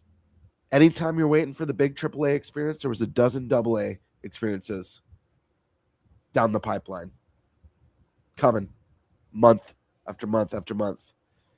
It killed me when Sony cut off its Japanese studios. We got a lot of cool AA games that were quirky and unique and had a lot of charm. Sony should bring that back. Not everything needs to be this, modern, realistic, cinematic, more immersed than a movie. Not everything needs to be that. And I know they've built an audience that wants that. But I think if you pump out good games, if they could put out software like they did for PS4 on PS6, people are going to find a way to show up for PlayStation 6 because of FOMO. People are going to see a place with tons of great games. And I think, to bring it back, I know you want to say something, Prime, but just so I don't lose my train of thought, just to come back full circle to Switch and the risk of Switch getting maybe next year, another $50 price increase. It's a bummer. It sucks. I don't want it to happen at any capacity. I don't think it's a win for anyone. I think it sucks for the customer. I think it sucks for Nintendo. But because even with an additional $50 price increase, they'll be the easiest barrier of entry for next-gen hardware. On top of that, if they can maintain great indie titles consistently, great AA experiences consistently, and their top-notch first-party exclusives, and they can have a library that's as stacked as Switch, I think they're going to be okay. They might not hit that 155+ million sales of the Switch one.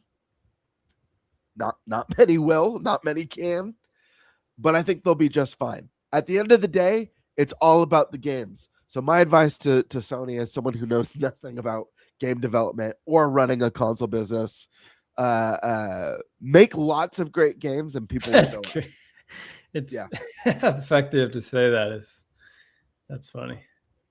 True though. Yeah, it's kind of wild. I mean, when you brought up the Japanese thing, the one thing to also remember, the reason Nintendo can do what they do is because game development's cheaper in Japan. So maybe running away and moving your headquarters to the United States and focusing on US-based developers might be a mistake. I don't know. Just saying. Like maybe you should have kept your AA's going. I don't know why you thought it was cool to just dump it because it doesn't make all of the money. No, they're only more profitable sometimes than your big ones percentage-wise. Like you're having your CEO go into financial meetings over Spider-Man 2 and being like, yeah, we barely made any fucking money on it. Well, maybe you should make AA games that are for IPs you own. I don't know. That might be cool. Oh, you did Astrobot. Cool.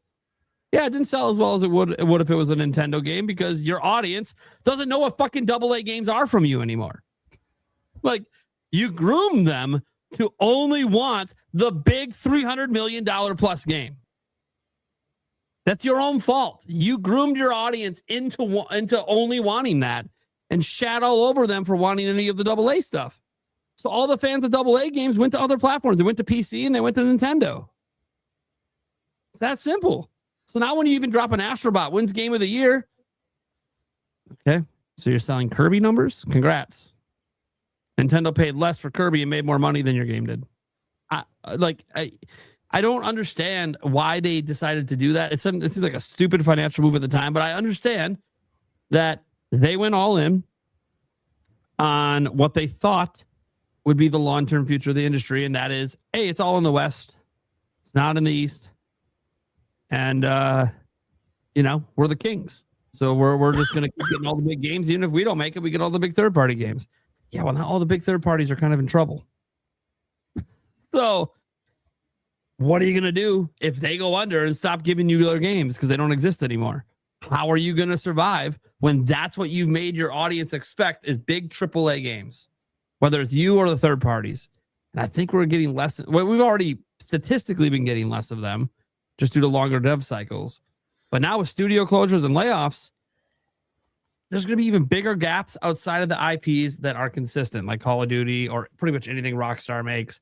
stuff like that. But Rockstar takes forever to make their games too. So it's not like you're getting new Rockstar games all the fucking time. Look how long, look at the gap between GTA 5 and 6, right? Like this is like kind of standard at this point for Rockstar. So I do think that I actually have deep concerns for PlayStation 6 and its potential future. And I know they're supposedly going to have a handheld, guys, and I'm sure that handheld might be sub $1,000.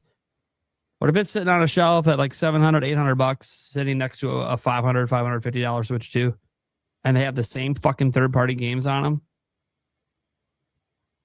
them, people aren't going to spend the extra few hundred just to get a few extra frame rates on their handheld. You want to know how we know this? There's handhelds better than Steam Deck. And yet Steam Deck's the only PC one that seems to have any fucking traction. They're more powerful. They're just a few $100s more. People aren't willing to buy it. They'll buy the cheaper option that plays the games worse. And they don't care. Because it's affordable. And it plays the game good enough for them. You know, we just saw Lies of P come to Switch 2.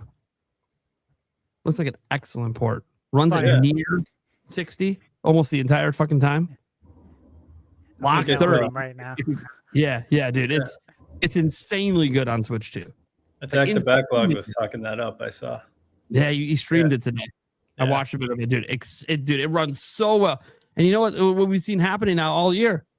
Third-party games run like shit.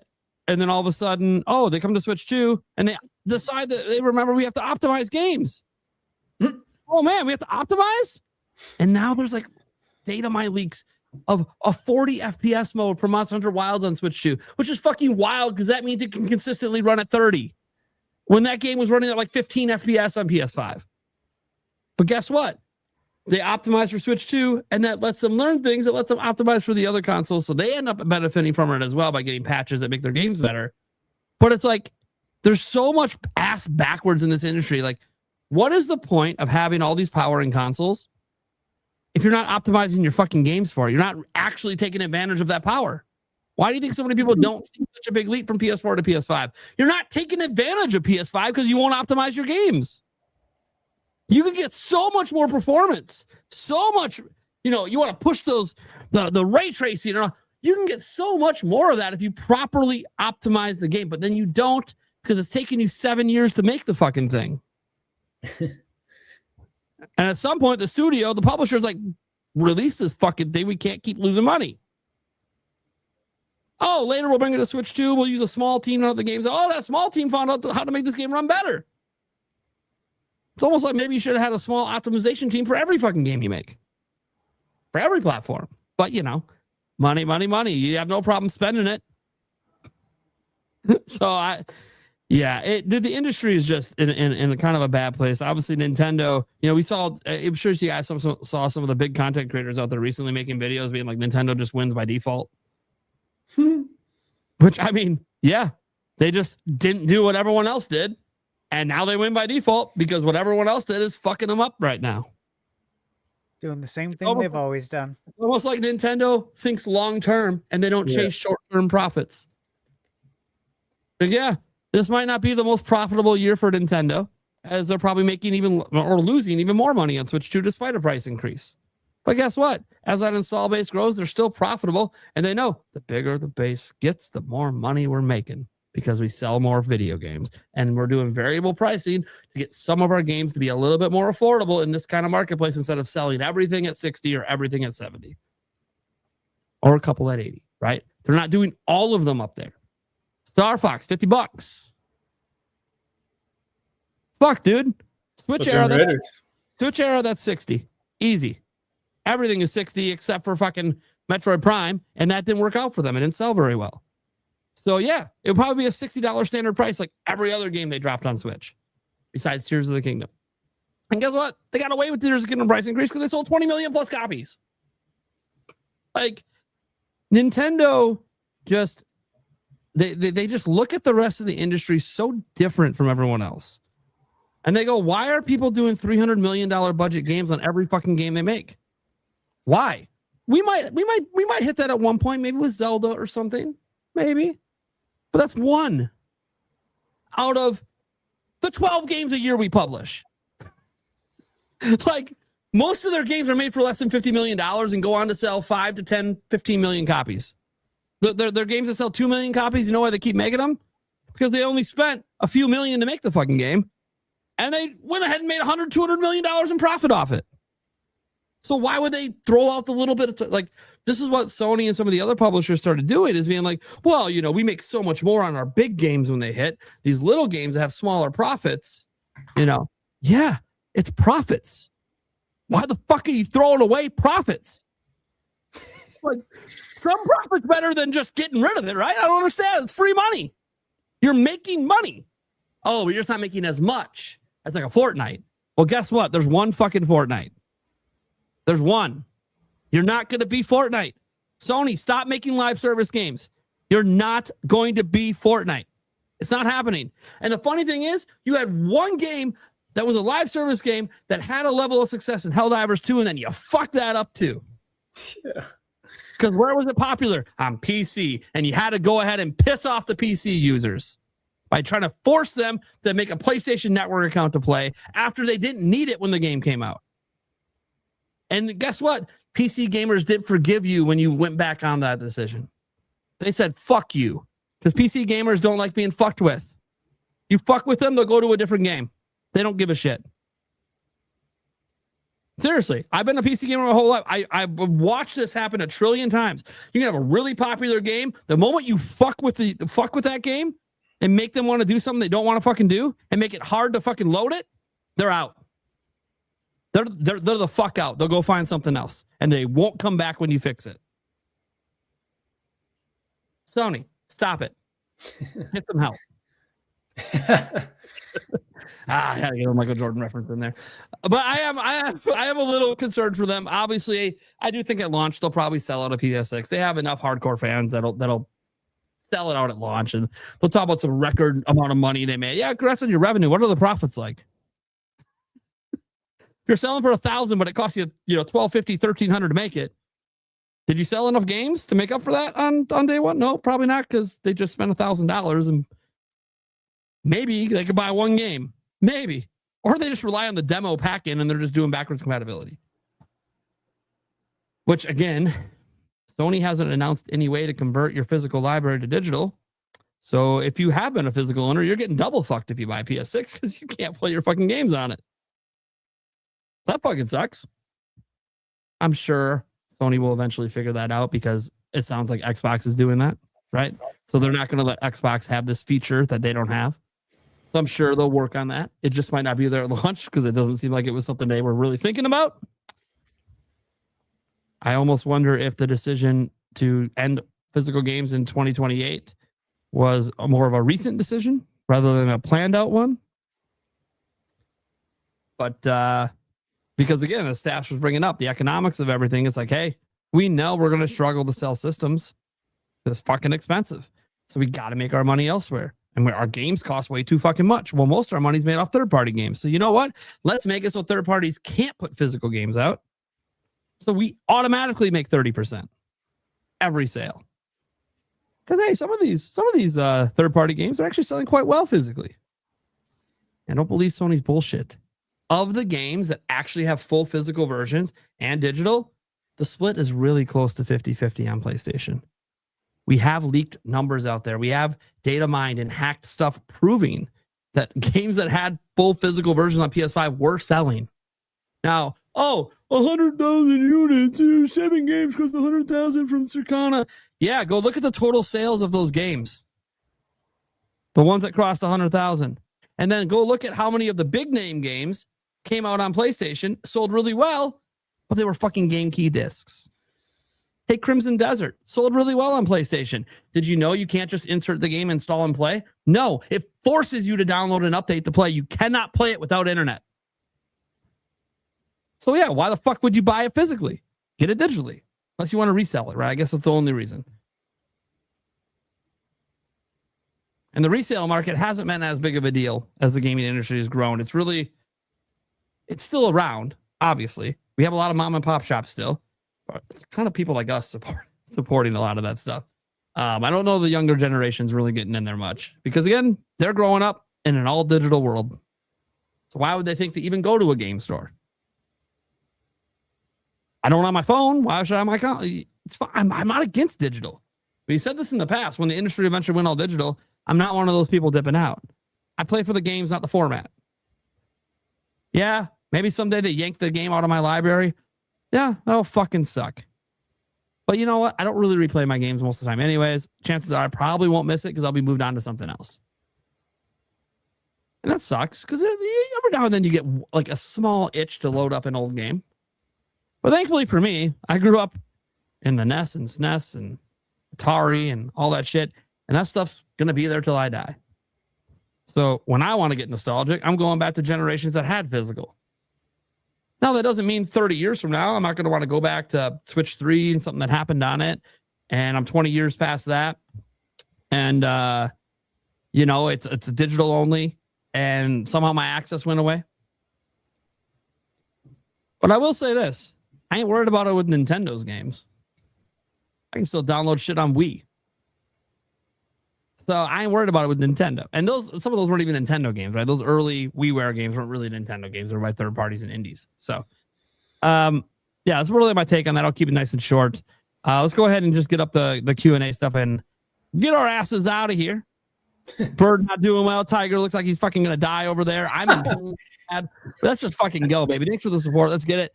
We got to start with the classic, the all-timer, demonic brawler.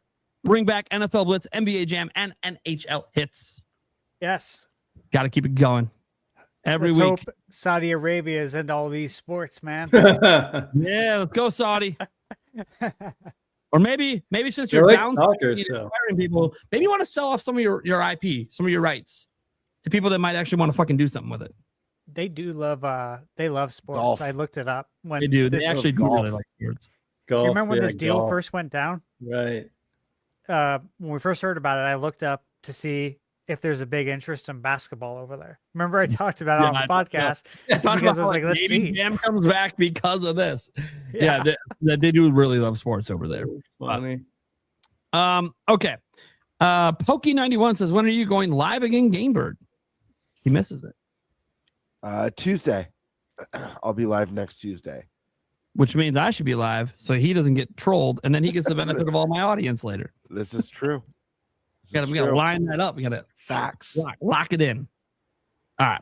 That way you guys, Nintendo Prime's ending at 10 p.m. Don't fucking worry. Birdman's going for like another 2 hours. Go have some fucking fun. He's in a different time zone than me. So it's 10 for him when he ends. Hey, we ended up 2 hours apart. Go enjoy the Birdman. All right. He does crazy shit now. Dude, I thought I did crazy shit on my streams, and I turn around and he's got fucking pie in his face. I did get pied. Yeah. I still got to do I owe my stream Pepper X. Oh. Yeah. I'm not looking forward to that. Are you doing a sauce or are you going to eat the Pepper X? No, the sauce. Okay, I was going to say it's really hard to get your hands on the actual Pepper X because it's so dangerous. Yeah. Okay, so the sauce. Have fun. I've done it. Have fun. Of course, I like spicy, but I love spicy too. I'm not going to say it was enjoyable. I'm not going to say it was enjoyable. I'm not going to say it was the worst thing ever, but I like spicy enough to know not to do something like that on an empty stomach. No, definitely no. Yeah. Yes. If you like spicy, when you're doing something really spicy, hey, it's okay to pack in the bread before you eat. It's all right. That's like literally one of the best things. Like if you go to a restaurant and you're gonna do something super spicy, hey, this is the time you maybe do fill up a little bit on that bread that they give you for free. I'll make sure to have some Thai tea or some horchata. Yeah, there you go. Katsuna84 says level 50 plus 67 game gets good after level 40. I think this is about Splatoon Raiders. Probably. Just beat the secret boss after you beat the normal game boss.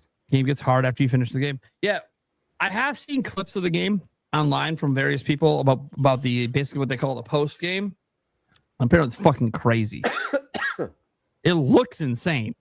I watched 5 minutes of it. I'm like, holy fuck! This is running at 60 FPS on Switch 2. What the fuck is happening? This is the craziest fucking action I've seen in a long time in a game. So smooth. And yet it's silky smooth. Now, I get some of it's because, they're doing the greens. Yeah, gameplay's king, motherfuckers. I don't care if the ground texture looks more realistic. I don't care if the water gives me the best fucking looking water because it's Splatoon and they're squid, so we gotta have really good looking. Who the fuck? The gameplays don't matter. We don't even get to swim in the fucking water. Who cares? Nintendo, with their internal studios, understands that gameplay is what matters above all else. A lot of studios forget that. They just go to make something look pretty. You know, I don't actually want to bad talk that. I think something I was going to bring up, I don't think is actually a good example of what I was going to say. It was going to be Beast of Reincarnation, but it's not actually a great example. Maybe it's a little unoriginal, but the gameplay is fine. Gameplay's totally fine. That's really good. I watched Dash's review. Yeah, I got nothing wrong with the gameplay, so I don't want to say that they didn't think gameplay first. They literally work with Nintendo. They fucking know gameplay first. They're not stupid. It's a really That's good been game. an interesting review cycle to watch. Yeah, a lot of reviewers didn't like it because it felt too samey to them. But guys, let me just tell you I think real quick my take. I read some reviews after. Yeah. I'm just being honest. I'm not pointing fingers, but it was very clear they didn't play the game. It was clear that they played it for about 2 hours. Yeah, probably. No, like if you play the game, you and know that this is a absolute lie, and it sucks because, again, when you don't take your job serious, right? Who gets hurt in the process, right? Because you didn't take it serious. Now you're gonna say the game sucks because you didn't even see the whole thing. You saw maybe 2 hours. I mean, I played for like 40 hours, which is a lot. You know what I mean? And there's still more to do. And I saw tons of variety, and there's tons of weapons. And people were saying there's only a couple of weapons. Like, what game did you play? How about you we get didn't out play of the same game? How about you get out of the beginning of the game and actually see what the fuck Dude, happened? Nothing. You know, so many of these reviews said after like 2 to 3 hours, it's like you should be in the same area for like 10 hours because there's so much to do, and there's a ton of vertical exploration, which again, like I think a lot of people's minds don't work in verticality when it comes to exploration. They're really just exploring like left to right, kind of scanning. It's like, dude, there's tons of stuff up there. You know, all I can say is I was really disappointed. Once again, I feel like I'm left disappointed often by the reviewers and just by their absolute lack of knowledge and professionalism. But it's like, hey man, you guys fucking complain all the time about layoffs.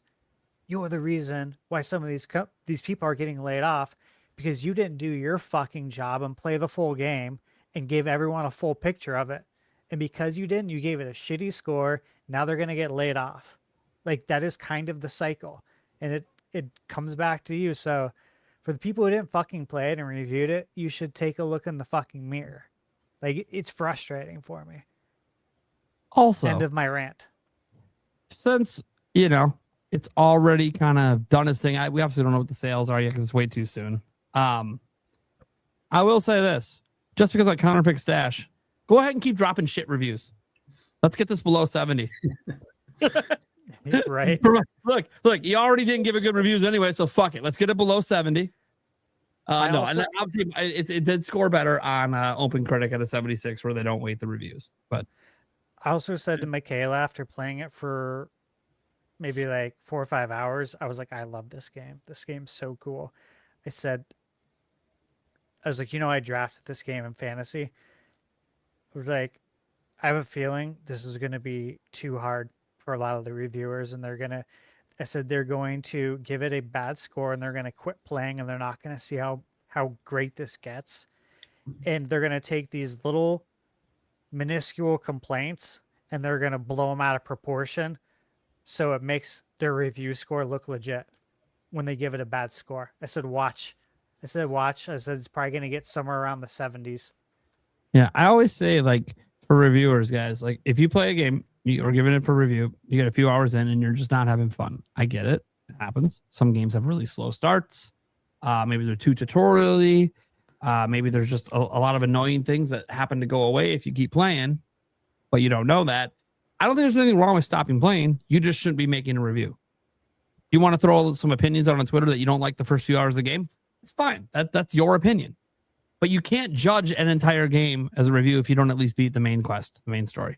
That's my opinion. Yeah. I actually applaud IGN when I see reviews in progress and they're taking their fucking time. I'm like, this person cares. Yeah, that's what they should do. Like, a lot of those reviews isn't the right thing to do. Yeah. When they finish those reviews in progress and you actually read it, you could tell it's someone who actually gave a shit about what they were doing. It's so fucking wild because there's so many other reviews at that particular website where it's not that way. So there are people out there, as we've talked about before, when you're looking for reviewers, look for the people doing the reviews instead of the outlet. Follow the people. If they happen to be an IGN, fine, but follow the people. Because you don't necessarily aren't going to agree with the entire outlet's opinion or the entire outlet's way of doing reviews. Because some people care more than others. You guys want to hear something funny? Oh, yeah. Just real quick. So I saw IGN's review, just like the 6 out of 10. Mm-hmm. And I'm just like, wow. So I decided to click on the reviewer. And I won't say their name. Yeah. But I clicked on them to see what their history is. Because to me, that matters. Right? Yuko Replayly, 5 out of 10. Oh my, no way. How Borderlands 4, 8 out of 10. Grounded 2, which remember Roger and I played. Yeah. Roger's base at Summer Game Fest. Said it was just absolute dog shit. Yeah. 8 out of 10. And then Concord, 7 out of 10. Skull and Bones, 7 out of 10. And here's the best one, Crimson Desert, 6 out of 10. It's that same person. That's all over the map too, genre-wise. Like that's crazy. I had no idea I was going to hit this gold mine when I saw all of their reviews. I'm like, this reviewer, there's a trend here. They really like games of service. Yeah. They rate games of service higher than other games. Look, there's going to be someone who heard all those scores, have played all those games, and agree with them. Congratulations, that is your reviewer. That's fine. Yeah. If you feel things the way he look, just because I think the reviews like this are a joke, I do understand there are some people that are going to agree with it, and that's fine. I'm glad you have your reviewer. You just know the rest of us aren't taking it serious. Yeah, Skull and Bones, man, Concord, 7 out of 10, absolute bangers according to him. Yeah, no, I clicked on that video here so fast too. I think it's Skull and Bones. Skull and Bones is the only quadruple A game. Yeah, Skull and Bones was fine. It just you can't call it a quadruple A game and then it has less content than all your triple A games. Yeah, you set that one up for failure. Like, okay, yeah. What made it good was what you took from Black Flag. But what else is going on? What else are we doing besides what Black Flag already did? And guys, I've played the game. I do know there's some other things I had a code for it, but anyways. I was legitimately shocked that he was the person who reviewed all of those games I named. I was like, there's no way. Like, so many people have talked about how shitty these reviews are. It's all the same. Like, so many of these are the same person. Like, and it's so funny. I read his profile. It's like, I've been doing this for 10 years. And like, I'm so knowledgeable and I know all this shit. Like, it was a bit pompous. And I'm just like, bro. He's driving them clicks. He's driving the clicks, baby. It's like, but do you know that, like, because his reviews are like the opposite of the consensus. So he's just driving. Yeah. You're driving clicks for them. Yeah.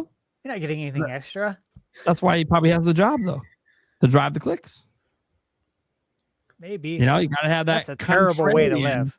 Contrarian to get in those clicks. I mean, we all know it. Every way to live, though, to like give games shitty review scores. You can have everyone come in and agree a game is clearly a 9 or above. You know, there's going to be one fucking review that's going to do like a 5, a 4. Always. You can always see if you look at Metacritic. Just scroll to the bottom. I like to do it too. I like to see who wants to be the jackass.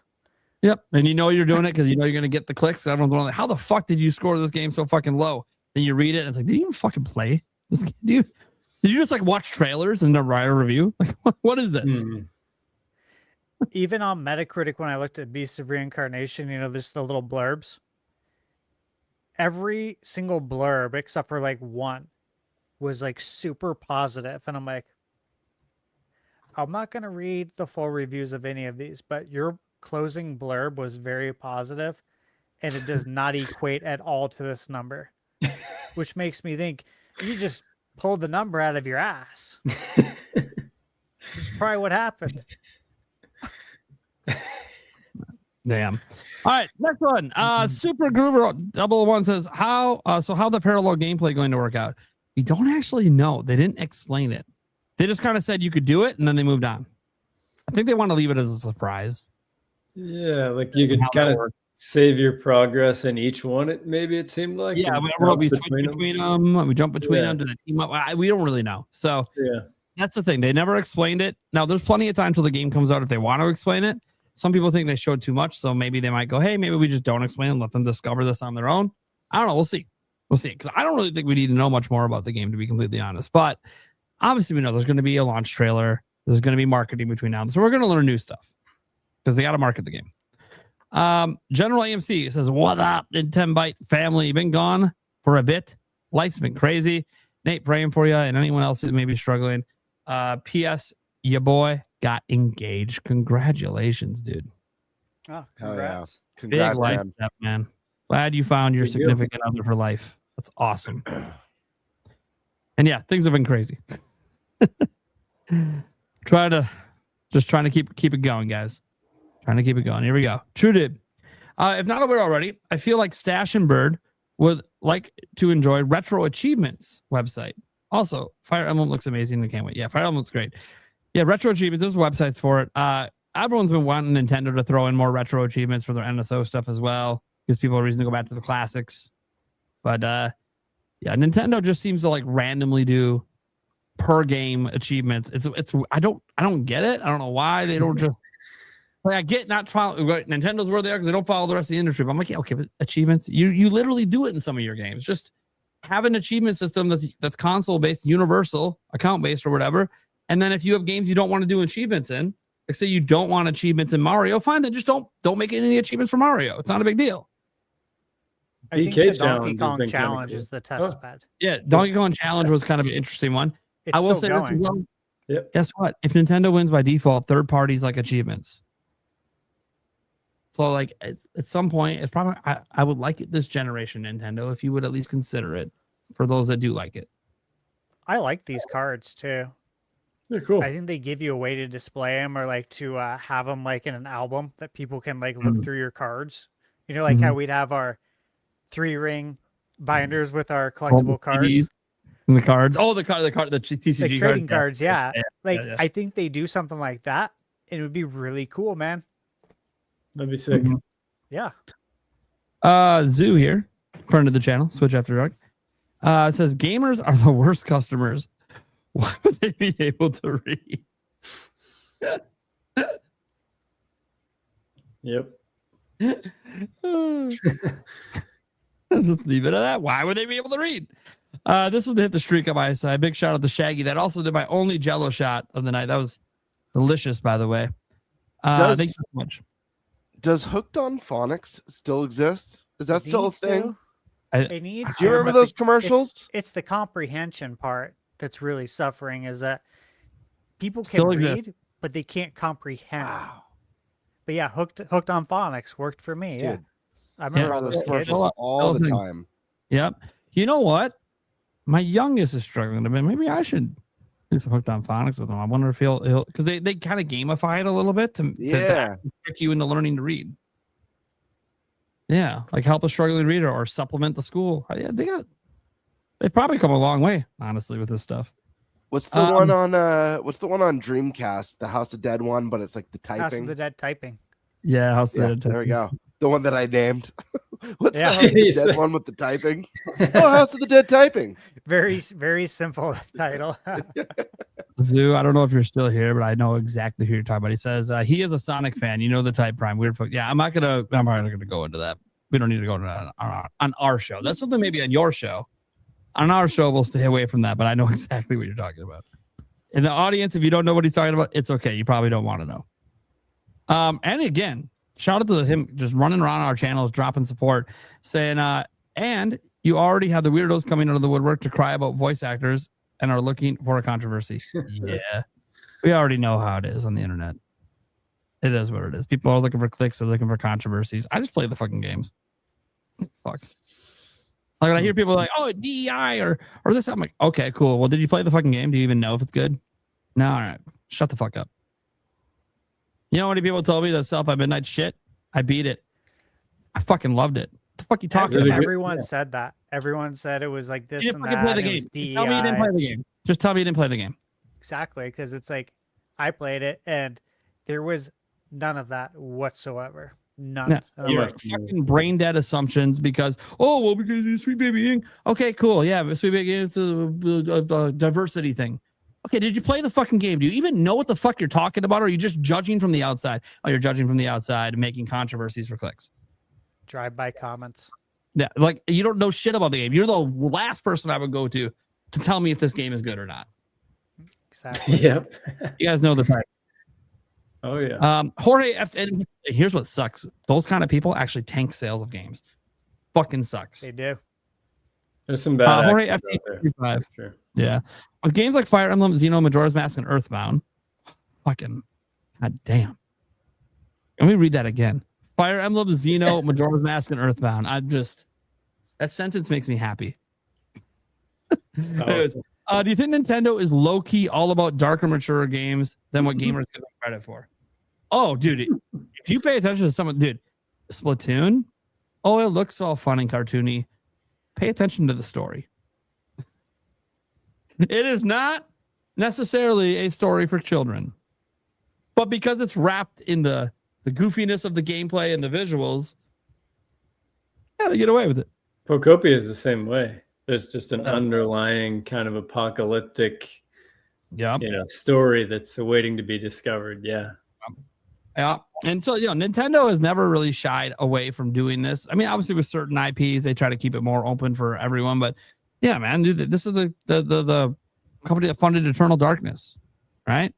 Like Nintendo's never shied away from it. It's a incorrect opinion on the internet because they look at Mario and they go, oh, they're just a kid company. Have you played a fucking Mario game? Do you even know? We might get your ass fucking handed to you in some of these stages because you dismiss it because I can't play that kid shit. All right, cool. Well, why don't you go to this stage and collect all the stars or all the moons and let me know how you fucking do? Maybe you'll do fine. But maybe in doing that, you'll have fun. Just saying. It's like fun knows no age. Doesn't fucking matter. You want to go watch a new SpongeBob episode and laugh your ass off as an adult? Fuck it. Who cares? It's fun. Bulls for Life says Jammin. He did the jewels. I thought this was really cool to feature. We don't usually feature the jewels just because it's a Bulls fan and I'm like NBA jamming. Mm-hmm. Had to throw it in there. Thank you so much. I do appreciate the jewel support. I know you choose the sticker. You don't get to write a message with that. But Wink the Man. Now that we had Fire Emblem Direct, when do you think we'll get the Ocarina of Time Direct? This month? Next week? At the earliest? September? Personally, September. It'll be like a 40th anniversary event that's part of the general direct, just like last year for Mario. That's what I think will happen. I think I have a play test that I can't talk about that was scheduled in August. I got an email that it got rescheduled. And they asked if I still want to do that, and of course I was like, yeah. And I chose, let me look at this calendar here. I could choose the 9th or the 10th of September. And we're in PAX the 2nd to 8th. Or, I fly home the 8th. So I was like, yeah, you know what? Let's just do Wednesday the 9th in the morning. Because, I wouldn't have started all my editing yet. So this would be a good time to do it before I start all the PAX videos. Mm-hmm. And after I said it, they emailed me back, confirmed it. I was just looking at that date. I knew we had the podcast at night, but I was just staring at it. I'm like, I could see a direct being that day. I could see it being on that 9th, dude. Sure. Maybe. And it's going to really suck because I just scheduled this. Yeah, because the directs are always in the morning. Exactly, and you know, you can like casually watch. Well, no, it's a fucking big direct with Zelda shit. I'm not playing a game while watching. I'm fucking watching. Exactly. I'm jotting notes. I'm adding to my list. Exactly. The directs are a big deal. The general ones, especially. Yeah, and I usually join you on your channel. Yeah. I like doing that. You like to react, yeah. It's fun. It is. It's a good time, yeah. Yeah. Better than sitting on the couch just watching by myself. Tiger, when do you think they're gonna show Ocarina of Time next? Yeah, I feel like September is what I was thinking too. You know, I'm back on here in September, so I'd love I'd love it. I'm actually here. Yeah. I'd love it tomorrow. Well, yeah, exactly. You know, yeah. But no, I think September makes the most sense. You know, I could also see October just because, you know, 1 month before seems to be, you know, they're doing that for Fire Emblem now. So I don't know. And there's nothing really in October. So I don't know.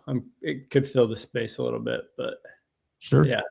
Birdman, what are you thinking? Easy. September. It's my birthday month. So makes the most sense. Bam. Also, I will note, as we're talking about this, we always forget they might just drop a trailer on Nintendo today. just throwing out there. It might not be a direct. Okay. Yeah. Seems crazy, but I'm just saying. Nintendo does Nintendo things. So okay.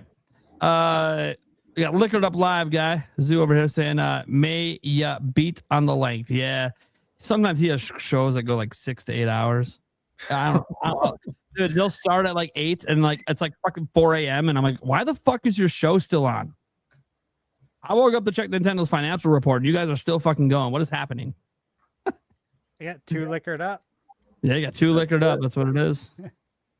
Went to Vandal 7. Maybe the right amount of liquored up, because 2 liquored up, you pass out, right? Show ends. Yeah, this is a perfect amount. A right amount that just keeps it going all night. I know what that amount is. I've been there. It's fun. Yeah, it is fun place to be. It is fun.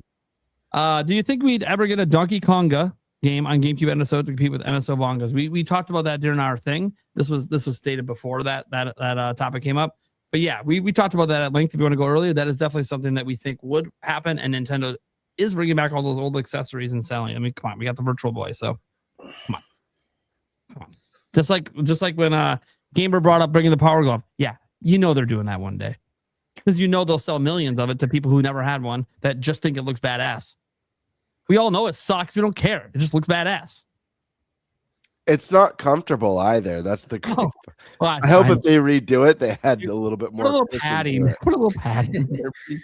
I don't need the seams like rubbing up against bullshit.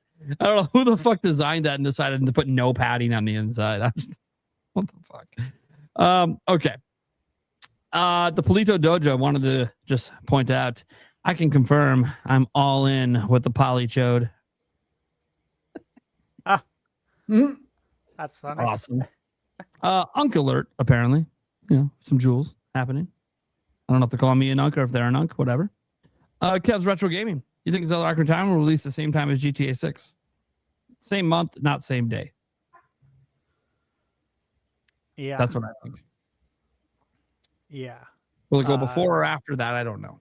And I do know about the reports. I talked about it, the possibility of it dropping that the week before. 12. I know it's like a rumor thing out there. I covered that, but we don't actually know shit. Yeah. So they positioned it in the direct as their holiday game. So I assume November. There's no Pokemon in November, so they could go October, of course. October is pretty wide fucking open. But actually, if you look at November, it's even more wide open. It's GTA and like one indie game right now. They could always release it on November 13th, aka Friday the 13th. Nah, they won't. They won't. Yeah, that'd probably be bad luck or something. But the 12th looks good. Yeah, and Thursdays are their normal release day for first party. So my birthday is the 14th, so that'd be sweet. Yeah, I mean the 12th, a week before GTA. Oh, hey, yeah. 14. Oh, nice. You might have a Zelda birthday weekend. Dude, that would be sick, man. You get to play Zelda for your birthday weekend. I know, man. That's all I want. Yeah. Hope that lines feels up right. I hope it That'd be a lines up. dream. Seriously. Yeah. Jex Refi says, with the ease of publishing on iOS and Android, you may see more people try gaming on mobile. iOS allows you to connect a controller. It does, yeah. And there's lots of people that game on mobile. It's actually the biggest gaming platform in the world. It's where a majority of the gaming revenue is. It's just not something we really talk that much about.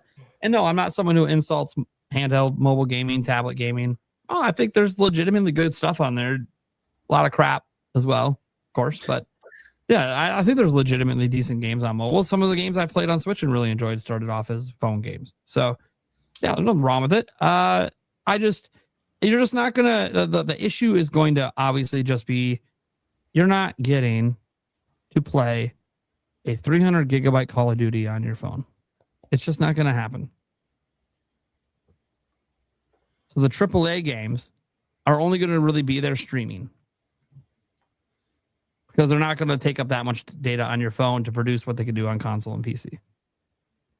But that's why Call of Duty doesn't do that. They have their own separate mobile game specifically for that. So, but yeah, I mean, sure, some people will go to that. I do think that if the pricing is as crazy as it seems like it's going to be when PS6 and Xbox Helix come out, I think when you might see more people migrating to PC. Because you can have like older hardware there or used hardware there and still be good for like the next decade. Because every time they release games on PC, they always make sure they support low specs all the time. Because they know not everyone's upgrading the hardware all the time. Mm-hmm. And there's a lot of indie games that you guys are missing out on that are only ever on PC. Switch After Dark says eventually everyone sounds like him. Oh, yeah. All right. Well, let's go around the room, let people know what we got going on, and get the fuck out of here. Tiger time. Hey. Well, yes. As always, thank you guys. It's always an honor to be on here. Yeah, wishing you guys a good time over at PAX West. Hopefully there's some sick stuff there. It was cool checking out your coverage last year, all you guys. So yeah, wishing you safe travels and all that. And Nate, you as well with your health. Thoughts and prayers for you. And I know you have a lot going on there. So, but yeah, again, I respect all you guys a ton. It's always an honor to be on here. I know you guys always say it's always your favorite day of the week. Well, this is always, if I'm going to be here for the month, it's always one of my favorite days of the month when I get to be here. So, and as far as me, Tiger time, Tiger like the animal, TYME. And you can catch me on X with Tiger Time 1, where I just post just random stuff. But as far as my YouTube channel, it's kind of just me talking about life with a cup of coffee in my hand and talking about gaming's always there, but like, gaming and fitness or reading or, meditation or just, gaming and the relationship to the phone, like all that stuff that's kind of gaming, but the side of gaming that's not on the couch, the mental side of it, all that stuff. So yeah, that's me. Yeah, just to give you guys an example, if you haven't checked out his content before, just kind of see what he kind of does. Feel calm, Thanks. I feel peace, can't wait, living a good life, it all clicked. And he just talks about, ways to kind of use gaming. You're in a more relaxing state, taking care of yourself, not overindulging maybe, Yeah, no, absolutely. Gaming, you can definitely take it too far. So it's just like, kind of managing that, making sure one thing for me is getting all my chores done. I can enjoy gaming more, like talking about that mental side of it, that makes gaming even better. So yeah. Going through the whole catalog. Thanks. Also want to make sure to shout out Joyce J, who was here earlier. She doesn't really care if you follow her anywhere. If you want to, she's a disruptor on X, but isn't everyone? But she's a moderator and all that. You can see her around on my channel and all the various channels. Paul Gale, GameBird Stat. She shows up everywhere. Okay. GameBird, I'll let you go so you don't have to talk anymore, Mr. Sick Man. Yeah. Guys, you know where to find me, GameBird Classic here on YouTube or _Birdmaster on Twitter. Look forward to a GameBird Live on Tuesday. PAX has been on the brain. The vlog has been on the brain. Getting really pumped. And I mean, there's so much good shit coming from Fire Emblem to Orbitals, which I can't wait to get my hands on, and Ocarina of Time 3D or remake, of course. But yeah, crazy time. Stay tuned for some fun stuff, and especially stay tuned for the vlog. I know we're all gonna have some really cool PAX coverage. We'll be doing a podcast while we're there as well, right? We'll be doing that this year. Yeah, we're gonna do the live. So look forward to that, and yeah, it's gonna be just fun to hang out with the crew again. Feels like it. It's crazy how fast the year's gone by, but it also feels like forever since I've seen you guys. So I'm excited. Hell yeah, man. ThunderStash. Yep, you guys can find me at ThunderStash Gaming. Monday, I put up my review again for Beast of Reincarnation. If you have Xbox Game Pass, it is on Game Pass. I played it on PlayStation 5 for review. There's a lot of opinions out there. So I think you guys, if you're interested in the game, you should go watch my review because I played the game for considerable amount of hours. I beat it. So yeah, if you're interested, go check it out. And then let's see, tomorrow Splatoon Raiders. Recorded my review right before the show, so I'm gonna edit that, get that out tomorrow, and then just some of the stuff coming up. Marvel Tokon, I played in the beta. That comes out tomorrow. That's a cool one. The beta was really fun. Actually, surprised how much I enjoyed it. The Gears of War beta is this weekend. It actually starts tomorrow for anyone interested. You know, if you have Game Pass. Yeah, just, like, it's easy to get in. Yeah, you got Game Pass, everyone can get in. And then let's see. I'll have the review next week for Oblivion when it comes out. The embargo's on the 11th at 8 a.m. There's a lot of games next week. I'm a little scared. Royalty free for all comes out. Hell yeah! Shout out to our buddies. Yeah, so I'm gonna review that. There's a couple games on here I don't want to mention because I don't think anyone knows about them, and I think when people see them, they're gonna be like, "What? This game exists?" So that should be fun. Dusk Fade comes out next week. That's something I've been working on too. I figured you were doing that one. Yeah. There's a lot coming up. Scared to look at that anymore. But yeah, lots of stuff coming up. It can be stressful sometimes. Like it is. I'm excited, but also it is. It's a bit anxiety inducing for sure. I really hope at some point one of these years, Stash, you can have like a couple days where you don't have to like push something. I really hope so too. Ragged one day. If you just keep up this pace, we're getting old now. We can't be getting too crazy like this all the time. I know. But I don't want to push like this all the time. So I hope so too. Yeah, I'm sure there'll be a slow. We just talked about how like games are taking forever to make. Well, hey, when PS6 and Xbox Heels come out, maybe things really fall slow the fuck down. They might. We'll see. And then maybe all Nintendo might take their foot off the pedal for a second. Kiwi Talks is here. And why do you do this? Okay, he's not leaking anything. But he said, by the way, I've learned what Retro Studios is working on for their next game. But I can't say anything because he works for Insider Gaming. Stop it. Then don't say it. Don't even mention you know. It's not nice. It's not nice. You know their next project. Look, put a period in the chat if it's Metroid. Listen, I actually know what Kiwi's referring to. He hit me up in the DMs, but out of respect for Kiwi, I cannot say.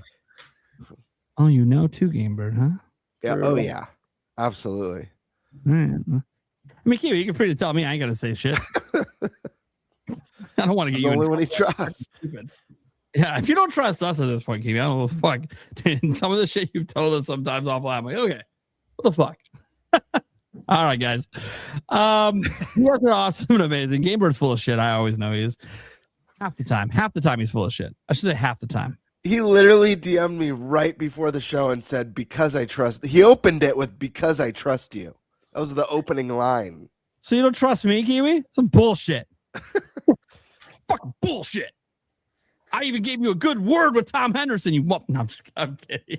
I did put in a good word, but I'm not. I don't.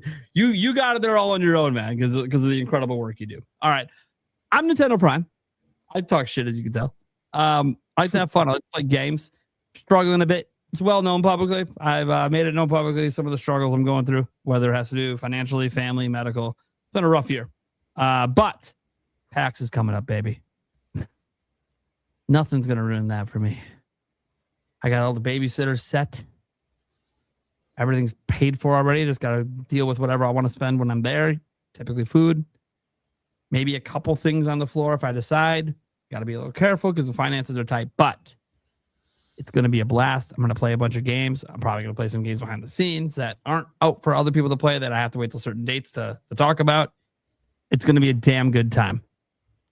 And I can't wait. And here's the thing. As fun as it is to play those games, and I love it, and I love making the content, it's the people, baby. We got a good group here. We got good partners that all get along. We got, even more of our friends coming out this time that we haven't seen before. For some of us. I mean, I've met Andres Restart. I know he's going to PAX. I've already met him before because I've done a PAX with him before, but everyone else gets to meet him now. He's a really cool guy. We'll give him shit. He even talked about, hey, they might be doing a podcast with her. Maybe I'll be on that. Andres Restart, I'm going to give you shit because you used to be a co-host of this show. Just so you know. To remind you, we replaced you with the better version in GameBird. Just try to start a GameBird versus, like, they've known each other for so long and just start a GameBird versus Andres Restart war. Like, yeah, motherfucker, who's better between you two? That's completely different. They have completely different vibes on the show too. So it's like not really a replacement, it's just different. We'll find out at PAX this year who's the best. Who's the best? I'll just say that. Yeah. Oh, yeah. And Kiwi talks in the chat. You absolutely need to come to PAX West sometime. That's the one. PAX West. Because that's the one we're all going to be at every year. And it's the one that actually has like a lot of big name games and a lot of shit going down. And Nintendo's there every time. So, yeah. All right, guys. Well, thank you so much for tuning in. This is episode N64 of season 3 of the Nintenbyte Podcast. We will catch you guys same time next week. Good night, everybody. Good night.